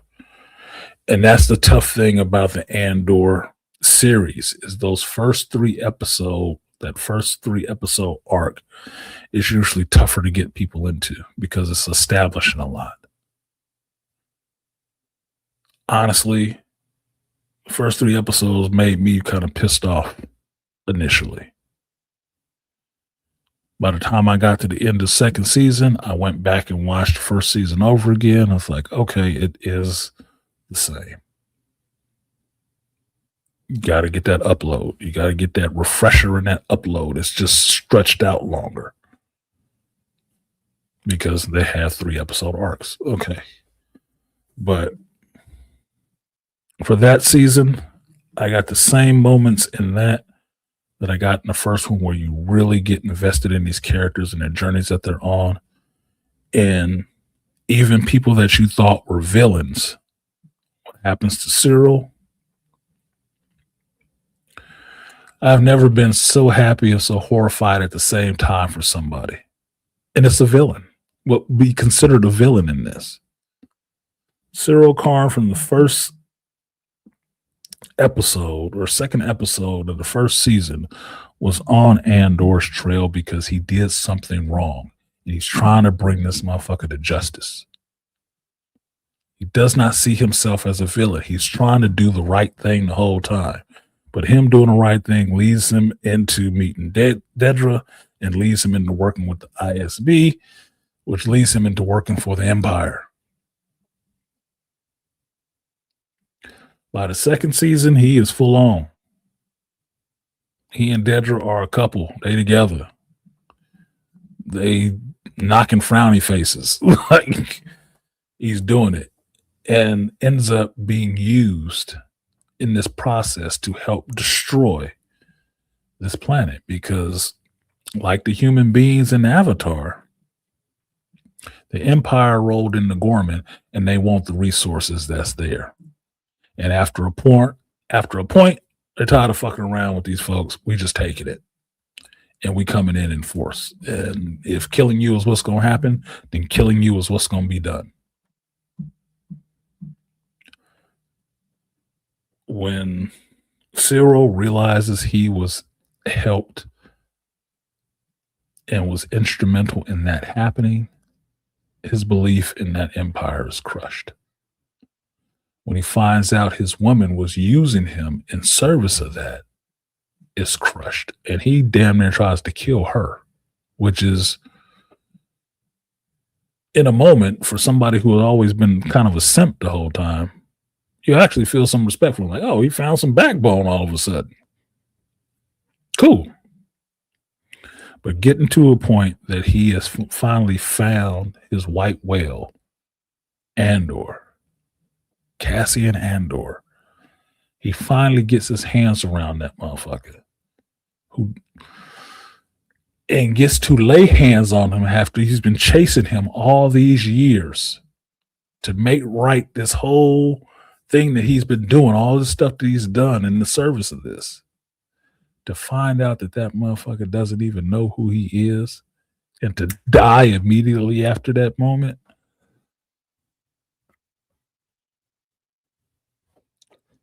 Emotional damage. Traumatizing, but fucking great storytelling. Great storytelling. Because even if you thought it could happen, you didn't think they were going there. And that motherfucker is unceremoniously dispatched by the one pacifist in the show. Like, God. With the backdrop of the Gorman massacre happening, dude, that's a traumatic death. Even by the end, seeing what happens to Dedra, while she's a villain, you still feel some kind of way for her. Like, it's kind of fucked up. But well, she could still be there in the future. You get into these later movies in Rogue One, and after that, she could technically still be there. She could pop up at some point somewhere, right? Just old and haggard. Holy shit. Beyond all that, it left off in a way that the main character, Andor, found his purpose. Had a sense of determination and a sense of fulfilling his purpose that you don't see in modern television too often. And you felt that there was a sense of hope, there was a sense of purpose, there was a sense of drive, moving that character on to his next thing. It was awesome, even though you knew where he was going. This motherfucker going to die. He's gonna do this last mission and die. And the tragedy of it is he's never gonna know he had a child. His son is going to be raised and never know what his father did to help save the galaxy. He might never know that shit. And it's hopeful and sad at the same fucking time. So for me, that was one of the best, at least the best streaming show of 2025. And that ends the list. That is 8 movies and 2 series that are worth watching or staying the fuck away from if you need a recommendation to do either. But it's just my list. It's just me. What I found worth watching and that I watched that wasn't that good. It wasn't. But mind you, everything on this list I've watched fully. None of these opinions are based on what somebody else had to tell me about the shit. I watched it myself. I spent my time and my money to actually take in each one of these things. And all the movies I saw in the theater. So you never have to ask me about if I support theaters. Oh, I do. Regularly.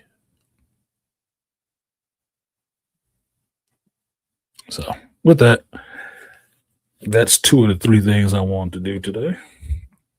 I'm going to go ahead and drop this link since I already talked for 4 hours, but it's my last stream of 2025.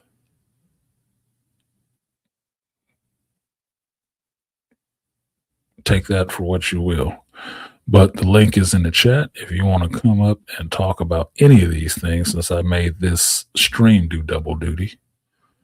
Go right ahead, and I will go back through some of these comments that I was ignoring because I'm trying to stay focused on what I was doing. And as you saw with my Avatar 3 reaction, reading the chat can get you into trouble because it can just piss you off. So now I will turn this chat on so you guys can see the stuff up there yourselves. I gave Malika a shout out. Appreciate you, Malika, for supporting the stream. Said paying tuition. That must be a shitty school. Must be a shitty school. I know people Patreon streams cost more than that. But appreciate you. I appreciate the support. I do. I'm making light of it, but I do appreciate it. So appreciate you, Malika, coming through. Shout out to the Andre. He said, good morning. What's up, Andre? What did he say? I finally watched Avatar, Silent Night, and the Fantastic Four. Silent Night? I didn't watch Silent Night. Fantastic Four.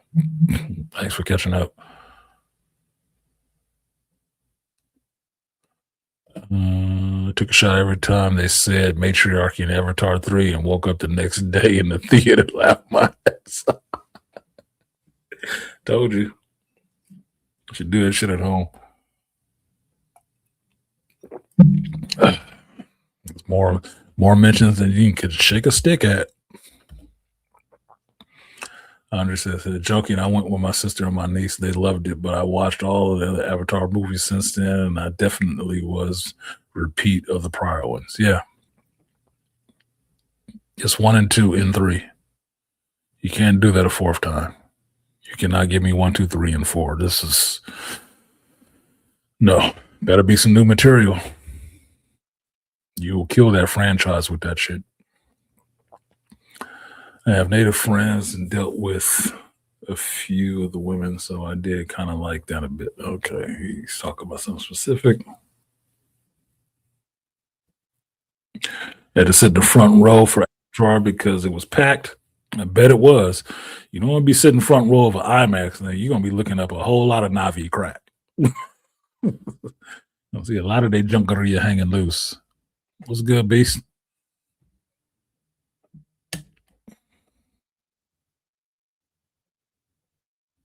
Beastly nerd, you up here? You got to speak. Boom, boom, boom, boom, boom, boom, boom, boom, boom, boom.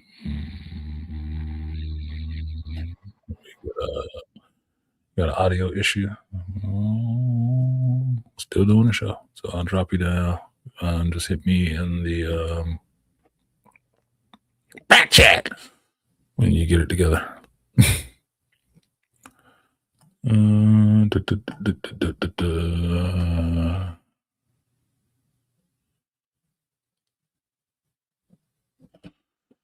A popular white content creator tried to make this movie about them.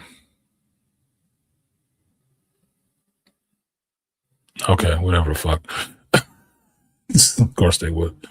Did I miss the part where he permanently became his avatar? Because I don't recall seeing this while watching all the movies. Yeah, the end of the first movie. Jake Sully permanently became a part of his avatar. Just like Quaritch permanently became a part of his avatar because the humans grew it. What up, Dad said anime? He said rotoscoping. Yep, old school technology.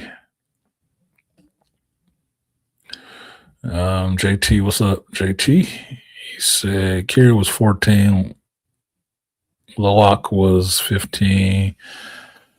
And the team had to be like 16 or 17 to about 20 years pass. So that day was the oldest son. Okay. What up, studio? He said, what's good, artisan? Beastly Nerd, what's going on, artisan? You know, just streaming, doing the show. This is an expansion of the West and Indian territory. You're right, Dad said. It was. Like I said, talk about colonization. Yeah, them humans came back in the second movie in force. Like, yeah, we just moving in. That's why I said eminent domain on steroids. Motherfucker, they came 6 years to come take your planet. Like, yeah, ours is dying, but we moving here. So this is what it is now. You got to go. Yeah. It went from we just want the unobtainium. Now we just gonna take the whole planet. At this we're just gonna take. You know what? It's easier to get this unobtainium if we take the planet. So we taking this and that whale brain goo. We taking all this shit. God damn. For my next trick, we gonna take the meat because that's what you better do in the third one. You better tell a vegetarian vegan story in the fourth one. Because we about to eat all this shit now because we like meat. Instead of showing them in the third movie, just keep them alive. I'm not sure what you were talking about. Like I said, galactic gentrification. Yes, it was. Consciousness is a copy. So I guess there would be two of you technically. Yeah, the consciousness. Technically, how I was describing it is why didn't they just do the consciousness back on Earth and let the body grow with the consciousness in it? Yes, you would technically have a copy of yourself. You would, but Quaritch is technically a copy. Just at a later point. He's a full-grown man with his consciousness copied and then downloaded into this grown avatar body.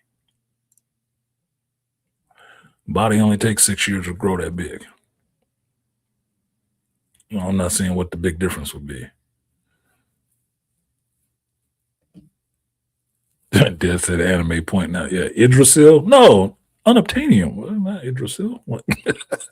Unobtainium. Come on, stay in the universe. No blending of franchises. Yeah, don't cross the streams. Hey, you can see the similarities. Just don't call them out. Look, these non-geek nerd motherfuckers are already stupid. Don't make them stupider. Yeah, they dumb as fuck. They ain't read most of this shit anyway.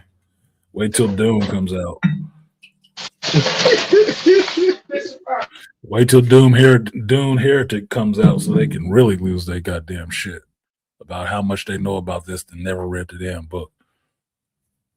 It's okay. You can get an audiobook and listen to that. They probably didn't pay attention. It takes too fucking long. I I like the scene in the second movie where he scolded the younger son, but asked the older one alone, how did the other side look after the fight? Yeah, that was kind of, but that's fatherhood shit, right? Like, yeah, you're not supposed to get into a fight with these people, but did y'all fuck them up or not? Like, come on, man, we got to know, did the Sullys come out on top, or what was it? Like, the classic, did you win at least? Yeah, did you win? Did you at least win? Does he look worse than you? Yeah, much worse. Good, cool. Go do your chores. Yeah, that's fatherhood pride, man. Like, yeah, my boys handled it, boy. My sons handled it. You got us into some shit, but they handled their business. They stood on their square. I'm happy about that. Loak did do some dumb shit though, because they was already out of that situation. There's already the older brother came, calm that shit down. We out. We gone. Don't fuck with my sister again. We out of here. Loak was the one that went back like, oh, you see this? I got this trick. You see this little thing, and I ball it up like this. He had to punch that boy. The fuck is you doing? It's already over. No, you just got to prove you a badass like your brother. You fucked it up. Yeah, you supposed to get reamed for that shit. Yeah, Loak is your dumbass kid brother that's always trying to get shit. Always getting to some shit. And that's why Jake eventually got on the big brother. If people remember, he said, "Stop always defending him. Let him take punches." Yes, take his shit. Look, I have a younger brother. My younger brother got me into shit just like that. I got jumped by 5 people fucking around my little brother. 5 niggas. Little brothers get you into shit as the older brother. That's what happens. So I get it. I get it, but it's like, oh, this motherfucker's irritating. Look, I had to beat his ass later. If I was Nate, I'd have kicked my little brother ass later on. Like, you little motherfucker, look, got me in trouble with dad. I'm in here fighting these motherfucking fish going Navi. Man, calm the fuck down. Always trying to that's where I feel like James is kind of missing out. You're missing out on doing doing a story completely with the Sully kids instead of just because here's my pet peeve. What the hell is the purpose of the youngest Sully? Because she don't do nothing but always getting captured too. So I was like, what the fuck is she there for? Like I said, the third movie, the most worthless character in the third movie is Took. The third Sully kid. She could have not been there, dude. But because they got a third kid, she has to be there. And all she does is get fucking captured. Until she gets to the end and gets to act like her Rocket Raccoon, where she going to help put her tendril to the spirit tree and help Kiri get where she's trying to get to. Like, dude, basically. She could just, she's supposed to be important in the fourth movie. I'm not sure I'm going to give a shit by then. There's 2 movies of this kid being pointless. You kind of need to age him up by the time you do the fourth one. They kind of have to age her up. She's gonna have to be a teenager by that time. What I understand is supposed to be 8 years later. Okay, 8 years later, everybody's older. Okay, will she be useful at that point? I don't think so. I didn't see nobody teaching her how to shoot a bow or use a machine gun. Look. You ain't even see her learning how to pray and do none of the natural herbal shit. Even Kiri was doing that. You're going to run into the same problem with her that you ran into with Shuri in the Black Panther movie. Yes, she was going to have to take over because her brother was dead, but you ain't seen her throw nail punch. She was power mittens. That was it. She was smart, but that was it. She ain't going to be no hand-to-hand fighter. So in that time, you're going to have to tell me she got trained by somebody. Somebody, Dormalaje must have took her under her wing and trained her. Otherwise, she is not a fighter. She's not. Shit, so you're going to have to show me something. She going to do her Arya Stark, man. She got to go on that Arya Stark. Train with the faceless men. She going to have to do something. Something. And even Arya Stark was getting her ass kicked by the faceless little woman. Yeah. Daily. Daily, because that bitch did not like you. Look, so much so that final fight wasn't even a fair fight. She hit the lights. She cut the lights. That was the only way she was going to get out of there without getting her ass kicked. Hell no, bro. Look, that little crazy looking chick, the one from Andor, she was about that life. It was part training and part because I don't like you, bitch. I know what you're coming here to do. No, you ain't taking my spot. Get to work. I immediately thought of 50 references. What up, Joe Herb? It's good to Herbert stay all day.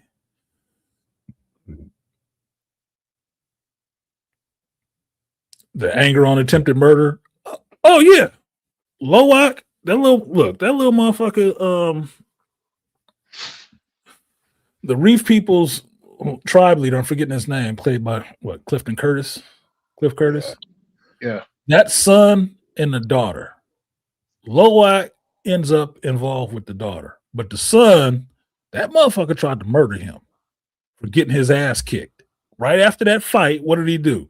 His father sent him there to apologize. Jake sent Lowak there to apologize. Lowak swims out there to apologize. That little motherfucker like, oh yeah, you want to go hunting with us? He set that mother. He took him out there past the reef where he ain't supposed to be. By the three brothers, which is a ways to go. Oh yeah, we hunting for this fish. Here, make this sound of the water so you can call the fish. Ooh, ooh. Soon as he gave him the crossbow and he went to do that shit, the motherfuckers pieced out. They knew what he was doing. He was calling that goddamn shark. That's what that sound was doing. It sounded like a dying fish. That thing came and tried to kill him. I think they knew that was going to happen. That's attempted murder. Yeah. No, we not coming back and being friends. No, I asked him to take me past the reef. Oh, hell no. Fine, you tried to make peace so your father didn't get in more trouble. But I've been looking at that motherfucker like, oh yeah, we know. We know, nigga. You watch your steps. And Chris Tucker say, in the shower, when you're taking a shit, watch yourself. It's coming. It is coming, bro. Look, the only revenge that I get, the only revenge that he can get at that time was just to bang out their sisters. Oh no, I'm definitely banging out your sister, but you getting fucked up. Yeah, if you're not dead, you scarred for life. You can't live in the water like you normally do, nigga. That's what I was thinking when I was watching. When they came and got his ass, I was like, did you motherfuckers just try to kill him in the last film? Like, what's up with all this? Well, I am exiled. Like, get the fuck out of here. Y'all just tried to kill this son of a bitch. Yeah, no, that was so. Yeah, nah. He should have caught hell. That little motherfucker should have caught hell. He got off light. Oh, I guess we'd be friends now. We not being friends, bruh. There is no friendship after that. No, a fist fight, brothers. After that. Fist fight, we could be friends over that afterwards. We can be friends after that, after the fist fight. Right? That's okay. You tried to get me killed. No. We are not being friends, close, and none of that shit. I'm gonna be fucking your sister, and she gonna go, oh, why don't you talk to my brother? Fuck your brother. And then we're gonna ride off on PyCon later on. Yeah. You got a brother still? I don't think you got a brother no more. I think you should be getting used to the fact that he's gonna be gone. He's not gonna be here. It's gonna happen. I'm not telling you when, but it's gonna happen. And when it does, don't look for me to be crying and be upset. Oh, baby, your brother gone? Really? Well, technically he is. Yeah. I didn't know you had a brother after that day you tried to murder me. Him and his friends. Nah. It's official, Derrick Henry. Oh my God, this has nothing to do with what I'm talking about. Dad said, what's up to Charles coming through? Dad said, anime. Her expression during those scenes were incredible. Yeah. Zoe Saldana is not getting enough credit for her emotional range because most of those performances have the CG face over them. But that's why I say it's a misnomer to keep saying it's a CG movie. It's not a CG movie. It's a motion capture movie. All the performances are real. They really did the shit. Fighting, shooting, swimming, flying, crying, snarling, all that shit the actor actually did. The only thing they did in the computer was put that blue skin all over the shit. So it's a performance. It's a performance. And I think that's why people react to it the way they do, that they can't believe how real it is because, in effect, it is real, just with a CG skin. Yeah, what up, JT? Yeah, the Terry hate that pink skin. Oh, she hate the pink skins. Oh, she hate them motherfuckers now. Is she racist? Yes, she is. She got a reason to be now, though. See, I didn't even know the stuff about the sister because I didn't even look that much into the lore. I didn't. I had heard about that from somebody going over the lore about it because I didn't dive into all the lore shit myself. I didn't. Right. I accepted for the movie for what the movie was, but I found out about it through some other means. And I was like, okay, that would give her a reason to start hating these motherfuckers. That's why she was gonna kill Jake when she saw him the first time. Like, oh, you was a demon. You one of them people in a fake body. I'm about to kill your ass. Oh, hey, well, stop me. Hey, will stop me. Okay, so you ain't dying today. The pure spirits was all over you. Like, oh, he's a pure spirit. Okay, well, Awa said no, so I won't. But if she didn't, you'd have been a dead motherfucker that day, Jake. You're in the chest. You had caught that arrow just like everybody else caught them arrows. Done and over with. And that was you wearing a Navi skin. She don't have a problem killing people, bro. She about that life. Nateri about that life. Little Tarzan Jr. was annoying. Yes, Dead Set.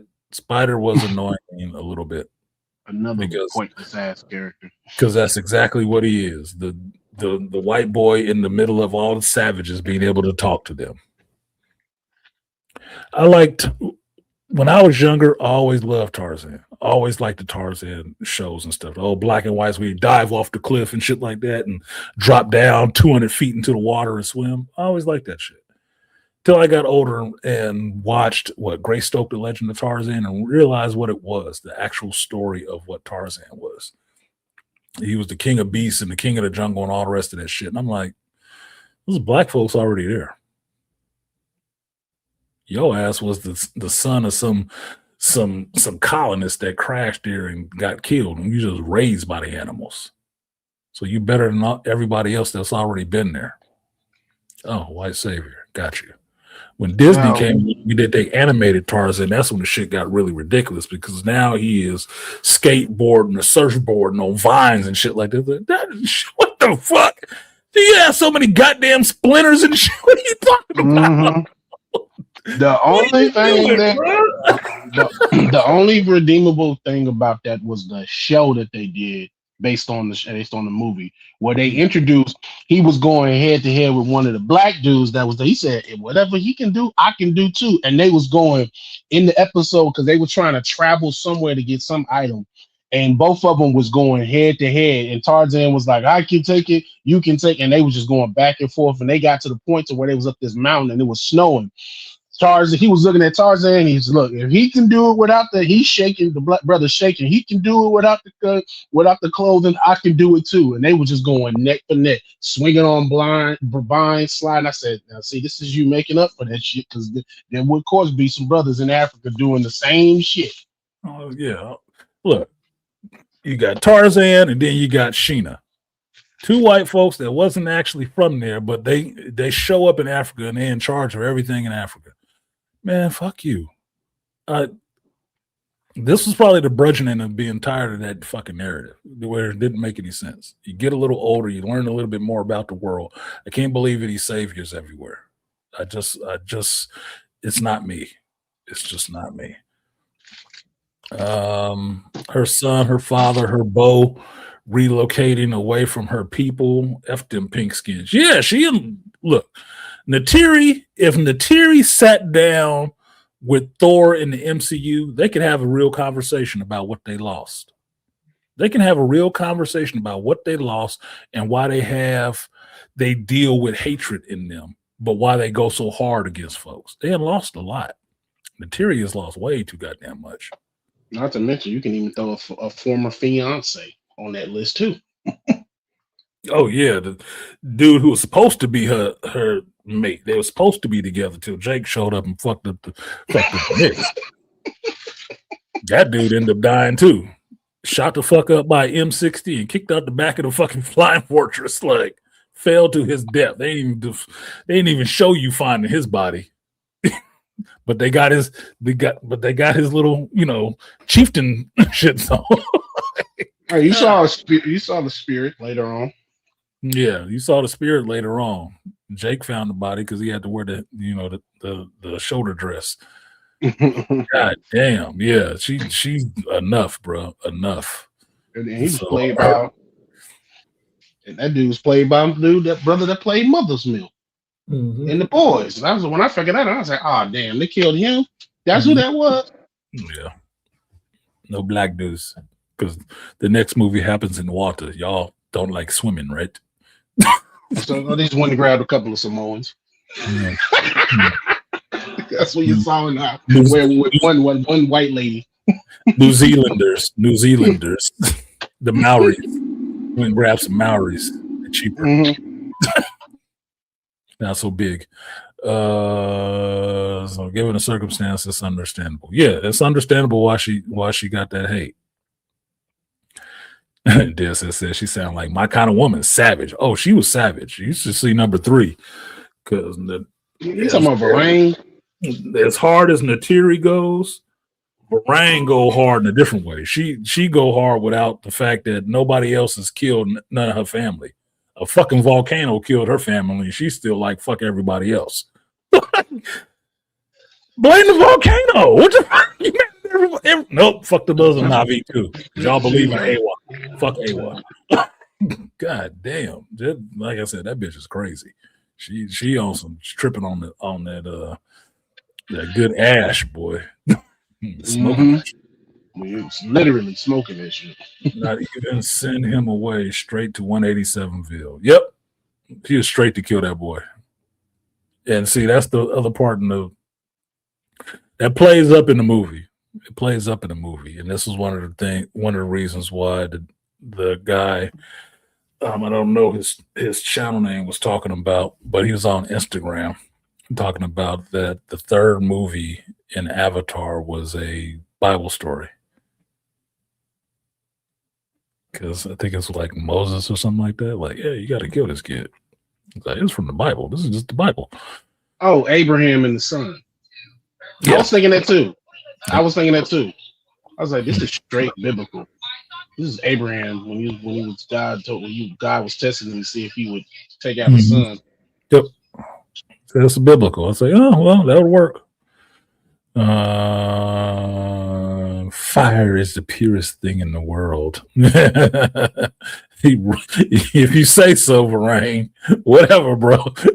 Whatever, chick. Yeah, whatever you say. You worship the flame. He who what they call it in Game of Thrones, he who behind the light or some shit like that. The Lord of Light. Yeah, you can praise that shit if you want to.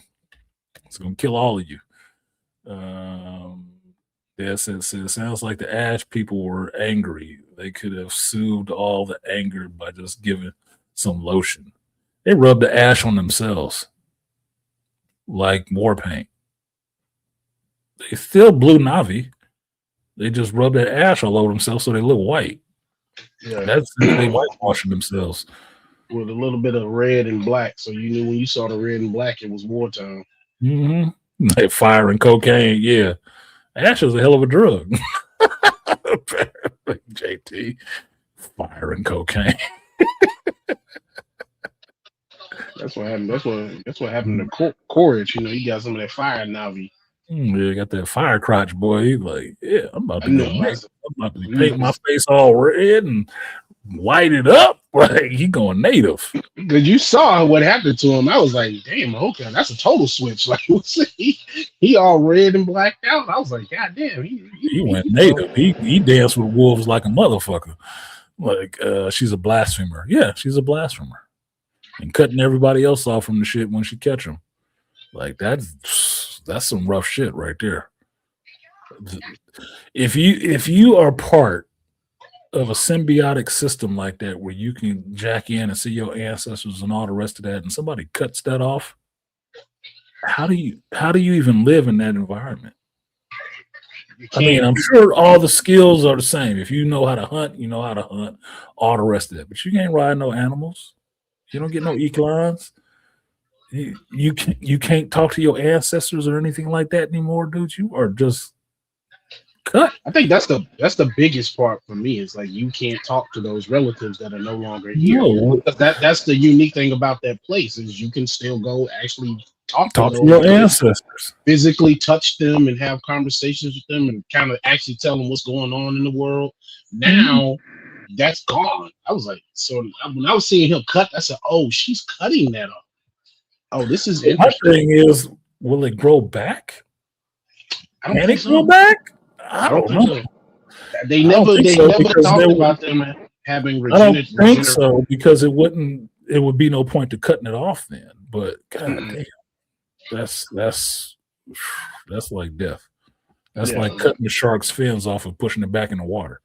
I ain't gonna do nothing.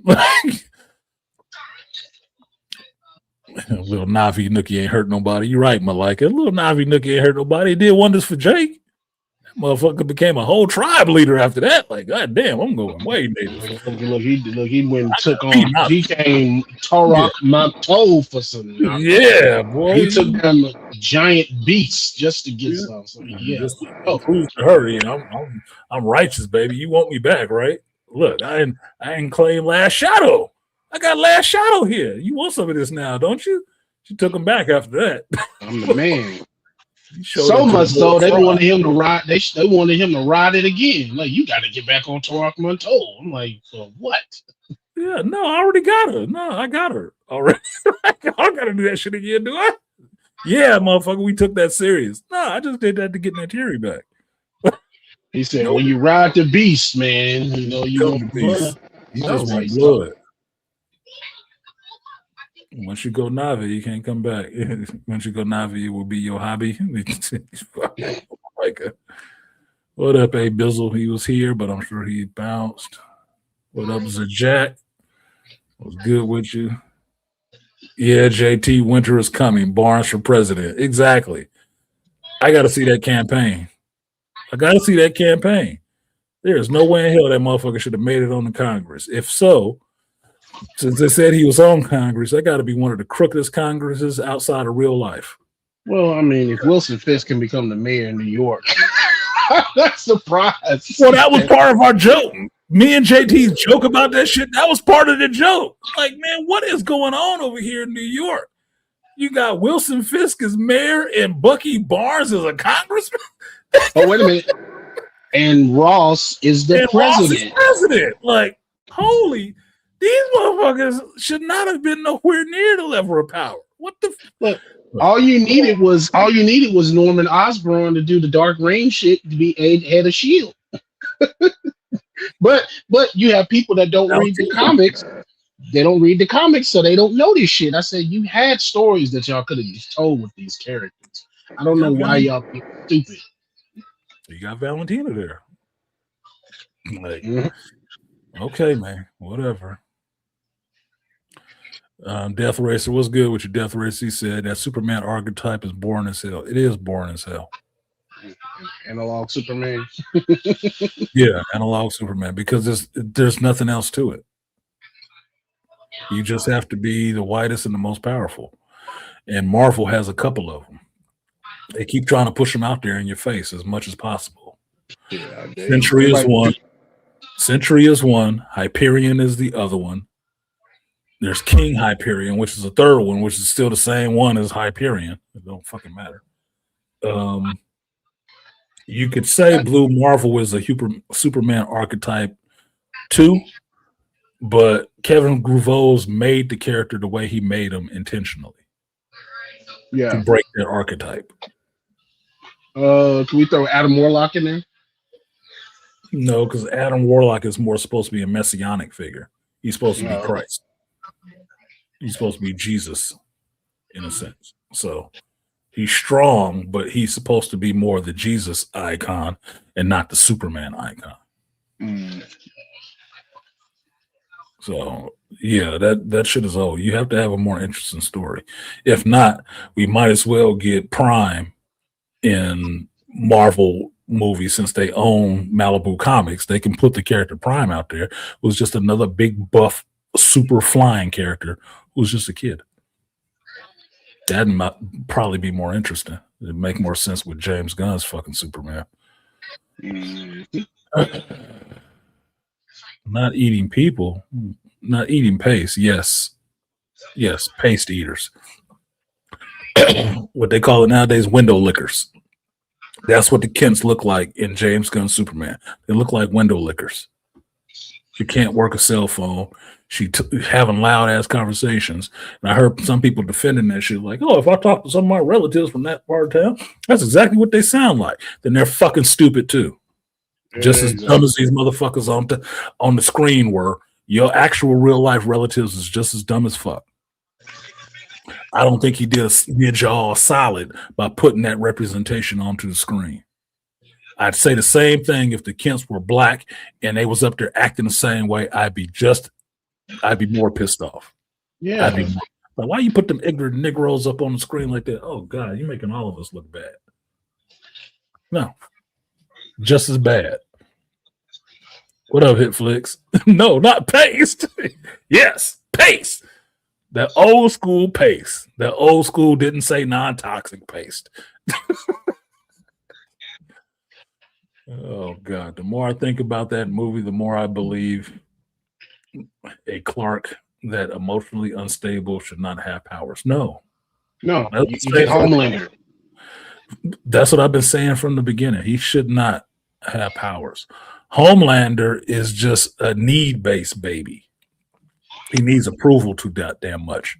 He has too much power to be that stuck on being needed by people. He's not emotionally unstable because what happens with Homelander is he will get angry, which means he got to a point of being upset. Most of the time, he could be smiling, fun loving with people, and all the rest of that shit. He just knows you're weak as fuck.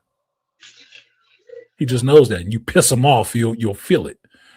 Superman was emotionally unstable because he was just They were that's going to die. that's unstable. You don't see Homelander acting like that. You see Homelander go from being even and talking to people and shit like that and kind of personable to I'm gonna fucking kill you. And he's not telling you, he'll just do it. Oh, like when he busted old boy's eardrums, the deaf superhero. What was it called? He just did that shit random. Mhm. He just does shit because he know you weak. Because he knows you're weak. He's known it the whole time. He just tolerates you for a while until you become annoying to him. Once you become an annoyance to him, then he fucks you over.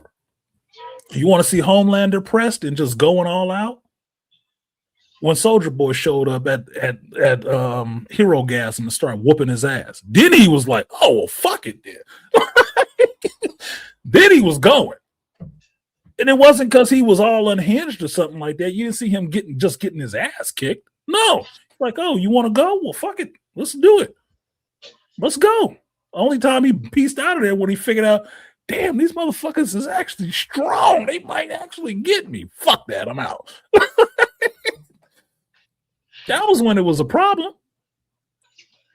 Other than that, he know nobody can't stand up to him. He knows it. That's why he tolerate people for a little while. Like, oh, okay, you're gonna do it, or I'll just laser everybody. How about that? And he be meaning that shit. You know he mean it. What's to stop him if he not? He knows that. Homelander's problem is you got to catch him you don't want to catch him when he's not giving a fuck. Yeah, and the only person that his weakness is psychological. The only person that get him is what's our boy Gene Carlo. I always fuck his name up. Carlo Espa. Edgar. Yeah, who the CEO can get in his head. He said, "Yeah, I The already figured CEO. you. Yeah, I already figured you out. So Sam you'll." Edgar. Sam Edgar know how to push his buttons. And even though he could kill Sam Edgar, he never did. Because Sam Edgar never really showed that kind of fear of him. He fears Homelander because he knows what Homelander can do, but he never showed him that kind of fear. He always acted in control and that he had the upper hand on his ass. And Homelander never knew what the fuck that was. Like, he got something for your ass. Like, fuck around. Fuck around and find out, Homelander. Homelander never knew, so he didn't fuck with him like that. Mm-hmm. I think he got some respect for Sam. The rest of them fucking heroes and stuff, Butcher and them, like, yeah, I'll catch you on that one day, bro. I catch you on that day. It's gonna be over for you. Yeah, and Edgar tell him like it is too. Everybody else be bullshitting with Homelander. Edgar tell him like it is. Mm-hmm. Yeah, because he was acting like he wasn't afraid of his ass. That's why he would tell him that shit straight up. Beastly Nerd up here says Superman being sent here to have a hammer. Yeah, that sounds like the most base thing you could fucking do. We're going to send you to this planet because our planet is dying because of what we've done. But don't worry, go to this other planet and live life, son, and have a harem of women if you can. Now, tell me why. When I saw that, I thought that was just some shit Lex made up. I didn't know until after everybody else said, no, he really made that shit part of the movie. That was not. That James Gunn said no, that Lex couldn't fake something like that. It was real. I'm like, bullshit, because Lex or the engineer couldn't have cracked Kryptonian code when the Kryptonian robots that was there couldn't crack that shit. Shut up. You ain't cracked. Come on. Stop it. It's not how that nano machine shit work. Come on, man. So fucking dumb. And it's such a base ass reason to come to another planet. That's like telling motherfuckers to get their passport just to visit other cultures to fuck women. That is not what you do. That is not what you go to other cultures for. That's what white folks have done at other cultures. That's why other cultures hate Americans. You get it? Americans and other people, because all they do is do that sex tourism shit. Pimping out their culture. Don't give a fuck about their people at all. You're not there to learn from their culture, none of that shit. You just there to be like, the RDA and Avatar to plunder their natural resources and fuck their women.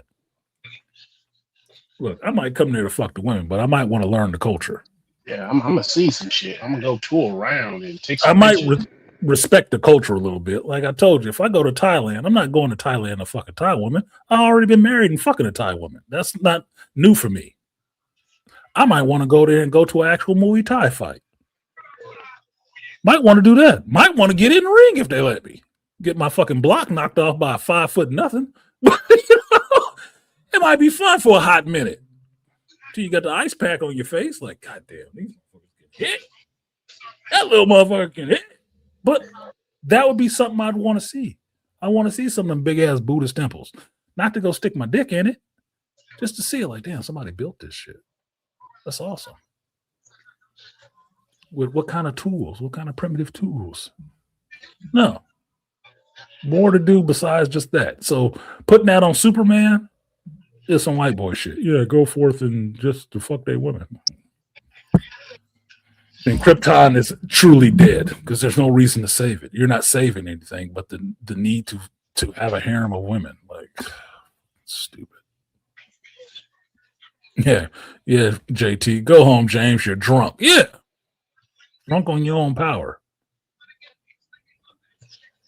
And everybody hated the dog. I don't even hate crypto for the sake of hating crypto. I just don't like bad acting children or fucking animals. Yeah. The Sully kids misbehaved as fuck. I don't know if the Na'vi believe in sparing the rod or what, but Natiri act a lot better than her children act. Them children ain't got no discipline. That must be their human side. Because they got no discipline whatsoever. The rest of them Na'vi kids seem to be on code, but these Sully kids is out of line. They need their ass whooped. I'm sorry, that's just my generation. Same thing with this dog. This Crypto the dog is less well behaved than them wild Eclons in Avatar 3. The ones that ain't made a bond with a Na'vi. That dog is less behaved than those goddamn things are. Unbelievable. Fuck that dog. Bad dog. Bad dog. Good bad dog. Yeah. And the dog seems like the only one that can kick some ass in the whole damn movie. Apparently, because he the only one ain't holding back. It ain't crying about it. Matter of fact, he enjoying. You see him wagging his tail with his tongue out, shit. Like, yeah. Them motherfuckers had him in prison chasing fucking what squirrels or whatever fuck he was chasing in that delusion. Got out of that shit. He went right after people. You ain't got to tell him like fuck Lex. Like crypto, stop. No, fuck Lex. You know who captured him. Next, Lex need to get this business, which his arm should have been pulverized once that dog bit his ass, because that's a superpowered dog. He should have crushed that man's arm as soon as he bit his ass. That should have been the first thing snapping. Not to mention getting pushed through a table and some other shit. Go home, James. You're drunk. Were people going to die? People were going to die. Yes. Tom King was the same problem when it comes to writing fathers as well. Makes sense why James Gunn likes Tom's style of writing and calls him the best writer in DC Comics. Well, that don't mean shit. James Gunn might be the guy who knows comic books better than fucking David Goyer, but James Gunn's recommendation on what's a good writer and what's good not makes no difference to me. James Gunn directed. Don't tell me what comic book writers to like or not like. Fuck you. No. I haven't even cracked this shit yet. Haven't even cracked it yet. Right? Oh. But I've heard enough negative about Tom King, and I can't remember what I read of his in DC. It was some of that Batman shit, I believe. When he cuffed out Batman. I wasn't totally feeling. It was, and it had Batman in it, and I wasn't really feeling it. Like, I don't know, leaving a lot to be desired. So I'm not thinking this is going to be any better. It's just going to be his standard. A lot of these writers not having the actual clear view of fathers and manhood is not surprising, seeing that they were raised around fucking women. Some of these dudes was surprisingly enough had fathers. It makes you wonder what kind of fathers that they had. And like I said, from all accounts, from what I understand from James Gunn's mouth himself, his father was a good father. So what is your fucking issue? I don't get it. I'm not saying fathers are the cure-all for everything, but you should have a little bit better understanding of masculinity if you had a father, unless in fact your father was not very masculine himself. If in case he was a simp, possibly, he got lucky enough to reproduce with somebody. Well, on top of the father's thing, you grew up watching the same shit that the rest of us did. You grew up with the Star Wars and the Lord of the Rings and all that other stuff, so you should have an understanding of. Yeah, this is the thing, Beastly. I say maybe because you have to realize, even in the last 20 years, there are some people who have not been raised watching any of this shit. They did not get to watch any of this stuff until they were older, maybe going off to college or whatever. That they were raised in some really strict religious families where they didn't get to watch all of this stuff.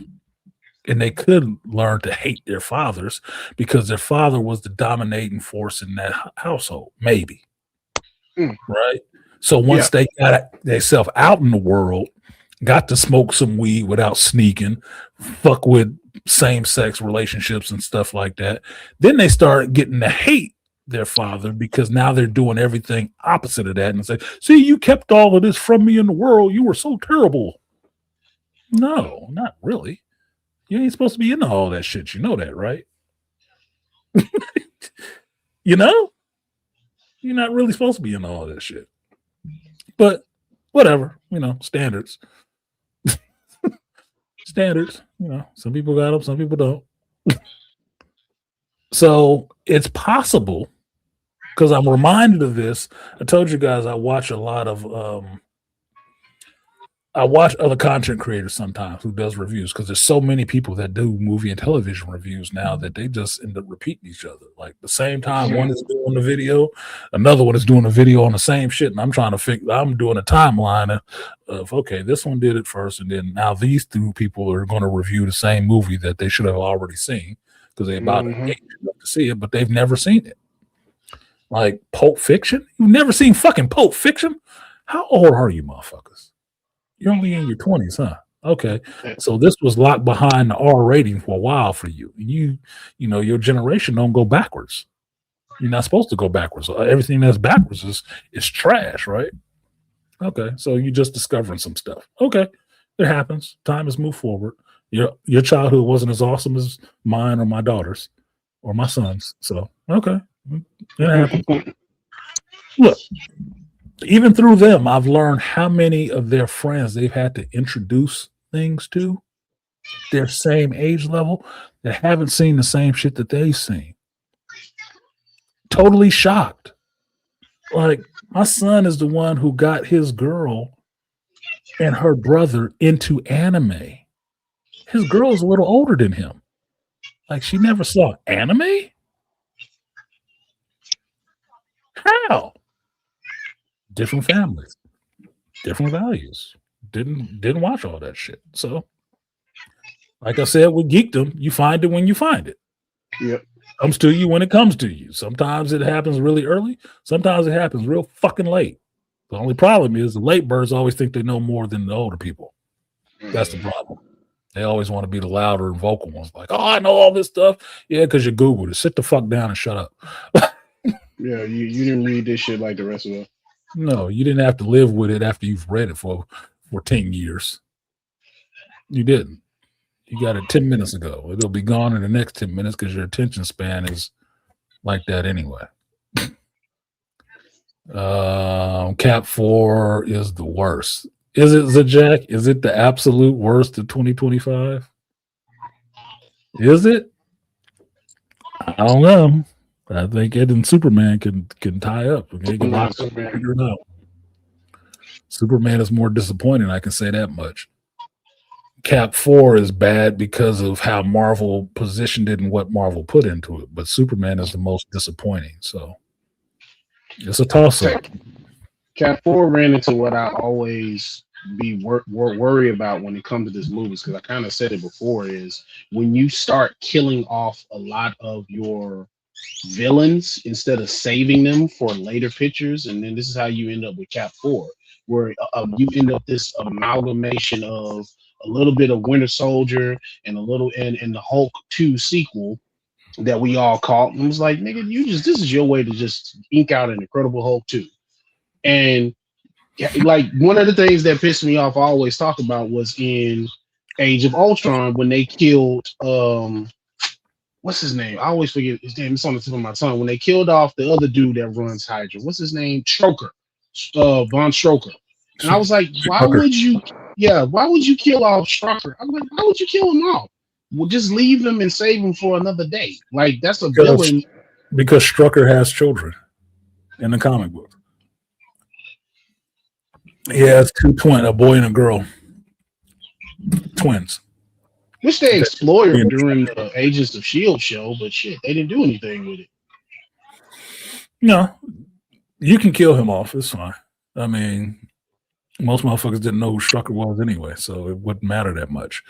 He does have children, and what has been the common trope nowadays is that every one of these big bads or somebody really good has to have a daughter. They don't have boys anymore. They just have daughters. Like what I saw recently, Darkseid has a daughter. Oh, since when, bitch? What? Comics explain.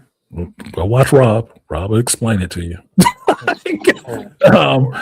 As it happens nowadays, everything has to now funnel through women. The big bads have to be women. The big bads, if they have a predecessor, they have to be replaced, especially if they're a dude. They have to have a female version now to be the new one. It's apparent in X-Men. That's why I don't know how anybody is reading this X-Men shit nowadays and don't see all these females all over it, just overpopulating the landscape.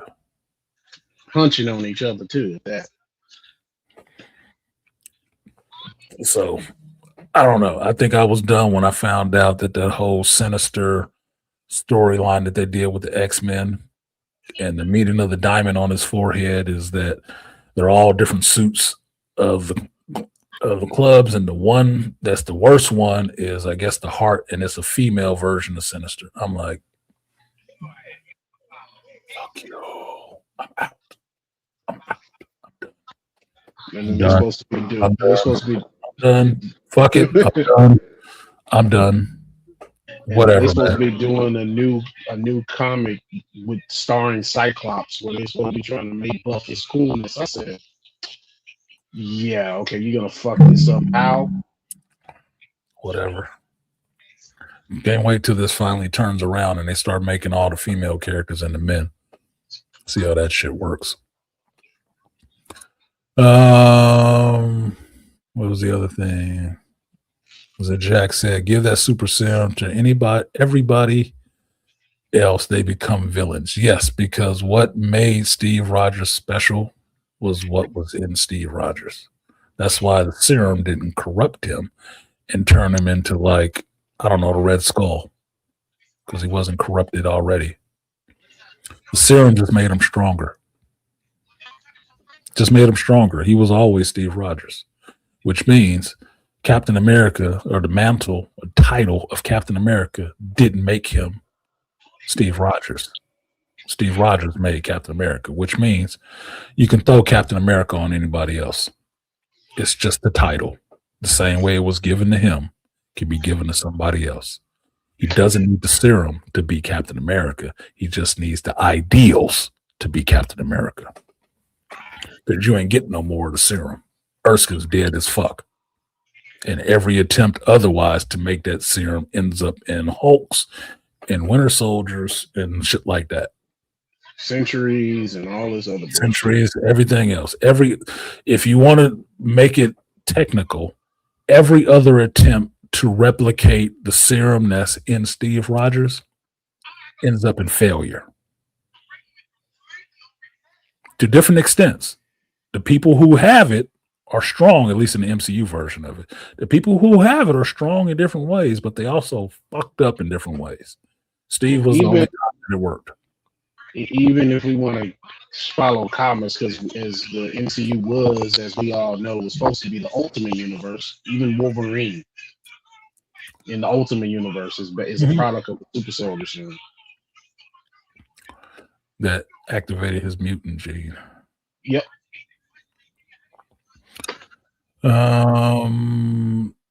The fact that those 5 were literally all the main geek shit of the year. Well, yeah. Well, this is a geek channel and I'm watching the geek shit. There's probably some other good movies, but I didn't watch those motherfuckers. Most of the 5 were geek movies. They were. Except what? F1 is not a geek movie. Weapons is not a geek movie necessarily. Sinners is not necessarily a geek movie. It's supposed to be a horror. Right. Yeah. But those are the biggest movies that they're making right now. Mm-hmm. I mean, did you want to go watch Emilia Perez? Would you care about a review on that? I didn't watch it. It wasn't nothing that would have interested me, but if you guys would have showed some interest on the channel, 1, you'd have to show interest in the channel, and 2, you'd have to show some interest in that movie. Then I might have went to watch the shit to tell you about it or tell you what I thought of it. I didn't watch that shit. Now, shockingly, one movie that they did that I did hear was actually pretty good that would also fall under the horror because it's looked at for the Oscars because it's been talked along with Weapons and Sinners is the Frankenstein movie, which was shockingly pretty good. Because normally I don't. Guillermo del Toro's movie. Yeah, I haven't seen the Frankenstein movie yet, which is why I haven't talked about it. Which is why I didn't make my list of best and worst of 2025. Because I'm only basing it on shit I've seen, not what somebody told me. I didn't see that shit, so I can't tell you if it's good or bad or indifferent. I like Guillermo del Toro. I don't mind a Frankenstein movie I don't think Creature Commandos has ruined Frankenstein for me yet. But given Guillermo del Toro how he likes that kind of shit and his work on the Hellboy movies, it should look believable. So I'll watch it eventually. I'm just not rushing to do it. And promote it worth a fuck either. Oh, they didn't. It's on Netflix now. That's where I watched it. I said, oh, Yeah, that's what's on the- where I'm gonna watch it. It's on Netflix because it's one of those movies. I think it's a Netflix movie, and they gave it a theatrical release for a while to be back on the damn service. Like what I'm hearing people complaining about this Stranger Things season 5, that the finale of that shit is going to be in the theaters as well. Like, why? I don't want to watch that shit in the theater. I'm already paying for Netflix. Why the fuck would I go to the theater to watch this shit? Put it back on streaming and let it be. Why am I going to theaters to see your shit? Either release it solely in the theater or release it solely on streaming. I don't need to do double duty.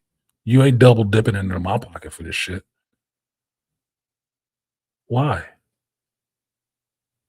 That'd be like putting Cobra Kai on the big screen after it's over. Well, I already watched this shit on Netflix and YouTube Red when it started. Why the fuck would I go to the theater to watch it now? It don't get the big screen treatment. You're not spending big screen money on it like it's a theatrical presentation because there is a difference. Okay, whatever the fuck. I might not catch it there. I'll still wait for it to be on Netflix. I'm just saying. The actress got canceled too. I don't know who you're talking about got canceled, Fracture. Were you talking about the actress in Magazine Dreams? Did she get canceled for what? What actress? The one white chick? Really? You have to That's new. explain that. Bro. Yeah, you have to explain that to me, bro. In case I'm missing something. Weapons is funny because horror fans hated it, but non-horror fans liked it. So yeah, it ain't a horror. No, it's not a horror movie. No, enough people didn't get killed in it to be a horror movie. It wasn't enough gratuitous violence to make those fans interested in the shit. No, absolutely not. You saw nobody's guts. Nobody got overly dismembered. Nothing. It was mostly psychological shit going on. So no, a horror fan wouldn't like it. Wait a minute. Every horror movie ain't got gratuitous violence because the fucking Grudge didn't have a lot of gratuitous violence. But that you got to remember, The Grudge is an American remake of a Japanese horror movie, Ju-on. Yeah. It's horror for Japanese people, which is mostly psychological. They don't get into necessarily the gratuity of it. American horror gets into the gratuity of it. Because if I say Texas Chainsaw Massacre, Friday the 13th, Nightmare on Elm Street, The Phantasm, Hellraiser, Nightbreed, all of this kind of shit, that's American horror. That's what we do. Rip open people's bodies and show you the insides and revel in it. So I don't really get into American horror anymore because it's all reduced down to slashers and shit and jump scares. It's like, oh, what the fuck, dude? I've grown up. Have you? No, it's for a new audience. Okay, fine, whatever. Have it. Have it. But which is why I say Weapons and Sinners are mislabeled by calling them horror because it's a possible supernatural element in it. A witch in one, a vampire in the other. So the fuck what? All right, whatever, man. Just say you don't want people to see the movie. Just say you don't want people to see the movie. Just say that. The first Blade was called kind of a horror. Mm-hmm. That was more of an action movie than anything. But it was horror because there was blood and there was zombies. I mean, vampires. Was Walking Dead ever called horror? It was a popular show. Was Game of Thrones ever called horror? You got the Lord of Light and Walking Dead and dragons and cutting people's heads off and shit. Did they ever call that shit horror? No. It never was. And it could be gratuitous. Yeah, Whatever. they had zombies in it. I mean, the Night King. That's what I said. There's zombies all through that bitch. The main antagonist. Come on. Which I was just thinking about that damn show the other day, how that last season didn't give me that fucking fight with Jon Snow and the fucking Night King. Yeah. Yeah, I said that, but can't go back and change time, so it ain't never gonna happen now. In my dream, the Night King and Jon Snow had a final showdown, and it went down. And maybe the Night King got decapitated, but Jon Snow took damage and died. Just saying, and buried him in the snow in the north, the true north. Tom King dies, trauma, vision, Woman of Tomorrow, Mr. Miracle, the Heroes in Crisis. Oh, he does all. Yeah, Heroes in Crisis. That's what it was, JT. That's what it was. Because he was deconstructing all them fucking characters. Like, interesting, but bruh, what the fuck? Wasn't that the one where he made them all do therapy sessions? Yes. All heroes need therapy now. Oh. Yeah, X-Men have always had the best female characters in Marvel. This is true, JT. This is true. That's why the MCU could really only push Black Widow and Captain Marvel. Yes, it's true. The X-Men have the better female characters in Marvel. I agree. What I don't agree with is that every big bad now has to turn out to be a woman. Who's misunderstood. Yeah, that's the problem I'm having, is that it's too much of an overcorrection to put women in everything. Everywhere. It doesn't need to be everywhere, dude. It's like salt. You can put it on a couple of things. You can't put it on goddamn everything. It doesn't belong. Mm-hmm. Yes, it's feminist revisionist history. Like I'm saying, too much salt on everything spoils all the meals. Okay, you can't have salt everywhere. Feminism is the salt. You can't put it everywhere, and it's lethal to black men. You don't do salt. Literally every horror film you listed, I don't watch. I watch deeper horror. Yeah, look, I watch horror movies here and there to check in on them because it was something I used to like when I was a teenager. I really used to like it. After I've seen enough of it, I've grown up. Bodies getting destroyed and stuff like that is not that damn interesting to me. I don't know if it's just the fear factor that people get into, or they like the jump scare or the adrenaline rush in the theater. But I live life, and my life can be dangerous. I don't need that juice. I don't need that charge. It's like the same thing I told you about going to the escape room. An escape room is fun for people who live a really safe life. If your life is dangerous, an escape room holds no allure for you, because living your life is enough of an escape. You don't need something like that to charge your batteries and make you, ooh, I really feel scared to be alive. No, I'm good. I'm good. It can be final. It can be final in 15 minutes. I don't need to pay for this experience. I'm already living it. Yeah. Going to haunted houses. Like I people, and it's like, I don't have the patience for being in haunted houses with scary ass people. It's like, look, let's get through this shit. I don't need you to panic and break down. That's it. People say, why you don't like going? I said, because I don't like being in a scary situation with scary ass people. I need people to think and react, not be panicking and scared. I'm not that interested in scary ass people. Like, I forgot once that my crazy ex, we went to the movies, and I can't remember what movie it is that we saw.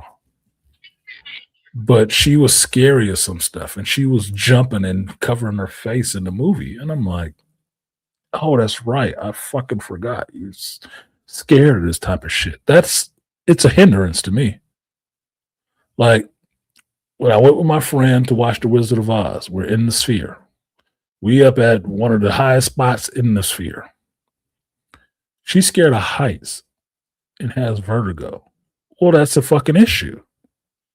Because if you ever go to the Sphere in Las Vegas and you're sitting in that 400, 300 section, it is fucking steep and high, motherfucker. It don't get much higher. I'll show you a picture real quick. Let's see if I can pull this image up, not to slow down the whole show, but let's see if I can pull the picture up real quick to show you, because it is steep. And it's something that you really don't, the picture won't show it to you enough until you're standing there realizing that the concrete you're standing on, that the seat is on, is probably only 10 inches worth of space between the seat and the edge. And if you don't know what 10 inches looks like, your dick is actually small. But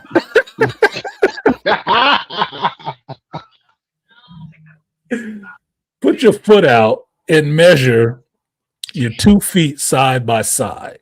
That might be about 10 inches. Yeah. From ball to ball, it might be about 10 inches, right? That's about how much space you have to walk on between the seat, the edge of the concrete, and the seats below you, and rolling down the damn benches all the way down to the railing where it'll stop you. That's disorienting for some people. It's really off-putting. Look, I've worked high up. I've worked on high rises and shit where I got to walk on 4x6s and shit like that. This shit is kind of sketchy. It'll throw you off. You will be looking like, man, I'm going down. I'm going down this bitch. Look, one wrong step, I'm going down. Well, that doesn't keep me from stepping. It just makes me more conscious of my steps. Right? Mm-hmm. That's where you're going. Because I've done it before, right? So I'm kind of used to it because I've done it before. Well, for people who are scared of heights, look, So you get real close with motherfuckers when you see that they scared of something like that, like falling. You get real close when people trying to walk by you and they want to hold on to your shoulders to keep from turning their ass too much further over that edge. Yeah, because you look like you're gonna fall. Well, my friend is scared of heights. She was having a problem. She was having some vertigo issues with that shit. And I didn't think about that at the time when I bought the goddamn tickets. I just wanted her to have a good view of the screen, a full view of the screen. Well, got a little bit more than she bargained for. Okay, so this is inside the Sphere, waiting to watch the shoe. Didn't blow it up on that screen? Oh, what the fuck? Let's see. Hold on a second. Let me do it again. Let's see if it blows it up.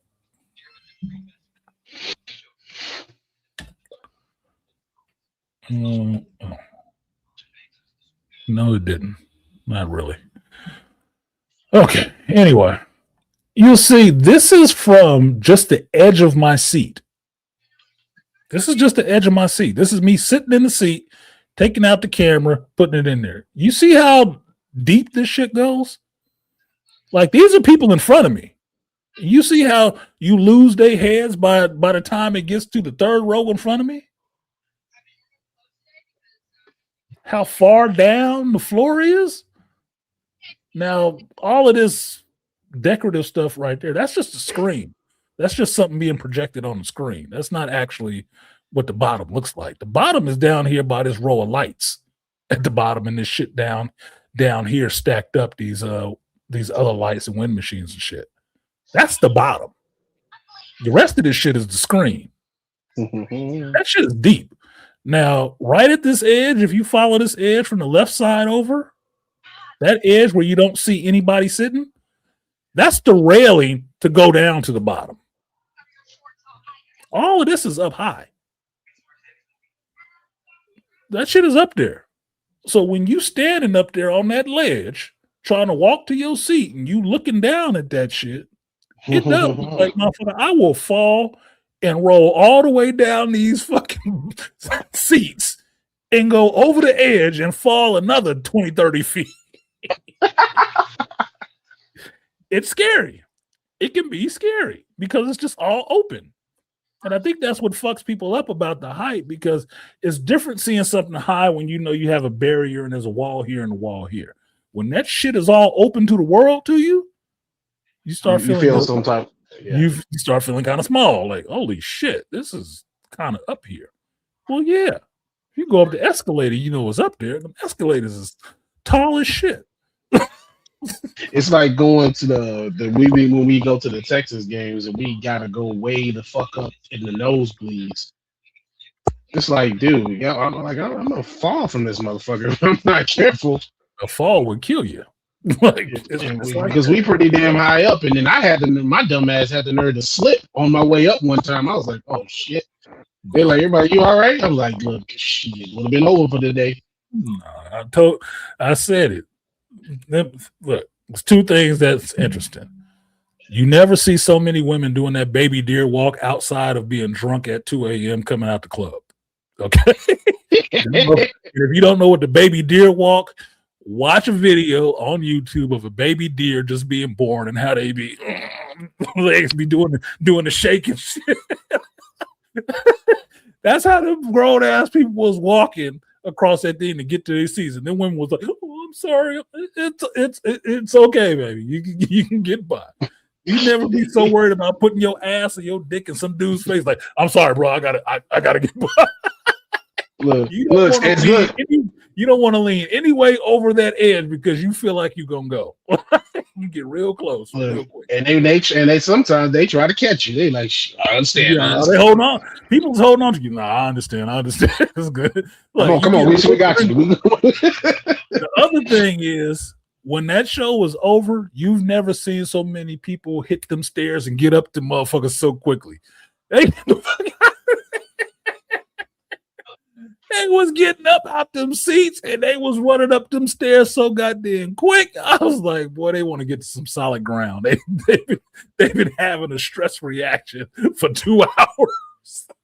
Like, yeah, that was all.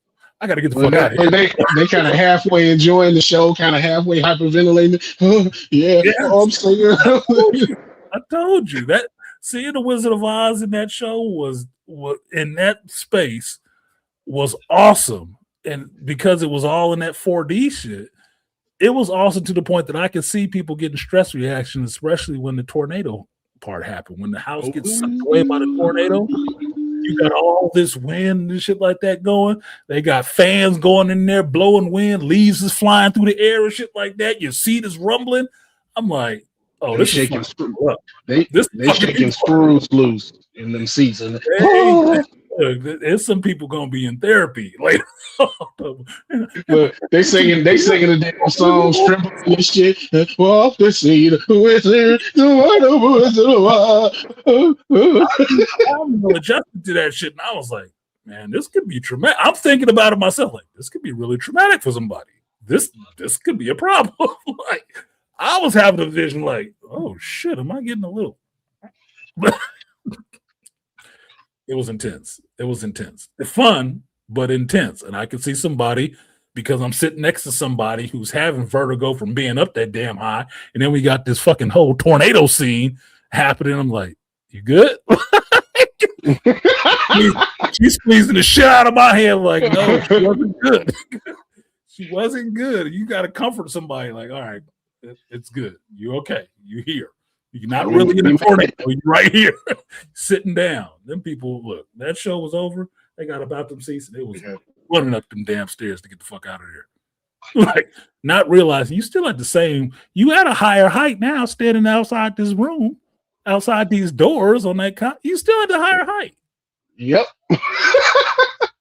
Still the same shit. But you can't see it like that, so you feel safe now. Like, you're still in the same spot. Look over the edge of the escalator. There's no closure. It's just straight down, motherfucker. You see it. You still at the same height, if not higher now. Like, okay, but the walls make you feel safe. Okay, I get it. They make you feel like it's something there. The illusion. Yeah, Insidious, Get Out, Lights Out, Mama, good horror flicks that aren't gratuitous. Get Out, I don't even really call a horror flick. That's suspense to me too. Psychological thriller. You can call it horror if you want to, but notice Get Out and Sinners was both movies made by black dudes making their own shit. and they both got that horror label on it, where nothing really horror happens in it. Nobody who in Get Out really got fucked up. I mean, like bodies strewn out, body horror shit. Who? The cutting open the brain part that was in a video. I mean, and the family they fucked up. Really didn't just fuck. He just killed him in self defense. It wasn't like he just went out and just butchered them. Nah, bro. Nah. Wasn't even horror. But they throw it in that category to kind of keep people from seeing it, because you realize as soon as you say horror, you might as well have said R or X, because that means a certain segment of the country, you know, the really religious ones, are not going to see that shit. Nope. They're not. I can remember growing up in a Christian household where it was a big deal for one of my cousins to go see Predator when it came out in the theater. You know why? Because it was rated R. It was over some shit that Christians don't believe in anyway. Aliens and shit like that. So he wasn't supposed to be going to see it. But he went to the movies, and that's what he went and fucking saw. Got in trouble for that shit too. Really devout religious people like that would never go see something like that because it said horror in front of it. Never see it. So that's why you can get reviewers coming on here 30 years old now who ain't seen simple shit like Pulp Fiction or something like that. Why? Because they had a rated R on. Shit, And Harry Potter movies. You got to watch G shit. Yeah, Harry Potter. My aunt's best friend is a devout Catholic, and they have a list of movies that come out for the year that they are not. You can watch and you can't watch. But she will watch that shit. She don't care. She's, I'm gonna go watch this. If it's good, I'm gonna go watch it. Like when she watched Harry Potter, she said, "Ain't no damn witchcraft and stuff in this. It's just a damn regular kids movie with a little bit of adult themes and stuff." Little magic. Now, CJT, we gonna have an argument, nigga. Look, you said if you're a black man, Get Out is a horror movie. Horror isn't gore; it's situation. Horror I'm a black man. If you haven't noticed, I'm brown. According to Charles, I ain't dark enough. But if you've noticed, I'm black. Okay. Get Out is still suspense or a thriller to me, and I'm black. Horror to me is gore, because all the movies I listed are gory. They're all gory. Get Out is not gory. It's suspense, it's a thriller, but there's no gore. It's not necessarily horror, because I kind of lived that shit. That's why I like Get Out so much. My ex-girlfriend, amazing. That's what I thought would happen if I went back to South Carolina with her to meet her family and finding out her fucking grandfather or something was some kind of wizard in the Klan. I'm not going back to visit your family. The fuck is wrong with you? South Carolina? Nah, bro. I like coming back. No, we're gonna have to break up. You can be in California getting this brown wingding, but you can't take that back to South Carolina to your wizard grandfather. That's not gonna fly. That's not gonna fly. My family don't like me enough to be doing no shit like that. Meaning that I don't know if they'd ride. They'd probably just chalk it up to, well, I never liked him. He was outcast. He liked all that weird shit and white chicks. Nah, bro, I couldn't test it. Nah. So it wasn't horror to me. But that's what I thought would happen. Didn't make it horrible, it just made it stressful. Gore doesn't define horror for me. It's if it was in that situation and it's terrifying, that's horror to me. Could you see Get Out having a full page spread in Fangoria magazine, if that still even exists? Are they getting into the whole creature effects of it or any of that shit? What's that? Mm-hmm. That's why it's not horror to me. But tomato. Don't matter. We both like the movie. It's an awesome movie either way. But I don't consider it horror by how I define horror. But whatever. I still think it was mislabeled. I've seen horrible movies recently, but they were not considered horror at all. But what they did on the screen was a horror.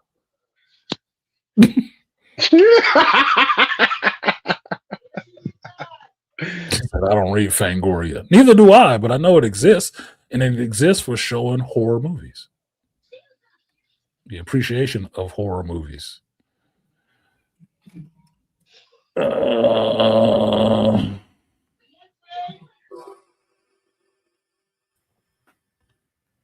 What up, A Bizzle? Hey, what's going on? Oh, you sick? No, just got off a treatment. Okay. All right. Breathing treatment. What's good with you? You got something to put on what we talking about, or you got another topic you gonna interject? What are you laughing about, Beasley? He just got off his treatment, so he ain't got a lot of win. I'm trying to help him out. Doctors from Star Trek. There you go. I'm sorry.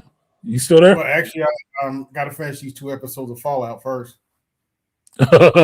That's some fucking horror for you. Not called horror though. Yeah, I watched those 2 episodes. I watched the second one yesterday. Mm-hmm. See where it goes. I was waiting to see Maximus again.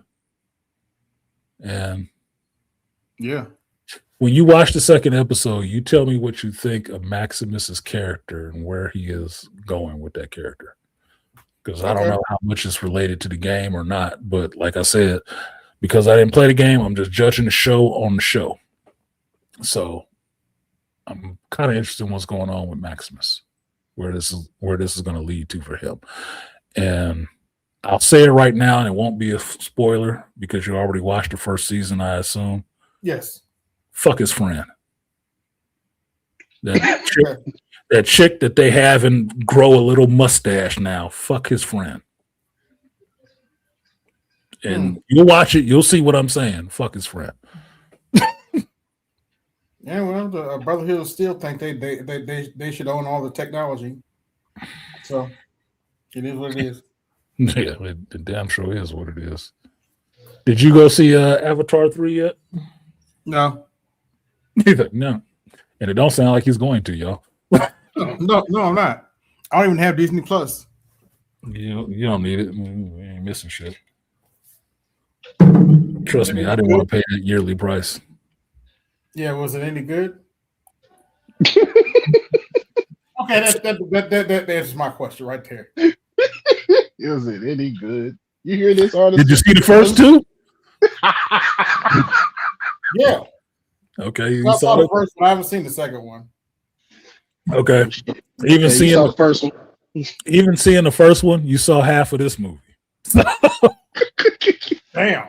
That's fucked up. Okay. It's the same fight at the end. It's the same fight, just with different people. Pretty much. A couple of new players thrown in. That's about it. So same people trying to take over that planet, huh? Okay. Oh yeah, they moving in. They're not leaving this time. They're gentrifying Pandora. It's gonna be the new human home world. They coming to stay. Oh dear. Mm-hmm. So that's gonna go over well. It's not gonna go over well for the people in the beginning. But eventually, the 4th and 5th waves of human beings won't be seeing no Na'vi unless they being slaves. Just saying. I practically gave up on Disney once I saw that Snow White bullshit. I didn't watch that shit, so shame on you. You didn't miss anything. I know I didn't. Oh, that's when you jumped off? Oh, shit. I got off when they fucked up Aladdin, bro. When they fucked up the one boy band that people really liked. Yeah. What, you didn't like Will Smith, the genie? That was the only good thing about that movie. Aladdin wasn't that bad. Nah, fuck all that. When you give Jasmine a whole theme song talking about speechless and her wanting to be the Sultan, you fucked up the movie. Then nobody give a damn about Jasmine being the Sultan. Be the girl boss. She wants to be the girl boss. You know. You know they have to put that I'm an independent crap in there. In that time period, them women was not gonna be like that. So then That was that not country on was this not, shit. they was not gonna go for that shit. So They good did not luck. have that salt sprinkled on them at that time. You fucked up my giant CGI snake fight. And I was like, what the fuck is No, my snake no fight? feminism sprinkled on them. No. Instead, I get a damn song. Not no fight, not no snake fight with Aladdin and Jafar. Fuck that. They said, nope, we gonna give you a independent I woman didn't, theme song. Mhm. I didn't necessarily mind Genie getting married. Whatever. That I said that was the only good thing about that movie. Genie got married? Yes. Yeah, he got married. He's telling the story to his kid. Yeah.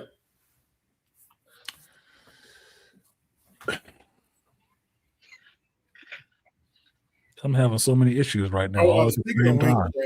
I told you. I have fireworks of questions going off in my head right now. Like it's 4th of July. Like, wait a minute.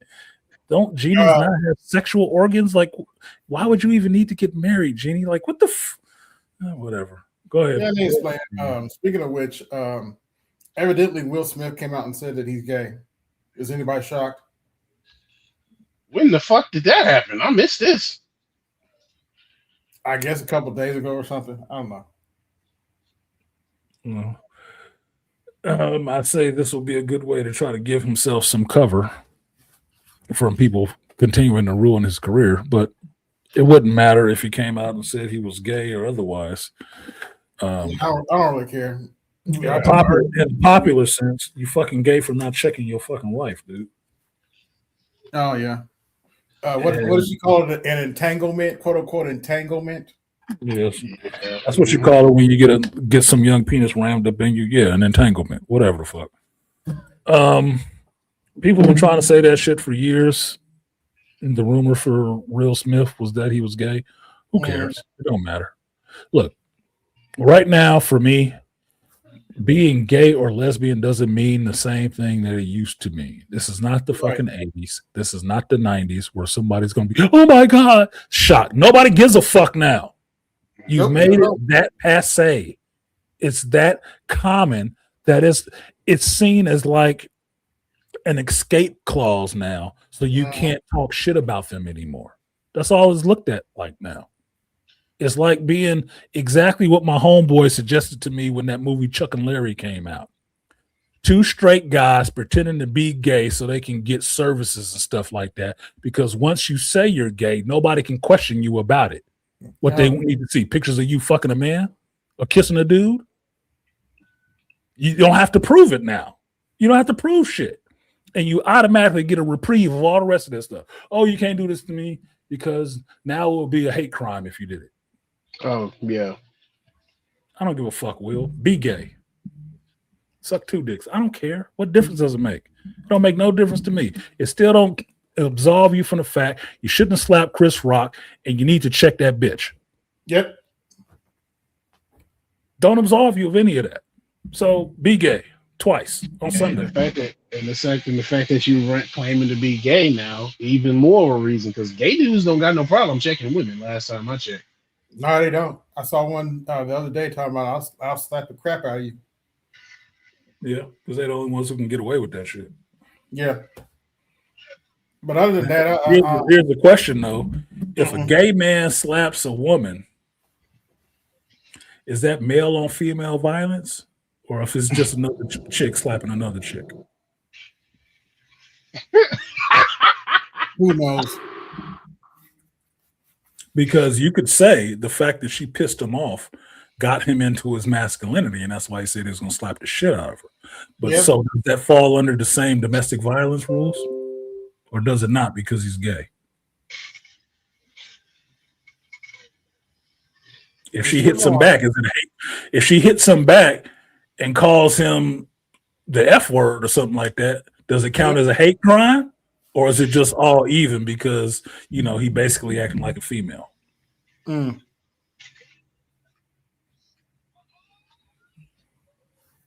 curious. JT said, if Chris and I came out as a couple, our comics would have more sales. It would. Oh, yeah. It would. They couldn't hate on your shit anymore because, that's a good black gay couple. You got to support them. You get a whole tribe behind you for that shit. It could suck. Hell, I thought about nigga, you'll get look, hold up, he'll get awards and wait, they won't even have read your damn comics yet. Shit. hell, Have to read the boys, I comics. thought about right. I thought about just adding the gay character just for the hell of it, just to shut the social justice warriors up. Like, there's your gay character. Shut the hell up. And he's cooler than yours. So Yeah. No, because they only like established characters becoming gay. They don't like newly created gay characters. Oh yeah, they have to make Iceman gay. No, don't get me started. You have to make characters that are already established and popular gay.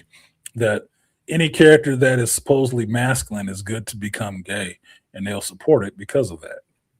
It's tearing down that masculine icon. Do you cease to be a patriarch if you like men? If a gay man is the head of a gay household, is he not a patriarch? Well, Or is he the woman of the house? It's not a matriarchy because it's the man. recently I've been playing as a lesbian on Witcher 3. Oh, I'm a devout lesbian. I had to tell my pool competitor. Come on, man. You know girls and lesbian. You're a handsome man, Antonio. I said, well, thank you for saying that, but I told you I'm a staunch lesbian. I am a staunch lesbian. I've known You got 3 chances to get coochie in that game. No shit. Well, more than that actually, but it's still. Yeah. We count the brothers there. Look, the times I played Skyrim as a female orc, I still had a wife. Oh yeah. Still had a wife. My favorite line is old boy up in Wildhammer. You a dark elf lover? Yes. Yep. Goddamn right. Yeah. Yes, I am a dark elf lover. I'll marry a dark elf in a minute. Dark elves have the biggest sticks. JT said I was a lesbian in Dragon Age and Demon Souls. Why the fuck not? Whatever. It's a video game. It shit don't matter. It's not like they have a I digital. should play a lesbian in Dragon Age so I can see them titties. Want to see them dragon boobies? Take your titties out. Take your titties out. So a little bit of the last game that everybody crapped on. It's not that bad. So on topic, there was Avatar, and then it was best and worst of 2025. So you probably didn't hear all of that because you were on your treatment. But I don't know if any of these that you saw, but the bad list, since we still close to Christmas, was Tron Ares, Superman Legacy, Thunderbolts, Captain America 4, and Deadpool Born Again, season 1. What you got on any of those? Superman definitely got to be in that disappointments of the year because I'm sorry, it was not as good as Man of Steel. I agree with Charles. Completely agree with Charles on that. And then Carl coming up drunk didn't help anything. Oh, you got that coming down the pipe for next year. I know. I saw the trailer. Well, what was the other movies again? Tron Ares, Thunderbolts, Captain America 4, and Daredevil Born Again series. I didn't mind Captain America 4. Tron Ares, yikes.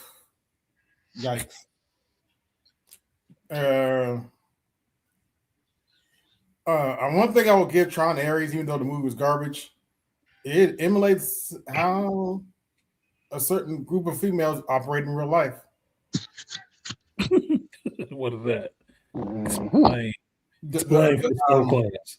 The heifer that was going out of way to do what the system wanted. Killed off Scully. I'm just saying. Killed off Scully in the process. I did watch it. Ironically, you want to hear the irony? I watched it. Only reason I watched that movie because Dr. T was reviewing it. Yeah, I watched that movie and I told Dr. T he should see it because that that bed wenching shit was in there. Yeah, that was kind of like, yeah, that's she kind wanted that. She wanted that white boy position so bad, so bad. And then she was going hard to get that white boy position because, I'm master control now. It's like, oh my fucking God.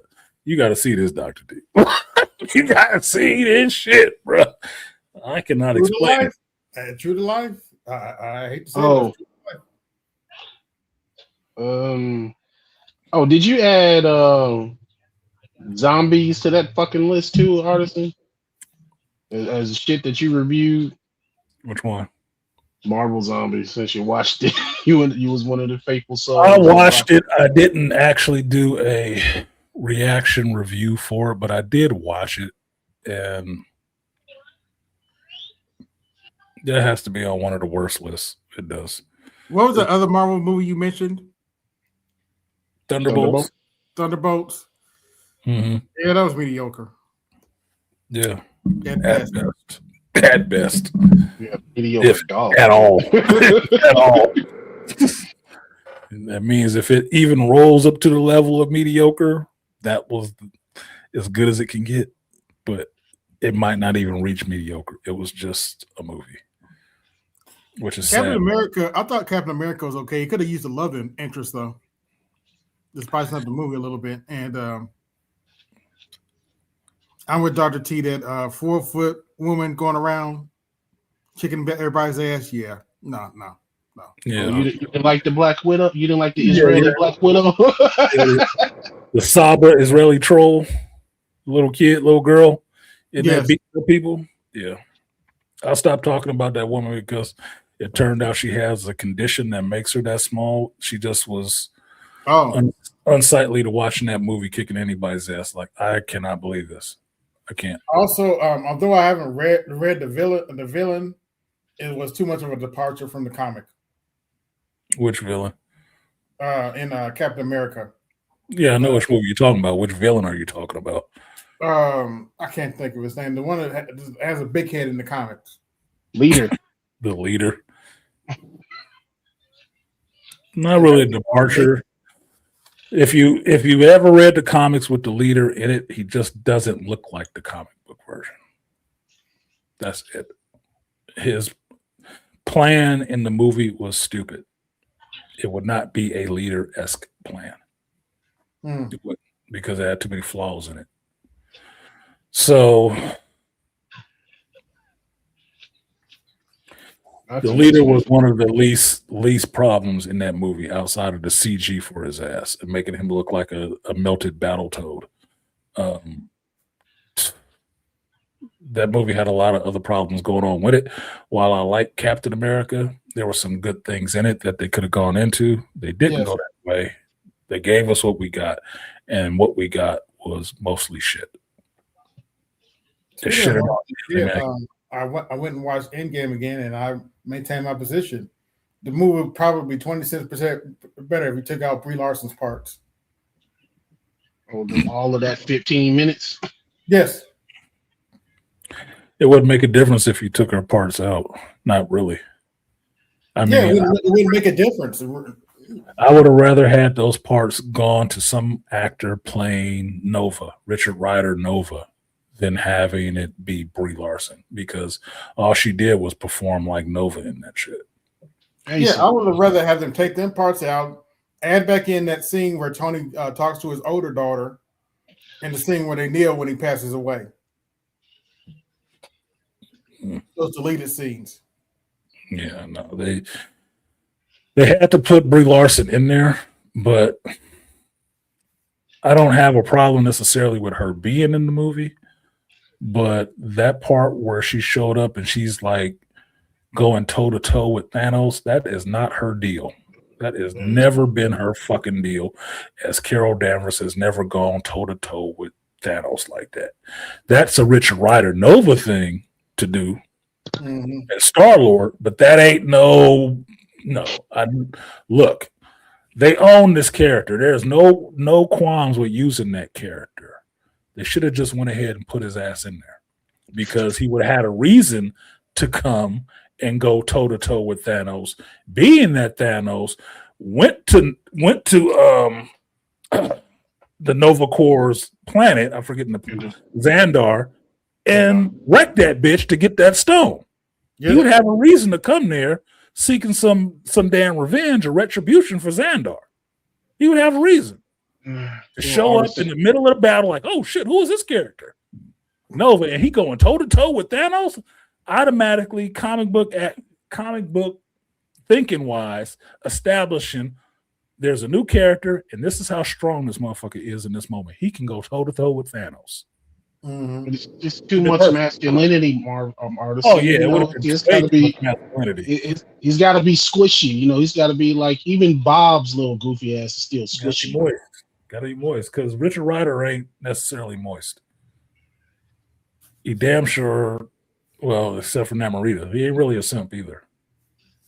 They could also eliminate that girl power scene during the fight. Yeah, the A4 scene was wasted. That was unnecessary. Yeah, the A4 scene was forced and cringeworthy for everybody who was watching it. Even he's not alone. I'm like, oh, what the fuck? Like, oh god. We'll cover him. Yeah, Spider-Man really needs to be covered. Really? It should be hard as hell for anybody to even lay a hand on Spider-Man. But, you know, whatever the fuck. Yeah. Whatever. You know, everybody has to have something to do. Like, fucking hell. Girls, get it done. Stupid shit.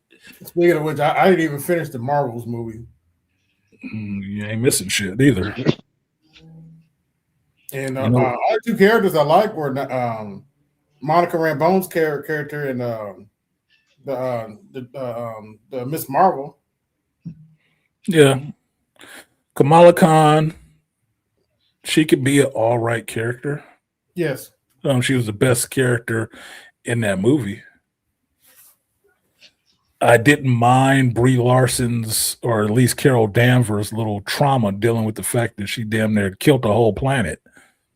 I didn't mind that so much, and grief dealing with that shit. I didn't mind that part so much. Mm-hmm. I didn't even mind the singing part so much. I thought it was an interesting take on what a planet would be, right? I mean, look, we're talking about Avatar 3. We got people, blue cat-like people, who can attach to other animals with a fucking tentacle that looks like a sea urchin on the back of their fucking heads. Okay? Mm-hmm. I'm supposed to be upset about the fact that they went to this planet and they sing everything? So the fuck what? So what? I didn't even mind that shit so much. Mm-hmm. But the story for the shit was just trash. It was trash. And the best part of the movie was Aman Vellani's Kamala Khan. It was the best part of the movie. So I watched it. It was bad. Did it come out in 2025? No, it came out last year, the year before. So it didn't make the list. It was the bad of 2024. But anyway. So I don't think I've seen the other movie you talked about. Yeah, I'm sure. So the good movies on the list, the good ones in 2024 or 2025 were Weapons, F1, Sinners, Magazine Dreams, and Andor Season 2. What you got on those two? Just catching Definitely you up. Andor Season 2 and Sinners are up there. What you think of the two of those? Yeah. I love Sinners. That's a great movie. Yeah, that's what I thought. I thought it was actually the best movie of 2025, and that's with Magazine Dreams on my list too. Like, I don't know, Sinners got that more all-around experience, but Magazine Dreams is like right on its fucking heels. It took them forever today to have the vampires show up, but when they did, oh goodness, they showed up. That worked for me because it was a slow build to what you already kind of knew was in the movie. Mm-hmm. But you didn't know how it was going to happen.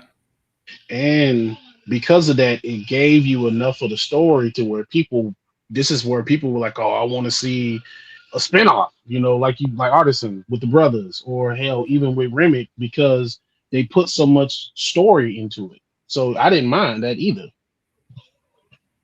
Yeah, you want to see something with the Choctaw Indians that was chasing the damn thing. Like, how did they ended up chasing Remick? And I want to know that story.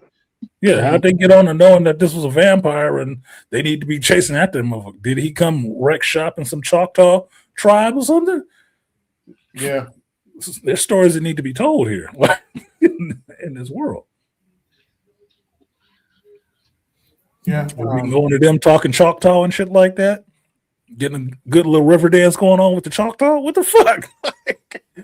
Remick that kind of dude, man. He trying to get down with him. That was a real creative way to show that dude died by having him hold his dead baby. Yeah, showing he died without showing that he died. Yeah, that he passed. Without saying he died and him going out on top shooting that motherfucker at the same time. I was like, okay, I like this. Yeah, I was just watching them. I was just watching it last night on Prime, and I was watching it. I actually rewind that little last 10 seconds. I said, "Yeah, that is funny." He about to reach for the baby, and homeboy say something to him. Hold on, wait a minute. Hold on. Hold on. Okay, now you give me my baby. All right, now you get the baby. Yeah, this motherfucker's still alive. He's still talking. Why are you still talking in this moment? Still trying to bargain. Why are you talking? Still trying to hold my baby? I felt a sense of pride when he sniped them Klansmen and took them all out. Because they had came there to direction and like, ain't nobody here. Pop, pop, pop, pop, pop, pop, pop, like yeah, motherfucker. Yeah, I've heard people complain about that because that was gratuitous. He didn't need to do that. Yeah, so you stand with the Klan, huh? You stand with the Klan, huh? So we can cheer for Germans getting killed. We can cheer for ninjas getting killed. But these Klanmen got killed. Y'all got an issue with that. Okay, fuck them. I don't have an issue at all. Fuck them. I didn't have an issue with it at all. I laughed. I thought it was hilarious. Because they came there, thought they was going to get some good weak meat. They got lit the fuck up. You know what, you want to know what my response would be to the people that said that's excessive? No. Lynching us and then eating our body parts is excessive. Obsessive would have been Pulp Fiction having to see, not clearly, but a black dude getting ran through by a white dude. Exactly. Them stomping out, them ripping out a pregnant woman's baby and stomping the baby out is obsessive. Yeah, that happened. No, I didn't have a problem. I didn't have a problem with that shit at all. I thought it was hilarious. Plus, it was part of the story, and you knew that they were coming. I said one thing for me why that final moment of the scene was critical was because this was his last stand, because like he said earlier in the movie, they came back to deal, and they rather than dealing with the devil that they didn't know, they came back and they knew that this would possibly happen. So he lost everything in that one night. His brother, his girl, the woman that could potentially be his sister-in-law, everything, even his little cousin. That's why he still tried to tell his cousin, look, don't get into this shit, because you see why. And so he couldn't run, because if he would have ran, that shit wouldn't have looked right. No, I'm gonna stand and fight, and I can't kill these damn vampires, but I can at least the way I want to, but I can at least kill these damn Klansmen the way I can, the best way I know how. Put all that military training and all that gangster shit to use. So yes, it was most certainly necessary. He lost everything. Yeah, he took care of the last problem.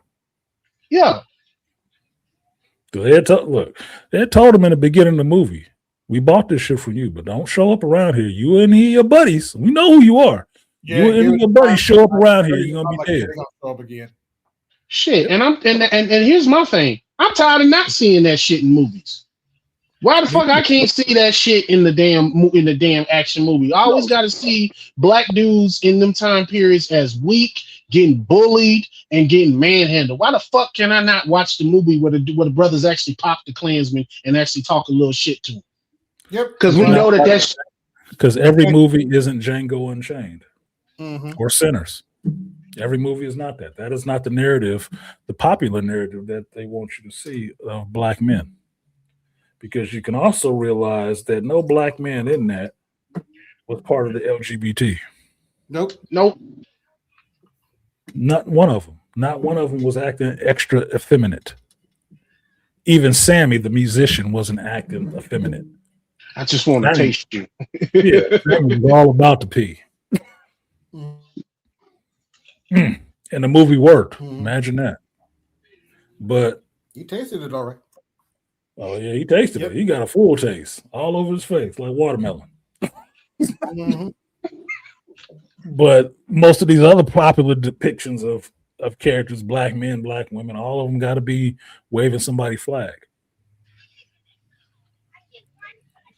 and not about shit or weak or scary. The scared Negro trope, which I hate. That wasn't there. That wasn't there. About feeling like that. Oops, I said it out loud. Yeah. So, these other movies, I'm sure you probably haven't seen, but you should definitely check out Magazine Dreams and F1. Okay. You saw Andor, though, right? Andor season 2. Some of it, I have to go back over it, but yeah, some of it, yes. Yeah, those were the good movies for me for 2025. Out of the stuff that I've seen, like I said, I don't give my opinion like that on stuff that I have not seen. These are all movies and shows that I have paid money or watched on my service to see. So, because I didn't start watching Landman or 1883, which I recently started watching, Dr. T, so don't worry about it. Catching up. I didn't start watching those until recently. Can't say anything about them, and they didn't come out in 2025 either, so they don't fit in this category. But for me, that's what it is. I can, wait to see what 2026 has in store, which I don't think is much, other than maybe Dune Heretic and then Doomsday that I keep trying to avoid spoilers for, which is almost impossible. But Doomsday and Brand New Day with Spider-Man. I guess that comes out next year too. Yeah, Avengers Doomsday. Oh, yeah. Apparently, they're both going to come out. Dune and Doomsday are going to come out around the same time. So we're going to see which one works. On Mortal Kombat 2. Mortal Kombat 2, I'm interested to see it. Just the same way I'm interested to see Street Fighter. Yeah, I saw that too. Yeah. It could be entertaining with Carl Urban, but Carl Urban, for me, I like him as an actor, but he's not a lead, which is weird. I think he has enough charisma to be a lead, but he's not. So if he's the lead of this movie, it's going to do B-movie status right off the bat. Even though I love him in The Boys, love her as Butcher, I love him in some of the other things that I've seen him in. I like Carl Urban as an actor. But he doesn't give me leading man, Hollywood, put his name on a billboard and everybody shows up shit. He doesn't. Yeah, they got to get right to the fighting in this one. That's the only way that will make this movie. They got to get straight to the fighting. No bullshit. We have the tournament. First 15, 20 minutes, we need to start seeing fight scenes, at least 2. You can open with one. They're not going to get me with just stringing a bunch of fight scenes together and thinking that's going to be the movie and it'll pass my smell detector. No. You're not. Look, I said the same thing about Daredevil Born Again. You could not give me a season with just a bunch of fight scenes and bone breaking and think I was going to clap and say, oh, that was an awesome show. It wasn't. You're going to have to actually have some fucking story, because I'm showing up for the story. If I just want fight scenes, I can go play Mortal Kombat on the video game and just get fight scenes. I'm not showing up to the theater for that shit. It's not what I pay $20 for. What I'm showing up for is a little bit of some fucking story and some action. If you can't give me that, then don't give me the movie at all, because you don't know what the fuck it is you're doing. Just make another video game. They can't even do that right. Nope. Different people, same problems. So it's the same thing with the Street Fighter movie. I'm not being overly critical of how it looks. I do think they did 50 Cent wrong with that fucking haircut for Balrog. That looks fucked up. But other than that, it may be good. The fight scenes may be awesome because of who's doing it. To see Roman Reigns as Akuma. Oh, I definitely want to see that too. I definitely want to see that. Like Roman Reigns as Akuma, I could actually see that. Let me see what that looks like, because they've been hiding that shit. Like, let me see what that looks like. Roman Reigns as Akuma and what's his name as Blanca. I want to see those two. Those are something I want to see. Oh, what's his name? Khal Drogo ass. Why am I forgetting his name? Must be the alcohol. Jason Momoa is Blanca. Oh, okay. Yeah, Jason Momoa is Blanca. Girl's ex-husband. Yeah. David Dashmakian as M. Bison is a fucking sacrilege, dude. That is absolutely embarrassing. I like David Dashmakian as an actor. That is not Bison. That is not fucking Bison. What are y'all thinking? Raw Julia wasn't Bison either, so Raw Julia wasn't Bison either. But what I see is they taking that Street Fighter movie, the Street Fighter 2 movie that was made back in the 90s, and just saying we need somebody like a Raw Julia. No, the fuck you don't. You need somebody who looks like Bison. Look, somebody fixed it. Somebody put John Cena in the Bison. I see it work. I saw that. I was watching Tyrone Magazine and he was going over that shit, and I'm like, I agree with you, Tyrone. Yeah, that's M. Bison right there. Cena is an actor. He can act. He's not wrestling anymore. You could have put him in the movie. We already see him we've seen him partly as a villain in Fast and the Furious, so we can give it to us. Dude, he would, if he was wearing that cape and that hat and them boots and shit as Bison, he would sell it. He looked like he was gonna beat somebody else. That Cycle Crusher. I can definitely see Cena doing the Cycle Crusher and all that. Hell yeah. Being a straight up villain? Oh yeah. Look, you know from watching actors, they have the most fun when they get to play villains, because villains are mostly unbound. Heroes or the protagonist is usually hemmed in by what they will do and what they won't do. That is not the case for villains. Villains are usually unbound with what they can do. So they can be over the top. Use all their acting chops. Use some wild shit. Yeah, a lot of people didn't like it, but I didn't mind seeing this heel run.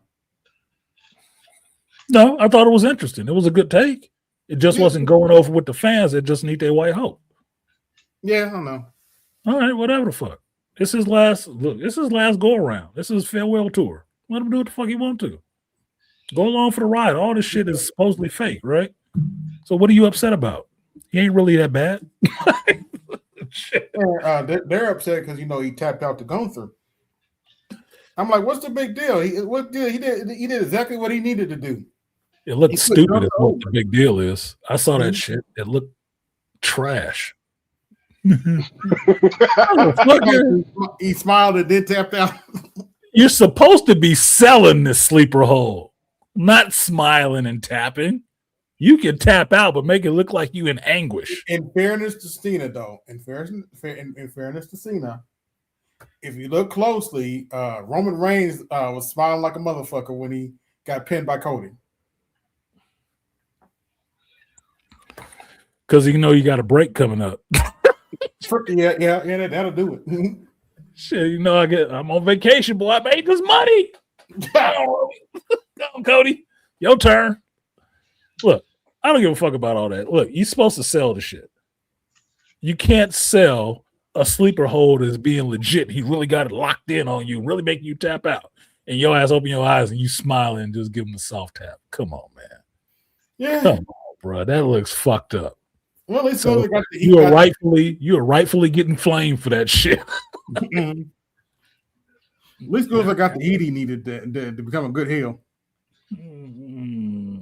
Gunther didn't need to. He was already a good heel. He already had enough heat on him.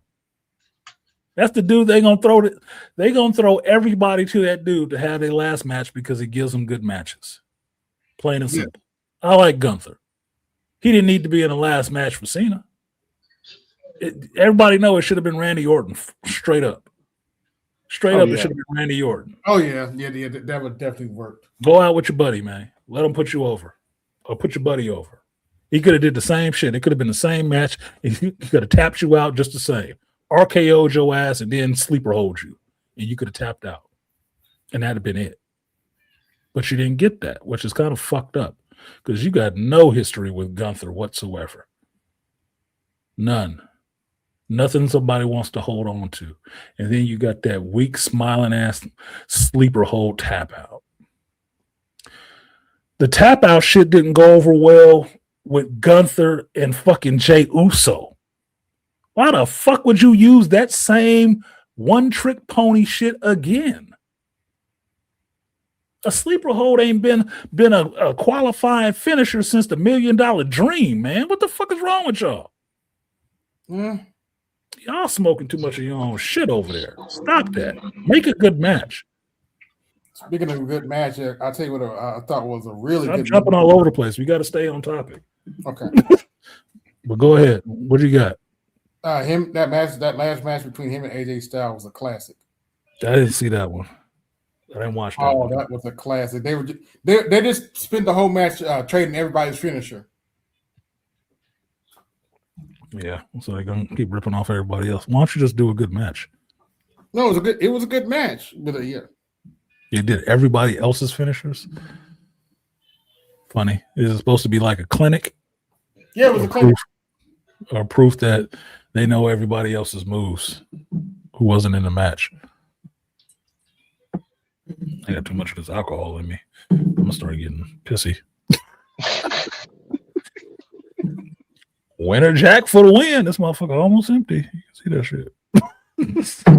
This was half a bottle. Yeah, this other stuff on the list, definitely check it out. But where am I at? Almost a 6 hour mark now. Yep, for the final stream, 6 hours. I'm squinting because I gotta visually focus now. Next year will be the year of an old nigga getting actual glasses. Yeah, that's the same thing I said. Like, glasses more often now. So, in that vein, last thing on the list is what is it? Predictions for 2026. What you got? What you guys think is coming up in 2026 for the folks? I know AB, you should have a little bit more on the political side of the game. Which would be if the Republicans don't address housing prices and healthcare, they're probably going to lose in 2026. I do mean address, not the half-ass solutions that Republicans usually think up. I mean address. So that would just be some Senate seats and shit, right? Some congressional seats to be turning over. Yeah, basically. Yeah. Well, that part of the game always happened. That every 2 years bullshit, that always happens. The real people who need to leave will never leave, though. They won't. Well, we got to start. Nancy Pelosi's leaving. Well, what is she? 110 fucking years old? She should have. No, more like 130. Yeah. So just because she aging out, right? Did she just forget her office finally? It's been past retirement age. It's been past time. I'm for term limits on everybody. The president got 4 years. Your ass got about 4 to 6 years too. Oh, the turtle retired too. Mitch McConnell. Mitch McConnell? Yeah, it should have been gone a long time ago. Fuck him and his glasses.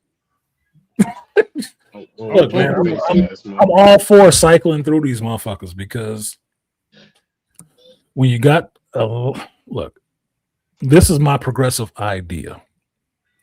You need to get young people more involved in the process Yep. So you get more fresher ideas bubbling up in that shit. If you have too many old folks at the top that won't fucking move, or you can't overtake them in any kind of way because they'll undercut your ass, Yep. you will never get any new ideas. Never. Nope. You'll be locked into the same bullshit, perpetuating, like, I don't know, worrying about fucking racism. Same shit. So these people do need some term limits in some areas. I'm not for the judges not having lifetime appointments because they can age out, get senile, die off, or whatever, and it'll just happen. Yeah. Right. But some of these other seats and shit like that, you do need to cycle the fuck in and out. That's why I say at least 4 to 6 years, maybe. Maybe. If you keep winning your seat, then you might be good. But it's turning into too much of a fucking business and not a job that you do to serve your fellow man, your constituent. Exactly. It's turning much of into a a ruling money. class. It's turning into a Ponzi money making scheme. No, hell no. Move in and out, because as much as I think AOC is cute, her goofy ass need to go sooner or later. Yes. Maybe sooner than later. She cute, but she need to go. Crockett need to go. What's that? Crockett need to go too. Oh, she was next on my list. AB. Look, I've tried not to have an argument with my mother talking about Jasmine Crockett goofy ass. I'm like, oh, she's so intelligent. So this, I'm like, mama. No, she's loud and wrong. Mama. Okay, you believe what you want to, but I can't slay this dragon today. I cannot slay this dragon today. Jasmine Crockett is embarrassing to me. Every time I hear her talk, embarrassing. I keep trying to fix. No, wait, but artisan, she's embarrassing to you. Unfortunately, I have to claim her. She's a millennial, older millennial. I have to claim her. Elder millennial. That'll make her that damn smart. Hold on. Wait a minute, AB. I do you one better. She is representative. She is representative of my state. So what you talking about? I'm literally trying to figure out. I take that back. My condolences, brother.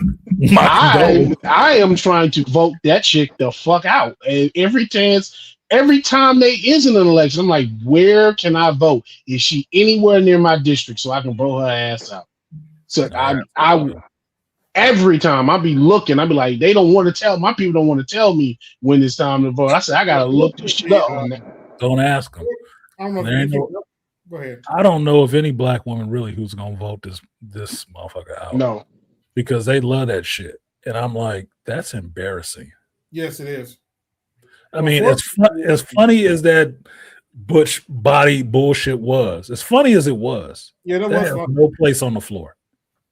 That has no place on the floor as you being a representative in fucking Congress, Senate, whatever. That has no place on the floor. Well, she's that hood shit has no place on the floor. Have some goddamn decorum. What the fuck, dude? I mean, if you filled that whole chamber with black folks, if you just filled the whole chamber with black folks, and that shit went down, you would still say it was okay. Mm-hmm. No. Because these bitches would be slathering their face up with Vaseline to be fighting out in the corridor. Under the rotunda. No. That shit don't belong there. Man, take that goofy ass hood shit down the road somewhere. You embarrassing black folks. That dog and pony show shit. She looked just as ridiculous. And AM was pointing this out when he made his short recently. She looked just as ridiculous as Hillary Clinton showing up in church with hot sauce. That's what it looks like to me. A goddamn minstrel show. Like she code switching for black folks. That's what I call her. I call her the butterface minstrel show, because if you look at it, because she caked that makeup on. If you look at it at a certain angle, I'm like, damn, she got a butterface. And yet some people still say she's hot. I'm like, no. Well, here's my whole thing. Here's my thing too. Y'all motherfuckers got fucked up standards, bro. Because hot don't mean the same things it used to mean. Nah. I even say it like this. Okay, you don't have a problem with her acting that way, but then y'all are the same people complaining about the way old Trump be talking and stuff. I'm like, make that make sense. Because he said something foul about somebody. Like, And he probably shouldn't have said that shit either. I don't agree with it, but the same thing with Jasmine Bryant. I don't agree with the shit she said. Might have been funny, might have been true. Either way, it don't belong there. But you got 3 more years to deal with that shit with Trump. Her ass can go today. Yeah, because she can stay. She's a congressman. Because they'll never leave. Yeah. So you'll have to deal with that shit for forever. She got redistricts. That's why she's running for Senate now. Good. I was listening to this on my mother listens to very liberal radio and a female radio station. So I was listening to this conversation about this redistricting and how it went down, that they were trying to get Jasmine Crockett out of there. Yeah, it might sound fishy. It might sound fishy. It also might be the only way to get her ass out of there because she is an embarrassment. Yep. Just saying. So 2 things can be true at the same time. It could be fishy, and it could be something that needs to happen. Both at the same time. Okay, get her out of there, then fix the redistricting. If I'm not mistaken, they got rid of Al Green's district too. Look, that political shit, I'm still of the mind that I think folks are putting way too much on this. All of that. Yeah, they are. Way too much. You forcing this shit in way too many damn directions that it's not supposed to move. Yep. And your political figures wants to be your new celebrities. Too much. I was more comfortable with these motherfuckers being in the background where you barely knew who the fuck they were. Yep, that's one of the now with social media, you know who they are. You know what their faces are. They always in front of the camera like stupid ass celebrities saying some dumb shit. Yep. I don't need to know this is how my tax money, other people's tax money is being fucking wasted on these people. You're not giving me any confidence in government at all.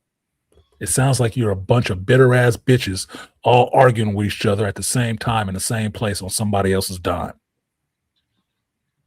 Angry fucking housewives. Don't get me started. That's why I ain't been to church in about a year. Apparently you ain't missing shit. And from what I understand, God didn't need you to go to church to believe in him. He just needed you to believe. That church, that dogma shit was for everybody else who needed to make some coin off of that shit. Yep. Because when I last time I went to church, look, here's the funny part. I actually voted for Trump. Mm-hmm. And it drives me crazy because I could be somewhere. I'm not even thinking. This is me. I'm not even thinking about politics.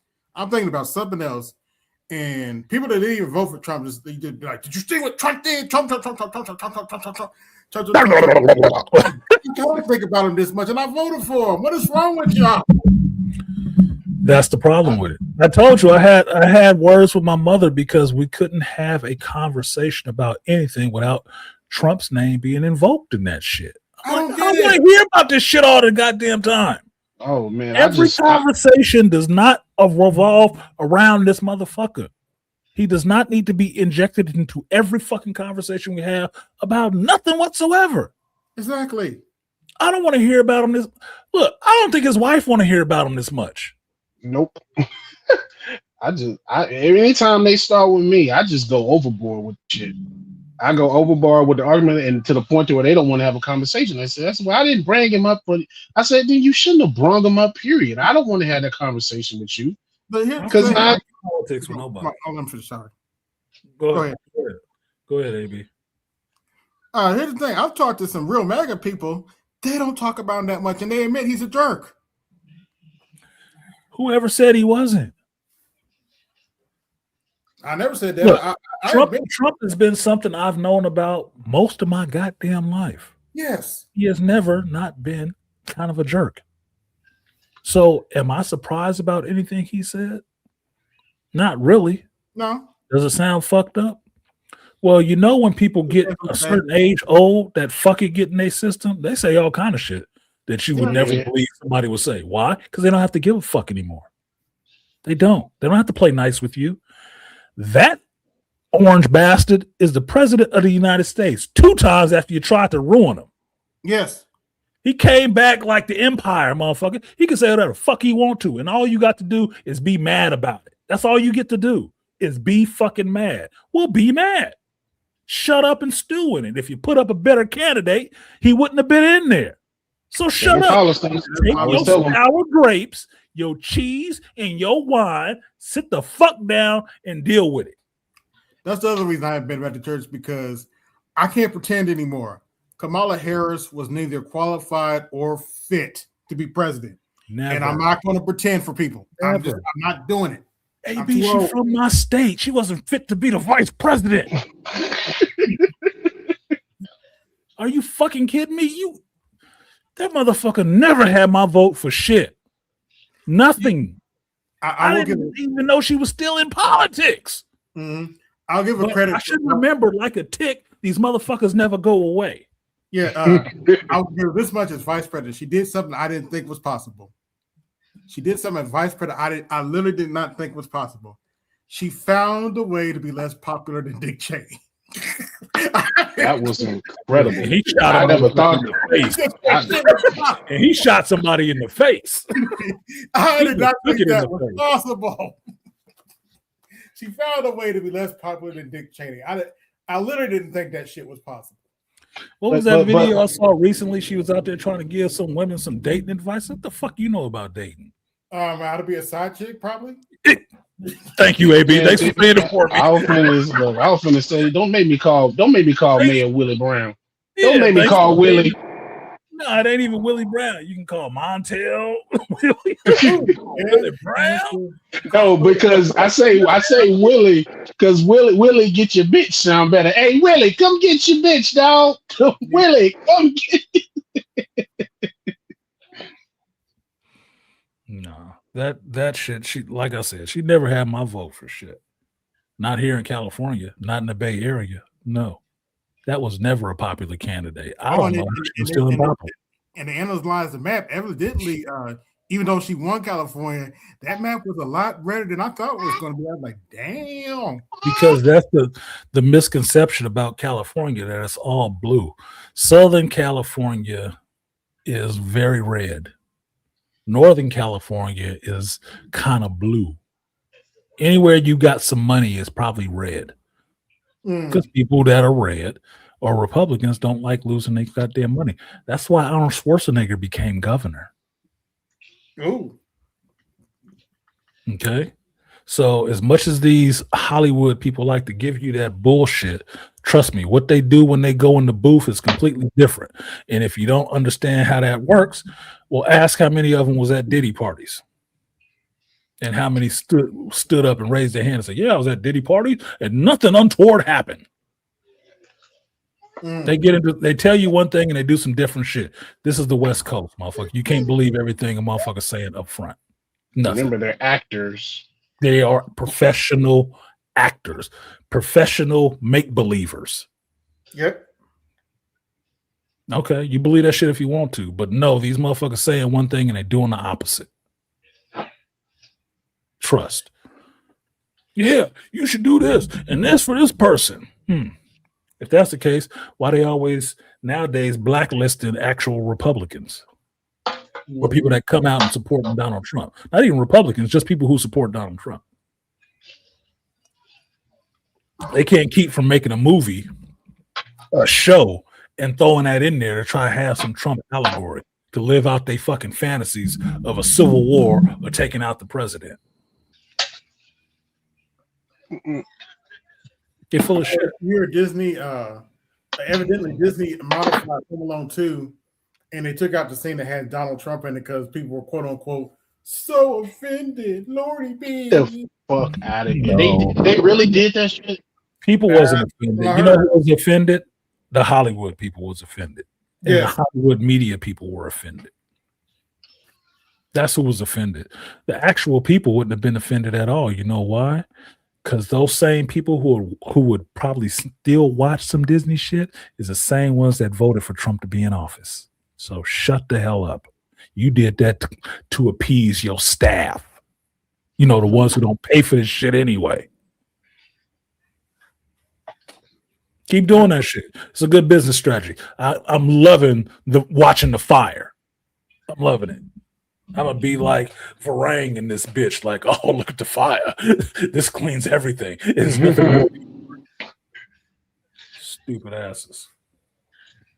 Keep doing that shit. I had to have an argument with my mother about that Disney shit too, about why they failed. It ain't because of Trump. It's because of them. Bad product. I'm still Bad product. Thank I you. know I Beef. mentioned it earlier. I'm still pissed about Snow White. All they had to do was tell the original damn story, and they would have made $1 billion easily. They All couldn't do that, man. all they had to do. But they could have. But I'll tell you a secret. I don't give a fuck about Snow White. I don't. I don't give a fuck about Rachel Zegler. I don't give a fuck about Snow White. Yes, it was Walt Disney's original masterpiece. They fucked it up. None of this live action, from animation to live action shit, has actually worked successfully. They probably need to stop doing that shit.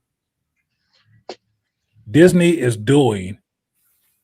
Company is doing what most modern companies do, not producing anything new, regurgitating, Xeroxing some other shit that they heard, stolen, or got from somebody else. Mm-hmm. It was going to fail from inception. Whether Rachel Zegler was in front of it, whether some white bitch was in front of it, it didn't matter because the magic of Walt Disney does not live in Disney anymore. Name your Imagineers. Do they still even have those anymore? You know, the people who are doing imaginative stuff and pushing technology and stuff like that. That doesn't happen at Disney anymore. Nope, they quit. It happens outside of Disney, which means the magic of creativity is not in Disney anymore. You can't even get a good Star Wars feature with all the stuff still there. Why? Because it doesn't live there anymore. The people there are so creatively fucking bankrupt, they cannot create anything. They can just give you what somebody else has created with a little bit of their bullshit wrapped on top of it. Don't talk about the Acolyte like that. I'll talk about every fucking show they make like that. Why don't I like Daredevil Born Again? Because it was awesome? Because it was Daredevil? No, because they took a better product, which was Netflix version of Marvel Daredevil, and they tried to wrap their Marvel Disney bullshit in it, and it didn't fucking work. Mm-hmm. So you took a good product and turned it into the same block you keep producing every time.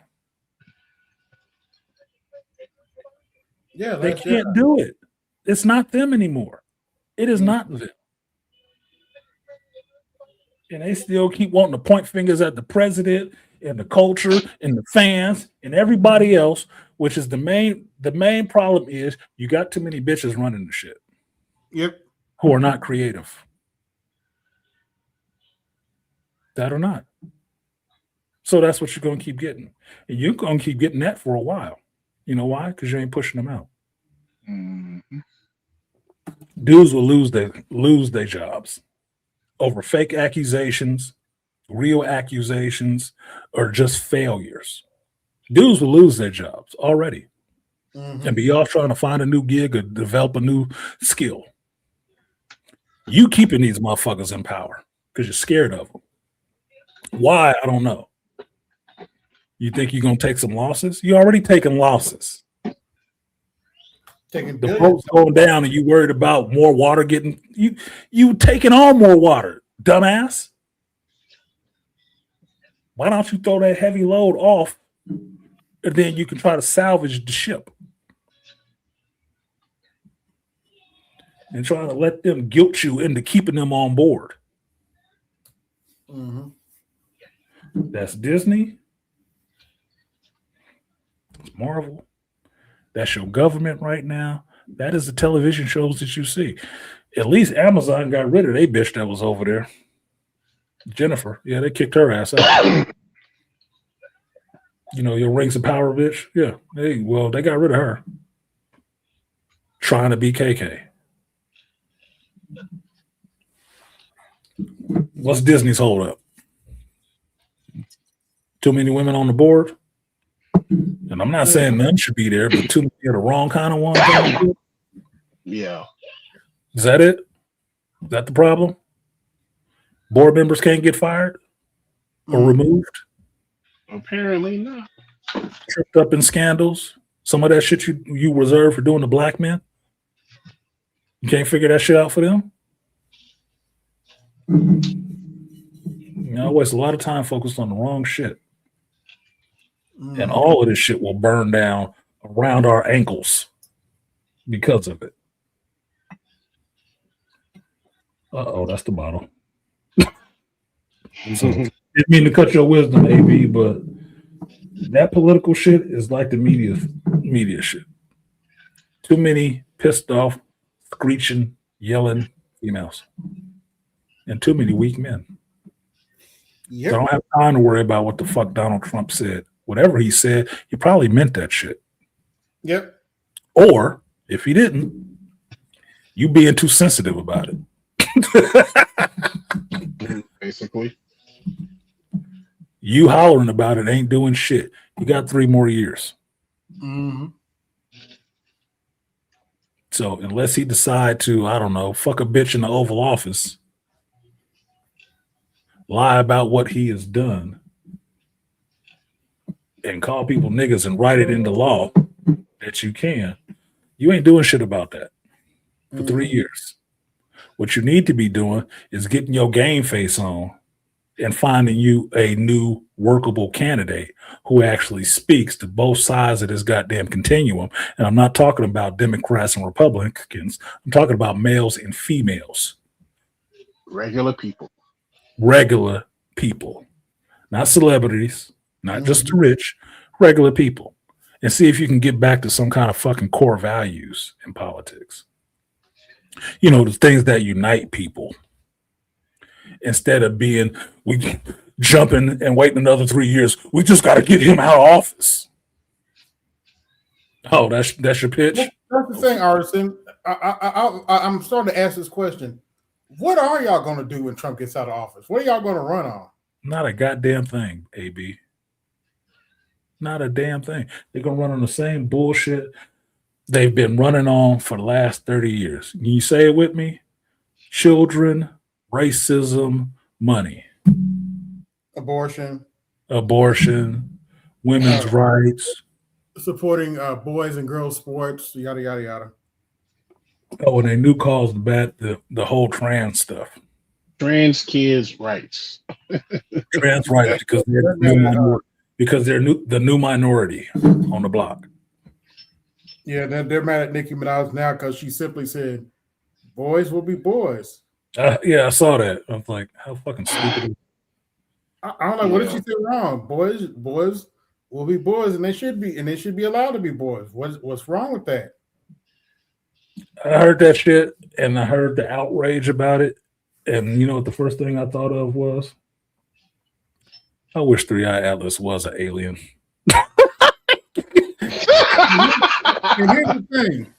I am nobody. I would not assault a barb by saying I was anybody's barb. I've never been a barb. But Nicki didn't say anything wrong. I don't even like Nicki Minaj. I don't either. I don't listen to her fucking music. I wouldn't know her if certain people hadn't even talked about her. But common sense is common for a reason. Because it's what we all know. It's common sense. And that little phrase, there shouldn't be anything wrong with being a boy. The fact that you came out outraged about that proves that you do think there's something wrong with being a boy. Yeah. You proved her point by responding. You dumb motherfuckers. And I'm not a big fan of Nicki Minaj, but I will give her credit. At least she sounds intelligent, unlike Cardi B. At least. Yeah. You can think that Nicki Minaj has her own problems with identity because she wanted to be, Black Barbie and all the rest of that shit. Fine. But common sense is common sense. Anybody who has a child wants that child to grow up some kind of way. Yes. Want them to grow up happy. But what you don't want is the world outside fucking up your child. Nope. And putting ideas into your child head that didn't come with them standard. That's what you don't want. You don't want to leave your child vulnerable to all these freaks and pedophiles and deviance that's out there, just wanting your child for sexual recreation, and that's why they pimp all this off onto them. It's nothing about their identity. It's nothing about them finding their fucking self. It's about sexual recreation. I think Period. the more telling point is the fact that how many so-called pro-bigamy blacks was mad at her for saying the shit. I was like, all you black motherfuckers that be talking all this, I'm for the people, and some of you love to talk the Christian stuff too. You mad at her for saying that too? There are two pro-blacks that I would listen to that have something to say about this. Known pro-blacks, Dr. T and BGS. Did they have a problem with it? No. I didn't hear them jump up with any outrage. Like, I can't believe what Nicki Minaj said. We need to do a whole thing about this. I didn't hear them say shit about that. And they are known pro-blacks do stuff to help blacks visibly. Didn't have a comment for that? Oh, well, I'm not worried about it. It's not anything important. Like I said, I don't even like Nicki Minaj. I could agree with what she said. Yeah. I think it's really telling of the people who don't agree with what the fuck she said. Thank you for putting your flag up, because now I can see where you are. Awesome. Now I know what you do stand for. Boys not being proud of themselves for being boys. For being ashamed of being a boy. Like that's something to be shameful about. So you mean to tell me some little penis waver who just was born into the world today, 5 years from now will be able to talk, he should be ashamed of himself for something? For what? I don't know why she won't. He should look down and see he got a little penis and be, oh, I'm so ashamed. I should have been a woman. Are you fucking kidding me? That's what you're suggesting? Y'all really need some serious in-depth therapy. Like some medieval shit where maybe they use electric shocks. Because that don't make no damn sense. For how you want to live your life. How you want to live your life should not be imposed on everybody else. What you want to do is your business. If you're an adult, do that. You ain't hurt nobody else. You consenting adults, who cares? That's why I'm laughing at these heifers talking about they don't want to live with a man so they can stay musty. I was like, okay, you can stay musty over there. Why should I be upset about that? What woman wants a musty woman? I know women who like men who don't want a musty man. Why would another woman want a musty woman? So y'all can just smell y'all wet ass and cooch all through the house? Yuck! You want to make me throw up more than mayonnaise? Ooh. No. That's what I said. I was like, oh, you want to be musty? Okay. Why you think we're offended? You can be musty in your own house and you don't have to bother me. No, man, that's some 60s shit. What the fuck is you talking about? No. Who wants a musty human being in their house anyway? No, nobody. Ain't this one? This is one of the reasons parents like teenagers to eventually clean their goddamn rooms and move out of their fucking house, because they got a whole different must going on, whole different smell. How can you have, as women, mind you, how can you have aromatherapy and say you want a musty woman living in your house too? Woman shouldn't be smelling musty anyway. Yuck.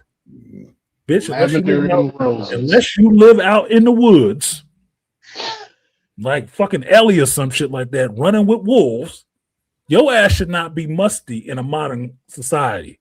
Not with Bath and Body Works, scented candles, body oils, spas, all that shit. You shouldn't be musty a time in your life, you nasty ass motherfucker. Gross. What woman said that dumb shit? He's probably a woman that looks like a dude wouldn't want to fuck her.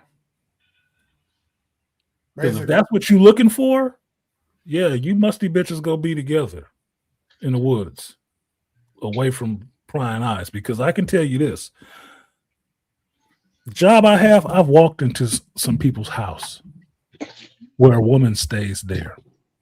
and it's musky and piss smelling and Ugh. just gross. That's nasty. Gross.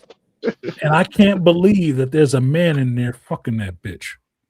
I'm like, ooh, gross. I need to get out of here. I can't breathe this air. I can't breathe this air. This is not civilized. I was not raised like this. No, absolutely not. So if a bunch of you motherfuckers like that want to get together, good. Y'all can go live in pig pen estates and have at it. But don't think that's supposed to be everybody. That's the problem that y'all have. You keep thinking that's supposed to be everybody, including you. No, that can be you, everybody else not doing that, excluding you. You can go over there and do that shit because nobody gonna stop you. We just gonna keep being fragrant and clean smelling. Musky, a musky woman. Get the fuck out of here. Ooh. They would rather be musky in their own house. I was like, okay, whatever. Yeah, mustiness we do not trust, Malika. Bro, that just sounds gross. It just sounds gross. The same way as a dude, if you walk by a hella musky dude, you'd be like, bro, you need to shower. You need to get a stronger soap, my dude. You need to get a stronger soap and scrub them pits and crotches and stuff. Yes. I shouldn't be smelling wet balls when you walk by. That's not, you fucking up my meal. Okay. And I'm talking about my future meal. Like, I'm like, ugh. You shouldn't smell like a hard day, motherfucker. I shouldn't know what No. kind of day you having. A woman should not smell like that anyway. Why the fuck would you want to smell like a man? Ooh. That doesn't make any sense. Are you trying to make the idea that you're doing something that you know is kind of against what you want more palatable by making this woman smell like a man? Ooh. That's too much cognitive dissonance, motherfucker. Look, y'all tripping into some way territory where we're gonna have to open up a whole another chapter in the DSRM to figure out what the fuck is going on with y'all. That's some way other shit. Some way other shit. I don't want a musky woman. I can't even smell a musty dude. I couldn't smell my son musty ass, and he came from me. Like, no, you need to wash, bro. You gotta wash. Nope. Clean his goddamn room up and get your ass in the shower. We will go out and buy some high strength stuff to take care of that till your body balances out. Mm-hmm. A woman like that? Y'all think you ain't getting fucked now. Mm. I don't know what other woman would want that shit. I don't. Even the stud women I know who with other women, they do not pick no musty ass bitch.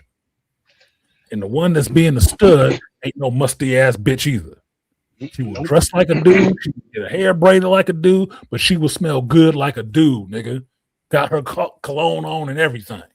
Shit, they'll put you up on game sometimes. No shit. Like, no, you got to get some of this, man. This lather, you buy it at this store and stuff like that. You just work like that. Man, fuck you know all this. Your ass been studying. No. Yeah, Malika, proper hygiene and grooming is imperative. Bro, I shave for this show. Y'all can't smell me.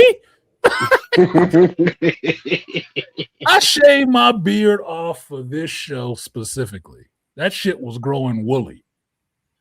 But I'm like, I'm going to be on camera. I'm going to clean this shit up a little bit.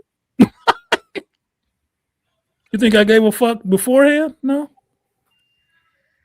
But hell no. Oh, no. That don't make no goddamn sense. But thanks for letting me know, AB. Now I know what these bitches is on. Because the house I was in Friday was that kind of funky ass, like, hold my breath. Please stop talking to me so I don't have to breathe this air any more than can be pulled through my nose. Mm-hmm. Funky, cat pissy, smelling ass house with a big bitch sitting up in there, and she got a husband. Gross. And if I wanted to go closer to her, I bet her ass was musty. You know why? because big bitches that don't know how to clean themselves smell musty. You know, them big 200, 300 pounders who can't get through all them folds and shit.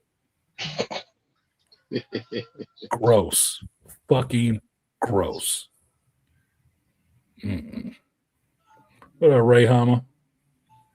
Y'all take an 8 with a mid stank. Stop it. Yes.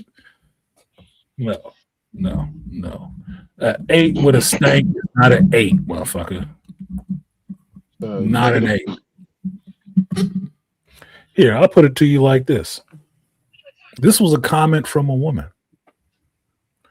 about Ludacris that I heard.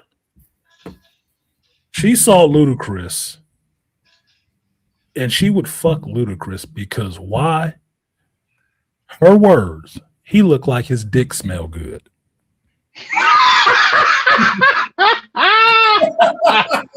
Oh my damn. Okay. Now, I'm not a female, but I don't think Ludacris is an 8. On the dude spectrum, he might be a handsome dude, but I don't think he an 8. But she'd fuck him just because she thought his dick smelled good.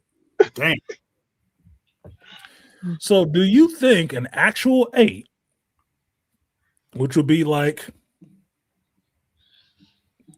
to me, Crazy X or something like that. Let's just say a Nicole Murphy, even though she's probably a 10.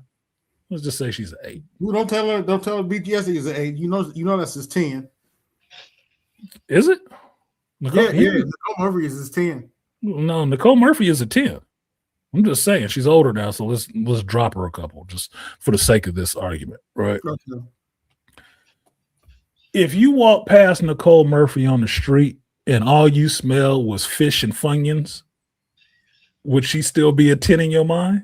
No, God damn it. She had dropped down to a 6 probably because she's still pretty, but that pussy stank. She just smelled musty like she had just came from the gym working out with Steph Curry. No, nigga.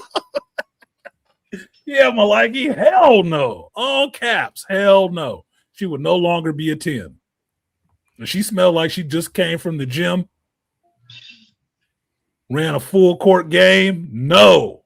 She is not a 10 anymore, bro. And she just smelled musky. She don't smell like sweat or something sweet. She just smell musky like a fucking dude. No, she is no longer a 10. You'll start looking at her like, does she got an Adam's apple or what the fuck is going on with her?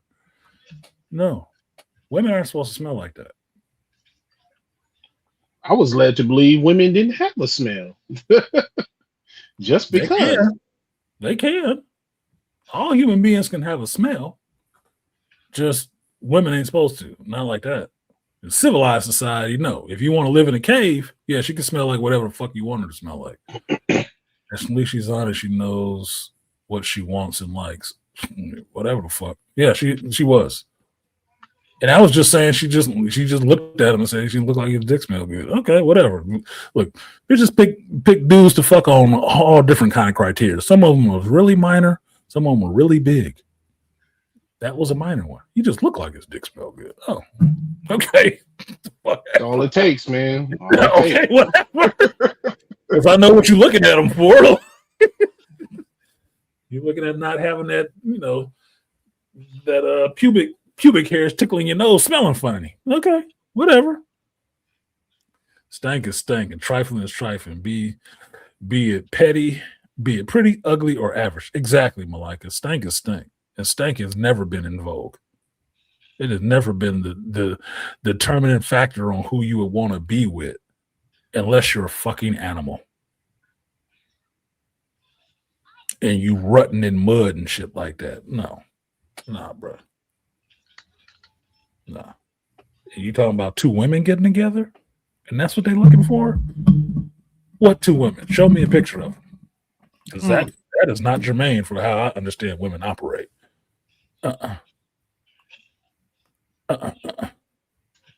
No.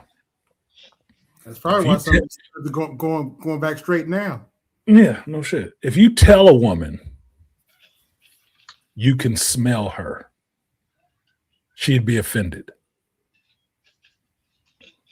And going in the bathroom, rubbing her crotch to see if she's giving off a scent. Nigga, she'd be traumatized. No. She be feeling real self-conscious right about now. Hell yeah. Her ass will go home from work. Sorry, Susan, but I just want to let you know. I can kind of smell you. It's not a good smell. What? How dare you?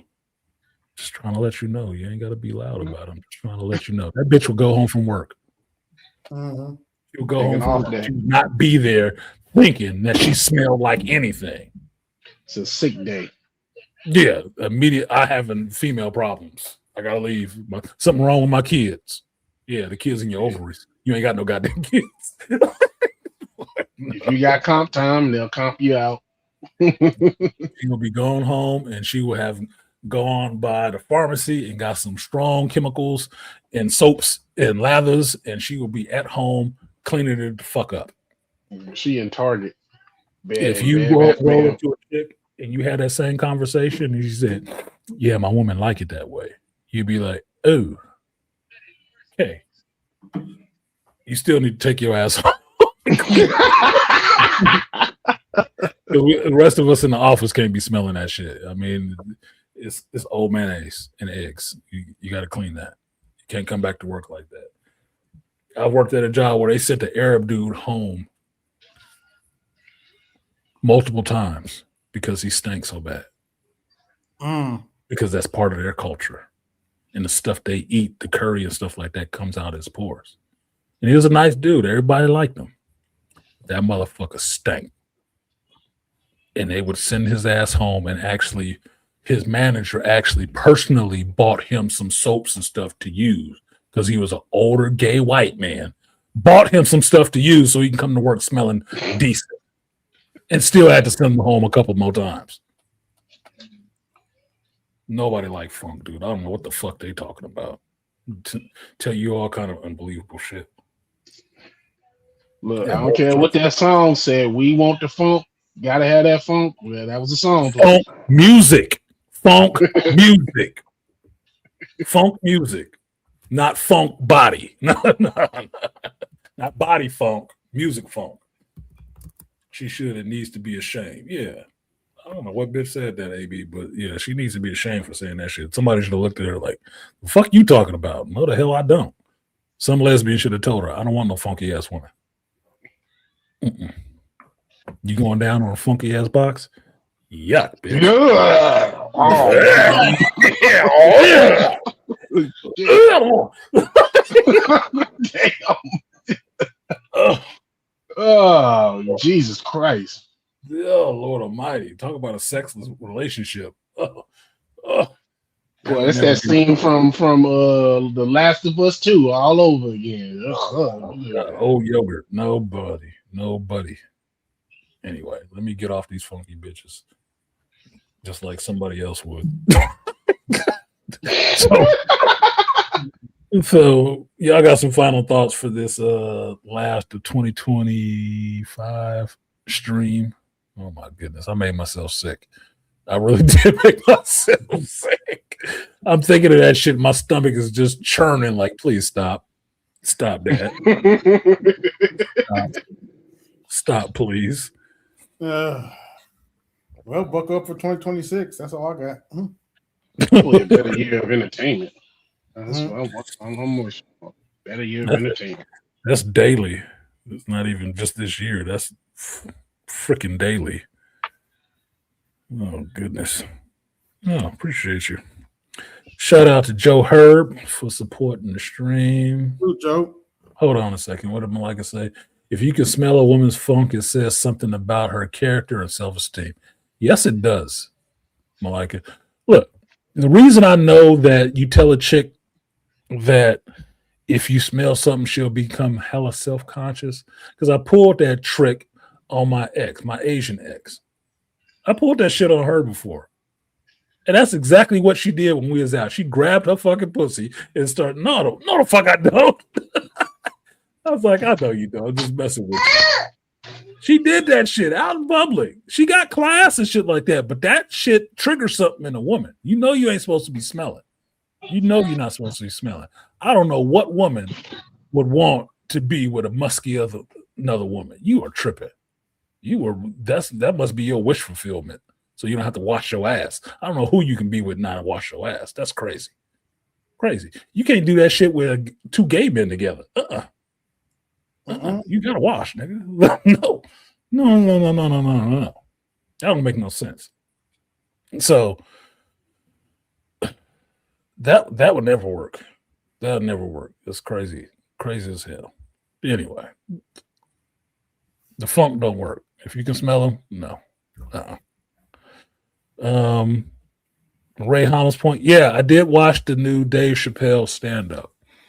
And I did like it, but it was a little bit too much political. AB bounced out. Peace, AB. I did watch it. It was a little bit much political, more political than usual. But I did like it. And I was interested to see how liberals took it and reacted to it. Because I don't look at this stuff in a political lens. I understand people do. I just don't. It's a comedian doing what comedians are supposed to do. Call your attention to stuff, make laughs about it. Commentary. And watching the special, I was reminded of how much I miss George Carlin. And that Dave Chappelle is probably the last comedian in line that I know of who will actually take that kind of real long view of human nature in our society and poke and make fun of it through experiences and stories from his own life. He's probably the last one, because Kevin Hart don't do that shit. I watched Kevin Hart's special too. It was funny, but it's funny in a different way. It's not as cerebral as Dave Chappelle stuff. I like them both because I like stand-up comedy. I like them both, but I understand what both offer and what both bring to me when they do their specials and comedy routines. That's why I thought it was more important for me to go see Chris Rock and Dave Chappelle together and not just, oh, I'll watch it when it comes out on. No, I went and paid money to go see that shit. Because those two comedians, their two styles, work best to be together. Kevin Hart jumping in that shit, you don't do the same comedy, bro. You shouldn't even be there. You don't need to be on the stage with those two. Yes, you're both all good comedians. You are. Achieved a lot. You don't do the same material. You don't. So I liked Dave Chappelle's special. I'll watch it just the same way I watched the rest of the shit. And I didn't realize he had did a show in Abu Dhabi, whatever.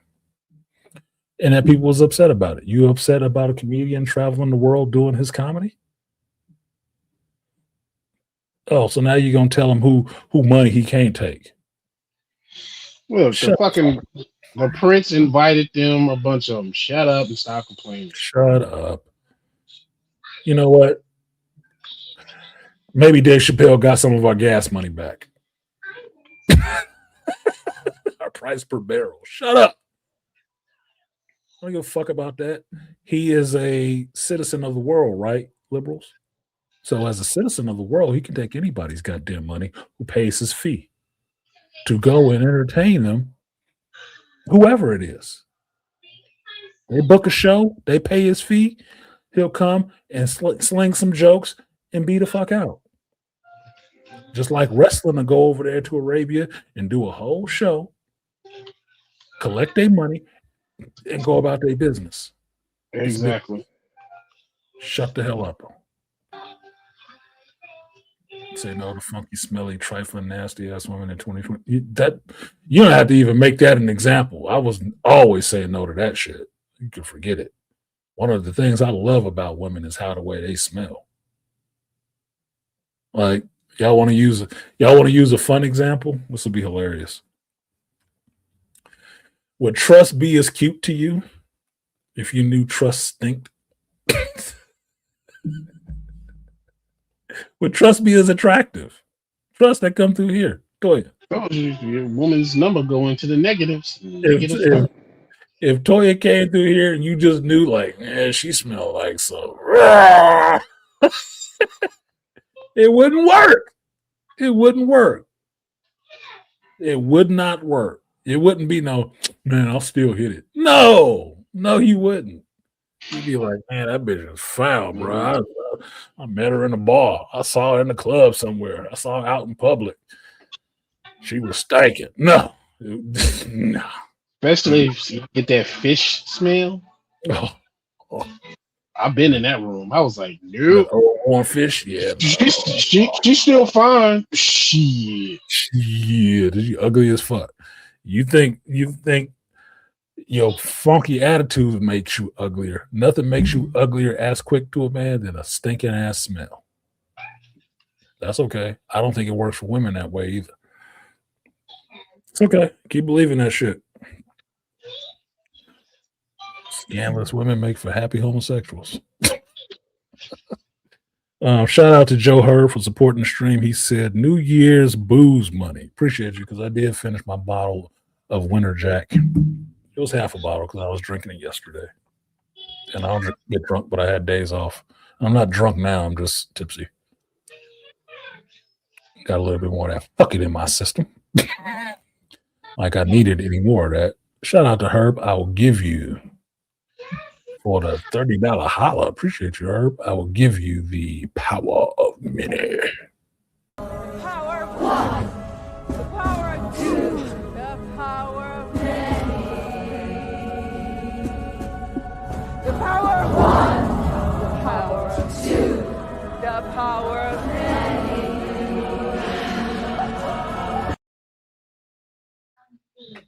Here's a question. Do you think any of those chicks in there doing the scissor and stuff like that smell funky? Nope. And you saw sweat on them. You think they smell funky? Think they'd be scissoring each other if that chick cooch smelled like, No. She wouldn't even want that shit rubbed on her, bro. Like, don't rub that juice on me. What's wrong with you? Like that stink smell. Nah. That's what I'm saying. I always thought they didn't have a smell because when I was younger, because whenever they sweat, they didn't smell. I was like, because it's not supposed to smell. That's the whole point. It's not supposed to smell. You ain't supposed to smell it's his armpits or her pussy. You're not. They pH level out. They get that shit right. You're not supposed to smell none of that. None. And now you got some woman telling you, she want to be with another woman so she can smell her funk. Ooh, you nasty bitch. No, you don't. No, you don't. Y'all don't do that shit for us. You do it for everybody. Like, for yourself. Dude, I don't want to smell my own funky ass. No. I'm a dude. No. If I'm sitting on the couch and I smell myself, I know it's been way too long since I've showered. Like, it is time to get deep and serious about this. No fucking way. Yeah. No. I got more candles around my house than a Wiccan chick. No. No. This shit got to smell nice. No, we cannot have no funk in the spot. No. And I live alone. Nah, bro. Funk is not the key to my heart. Anyway, Beast, you got some final thoughts for this 2025? We got 7 hours. Damn, good job. No final thoughts. Just wait for people to put these damn stupid ass doomsday trailers online, because I ain't finna pay no damn folks see Avatar fire and ass 4 times in a row. Fuck that. Leak them. I don't care. At this point, I said, good. You better put them on. You better put them on the YouTube page or some shit. Because I'm not going to see Avatar 4 times to see different trailers. Nope. I'm not. Yeah, no. Fuck no. I saw the one trailer in front of Avatar 3 with Captain America, Steve Rogers, not even Captain America, Steve Rogers being married, living his life, back in the past, having a baby with Sharon Carter. Mm-hmm. Hey, so the fuck what? So the fuck what? Is that jazzing me up to go see the Doomsday movie? Fuck no. You know why? Because I know that's going to be a moment in the movie. You're not going to be sitting there watching Steve Rogers' life the whole time when he got a kid. And I already seen that shit with Tony Stark having a kid. Y'all not pulling the same shit on me twice and let me. Well, fuck you. I saw the Thor trailer. Same shit. Thor with his little kid from the damn Love and Thunder. I said, okay, so what we gonna make Chris this shit about Hemsworth with his daughter, huh? Yeah. That's so we gonna make this shit about the his kids. real life daughter. Like, fuck you. I don't care.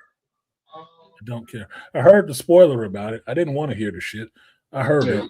One of the possible plot leaks. I don't want to see it. I want to see it. You are not hyping me up to go watch this goddamn movie at all. With none of these spoilers, none of these leaks, none of this shit is hyping me up to go see the movie. I'm going to see the fucking movie. All you're doing with all these leaks and all these spoilers, and this is for Disney, Marvel, and content creators who keep putting out links, all you're doing is pissing me off. You're making me not want to watch this motherfucker because it's going to be nothing worth seeing in the movie because you would have spoiled, leaked, and put it out there into the internet before it ever came out. I don't need a plot detail. I don't need a plot synopsis. I don't need a plot leak. Every time somebody comes to you with a leak, you should be wanting to punch them in the fucking face. Yes. Because they're basically telling you, I don't want you to enjoy this movie. I don't. I don't want you to go to this movie and have any reason to enjoy it. You know why? Because I'm going to tell you everything that happens right now. What could possibly happen? I want to go watch the movie to watch the movie. I don't want to know the spoilers. I don't want to know plot details. I don't need to know who else is in it. I don't need to know none of that shit. One trailer, one preview trailer, maybe, and one trailer. That's all I need from you. Do the fucking movie and shut the hell up. Let me go watch it and have it that first experience, please. Jesus Christ, you fucking children with this shit. This shit is irritating the hell out of me. That's why I'm not watching none of this stuff. Every time I see, oh, we got a Doomsday spoiler. Click off. Now, guess I'm not seeing you today. That's all you got to talk about? Well, I ain't watching your shit today. Thanks a lot. What the hell are you talking about, Ray? Hama? No stream tomorrow, bro. Damn it all. Tomorrow is Monday. What are you talking about? When do I ever stream on Mondays? Yeah, what they said in the background.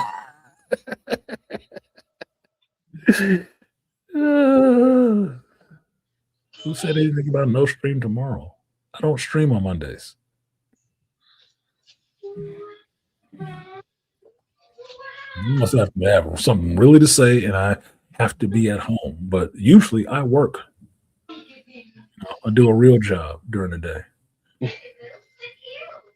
Or since I'm not a successful YouTuber, I have to actually do a job during the day. I don't just do YouTube. I'll be out in the world amongst other people with funky houses and shit. Interacting with the same humanity most people run from. At least for a day. And then I'll have the next day off because I took it off because I don't want to be at work during, New Year's Eve.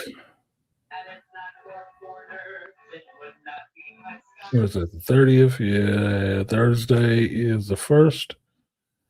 And then, I need to be getting ready too because I'm supposed to go back to Georgia Monday after next. Or this coming Monday, the Monday after the 5th. I'm supposed to go back to Georgia. So I need to be doing something else. Why is this clock counting down? Oh, it's 3 o'clock. Yeah. Oh, that's right. You guys disappoint me when I see that you say stuff that makes me know that you don't actually watch my fucking show. Which is disappointing because y'all got wrenches. I mean, you're supposed to be some of the most devoted. That looks bad, bro. I don't know why. Y'all making me really question why the fuck am I still doing YouTube?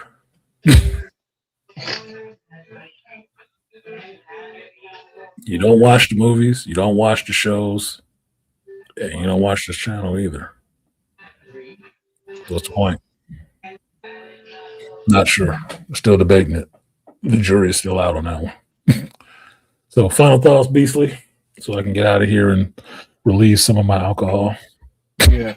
No additional final thoughts. Just happy New Year to everybody, and hope everybody be safe out here. If you're going out to do something, make it back in one piece. Leave, come home the same way you left it. Be Take safe. care of yourself. Yeah, take care of yourself and somebody else. Yeah. I will say this, Beast, for you specifically, Beastly. hmm I played Rivals the other day. I had some fun actually playing Thor. I finally start playing Thor, Oh yeah. and I got him to at least Agent. But I used that God of Winter skin, which I actually like. So I played him in that zombie shit, Yeah. which was good for a training ground to learn how to get his moves locked in or whatever. But he is not strong enough to go all the way through that Nightmare shit because I did Nightmare 4 with 3 people, and he was getting wiped out one shot. Dusted. He was getting one shot at a lot, which is bothersome. I did better in quick play with him, but it's been fun. But I also went back to the division because I was liking chasing down Krampus and teams in that. So that's been good. And that's been my respite from playing rivals and getting pissed off. I've been back on Division 2. So Yeah. Well, the Christmas kids are on break, so you getting a bunch of dumbass kids that don't know what the fuck they're doing. I noticed. I noticed. It's been challenging. It's been challenging because I was playing. I was having to look at the clock and say, "What time the beast is?" Okay, I'm not in that time frame to be playing this shit. What fucking vacationers? Christmas vacation. These stupid ass little bastards in here. Good lord. Because we got into it with a couple of them on ranked because they was playing like dog shit, and so we took their characters and started playing better with them. I'm like, you're like, man, you just take my character. I said, you're doing bad. Move out the way so we can actually win this shit. Man, I got more healing. Yeah, but we're losing. We're about to D-rank. I don't give a damn about your heals, bro. I'm trying to win the match. I don't care about winning. Well, says a lot about you, player. I wasn't even playing ranked. I was just playing quick play. I would be worried to play ranked with the crowd that's out there right now because you either gonna be on a team that's getting mopped up ridiculously, like nobody gets over 5 kills or any kills, or you're gonna be on a team that's winning and it's gonna be a straight push. Like, well, this is not even entertaining. This is not even fun. But the problem with ranked is your actual ranking depends on the team that you're running with, that you're gonna drop. With a bunch of stupid play like that, you're gonna fucking drop. I don't like that. I really don't like that aspect of it. That you're gonna put me on a team with a bunch of random people, and my success and my ranking ability to move up or down is based on these dumb motherfuckers playing. Oh hell no! Oh, That's why, yeah, I've been queuing up with people, so so I ain't doing this shit solo. yeah, that's why I've been going back to the division because at least that way, when you play with multiple people, your success and failure is based on them.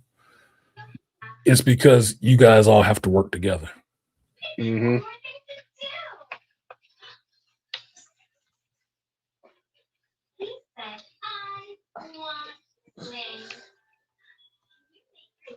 Uh-oh.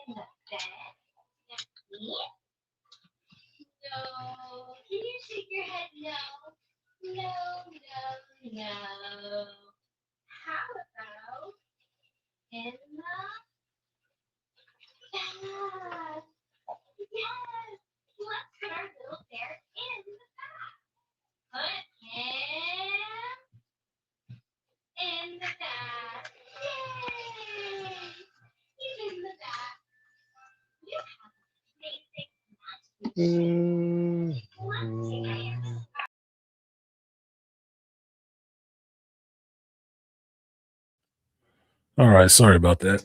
My neighbor moved, so usually things that would just get dropped at my door do not get dropped there. Somebody knocks. They don't know. They don't know the routine. Oh, Beastly left. Oh, fuck you, Beast. Anyway, let me go ahead and get out of here. It's been 7 hours of this shit. I appreciate you guys who came through and listened to my multi-prong stream and did a review of Avatar series up to this current movie, and then my best and worst of 2025, and just a little conversation. I will say that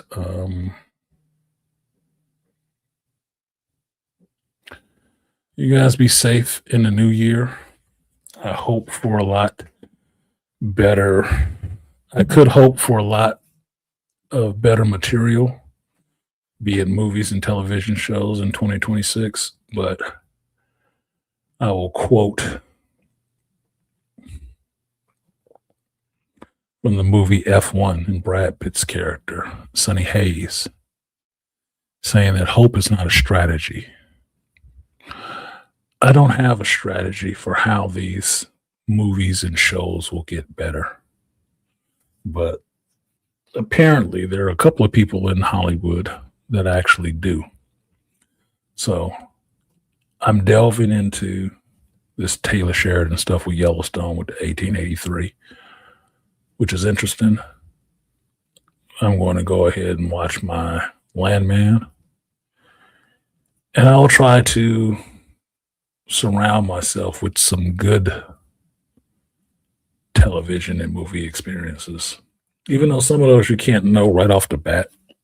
But I will try to stick to those and promote those a little bit more than I already do, because I would rather watch a lot of good stuff or a few good things than a lot of really bad stuff. This list that I had for the best and worst of 2025, there were more on it than the ones that I named. There were more on both sides, but I limited it to 5 for time. I know that Hollywood can't survive making bad movies. Theaters can't survive with Hollywood making bad movies. And like I said, all of this might have to burn down to somebody's ankles for them to get it through their damn head that listening to the people that they're listening to, making the products that they are making, is not turning a return on any of it. It's wasted money. Maybe they'll get it. Maybe they'll figure it out when they ruin it. I don't know. I'm going to be here for it regardless, because I want some of this stuff to succeed, and the weak stuff, I want it to fall by the wayside and fail. It's just what it is. It's the nature of things. So, what do I see in 2026? A few stinkers and some high spots. Which ones those are remains to be seen. But I wish you success, productivity,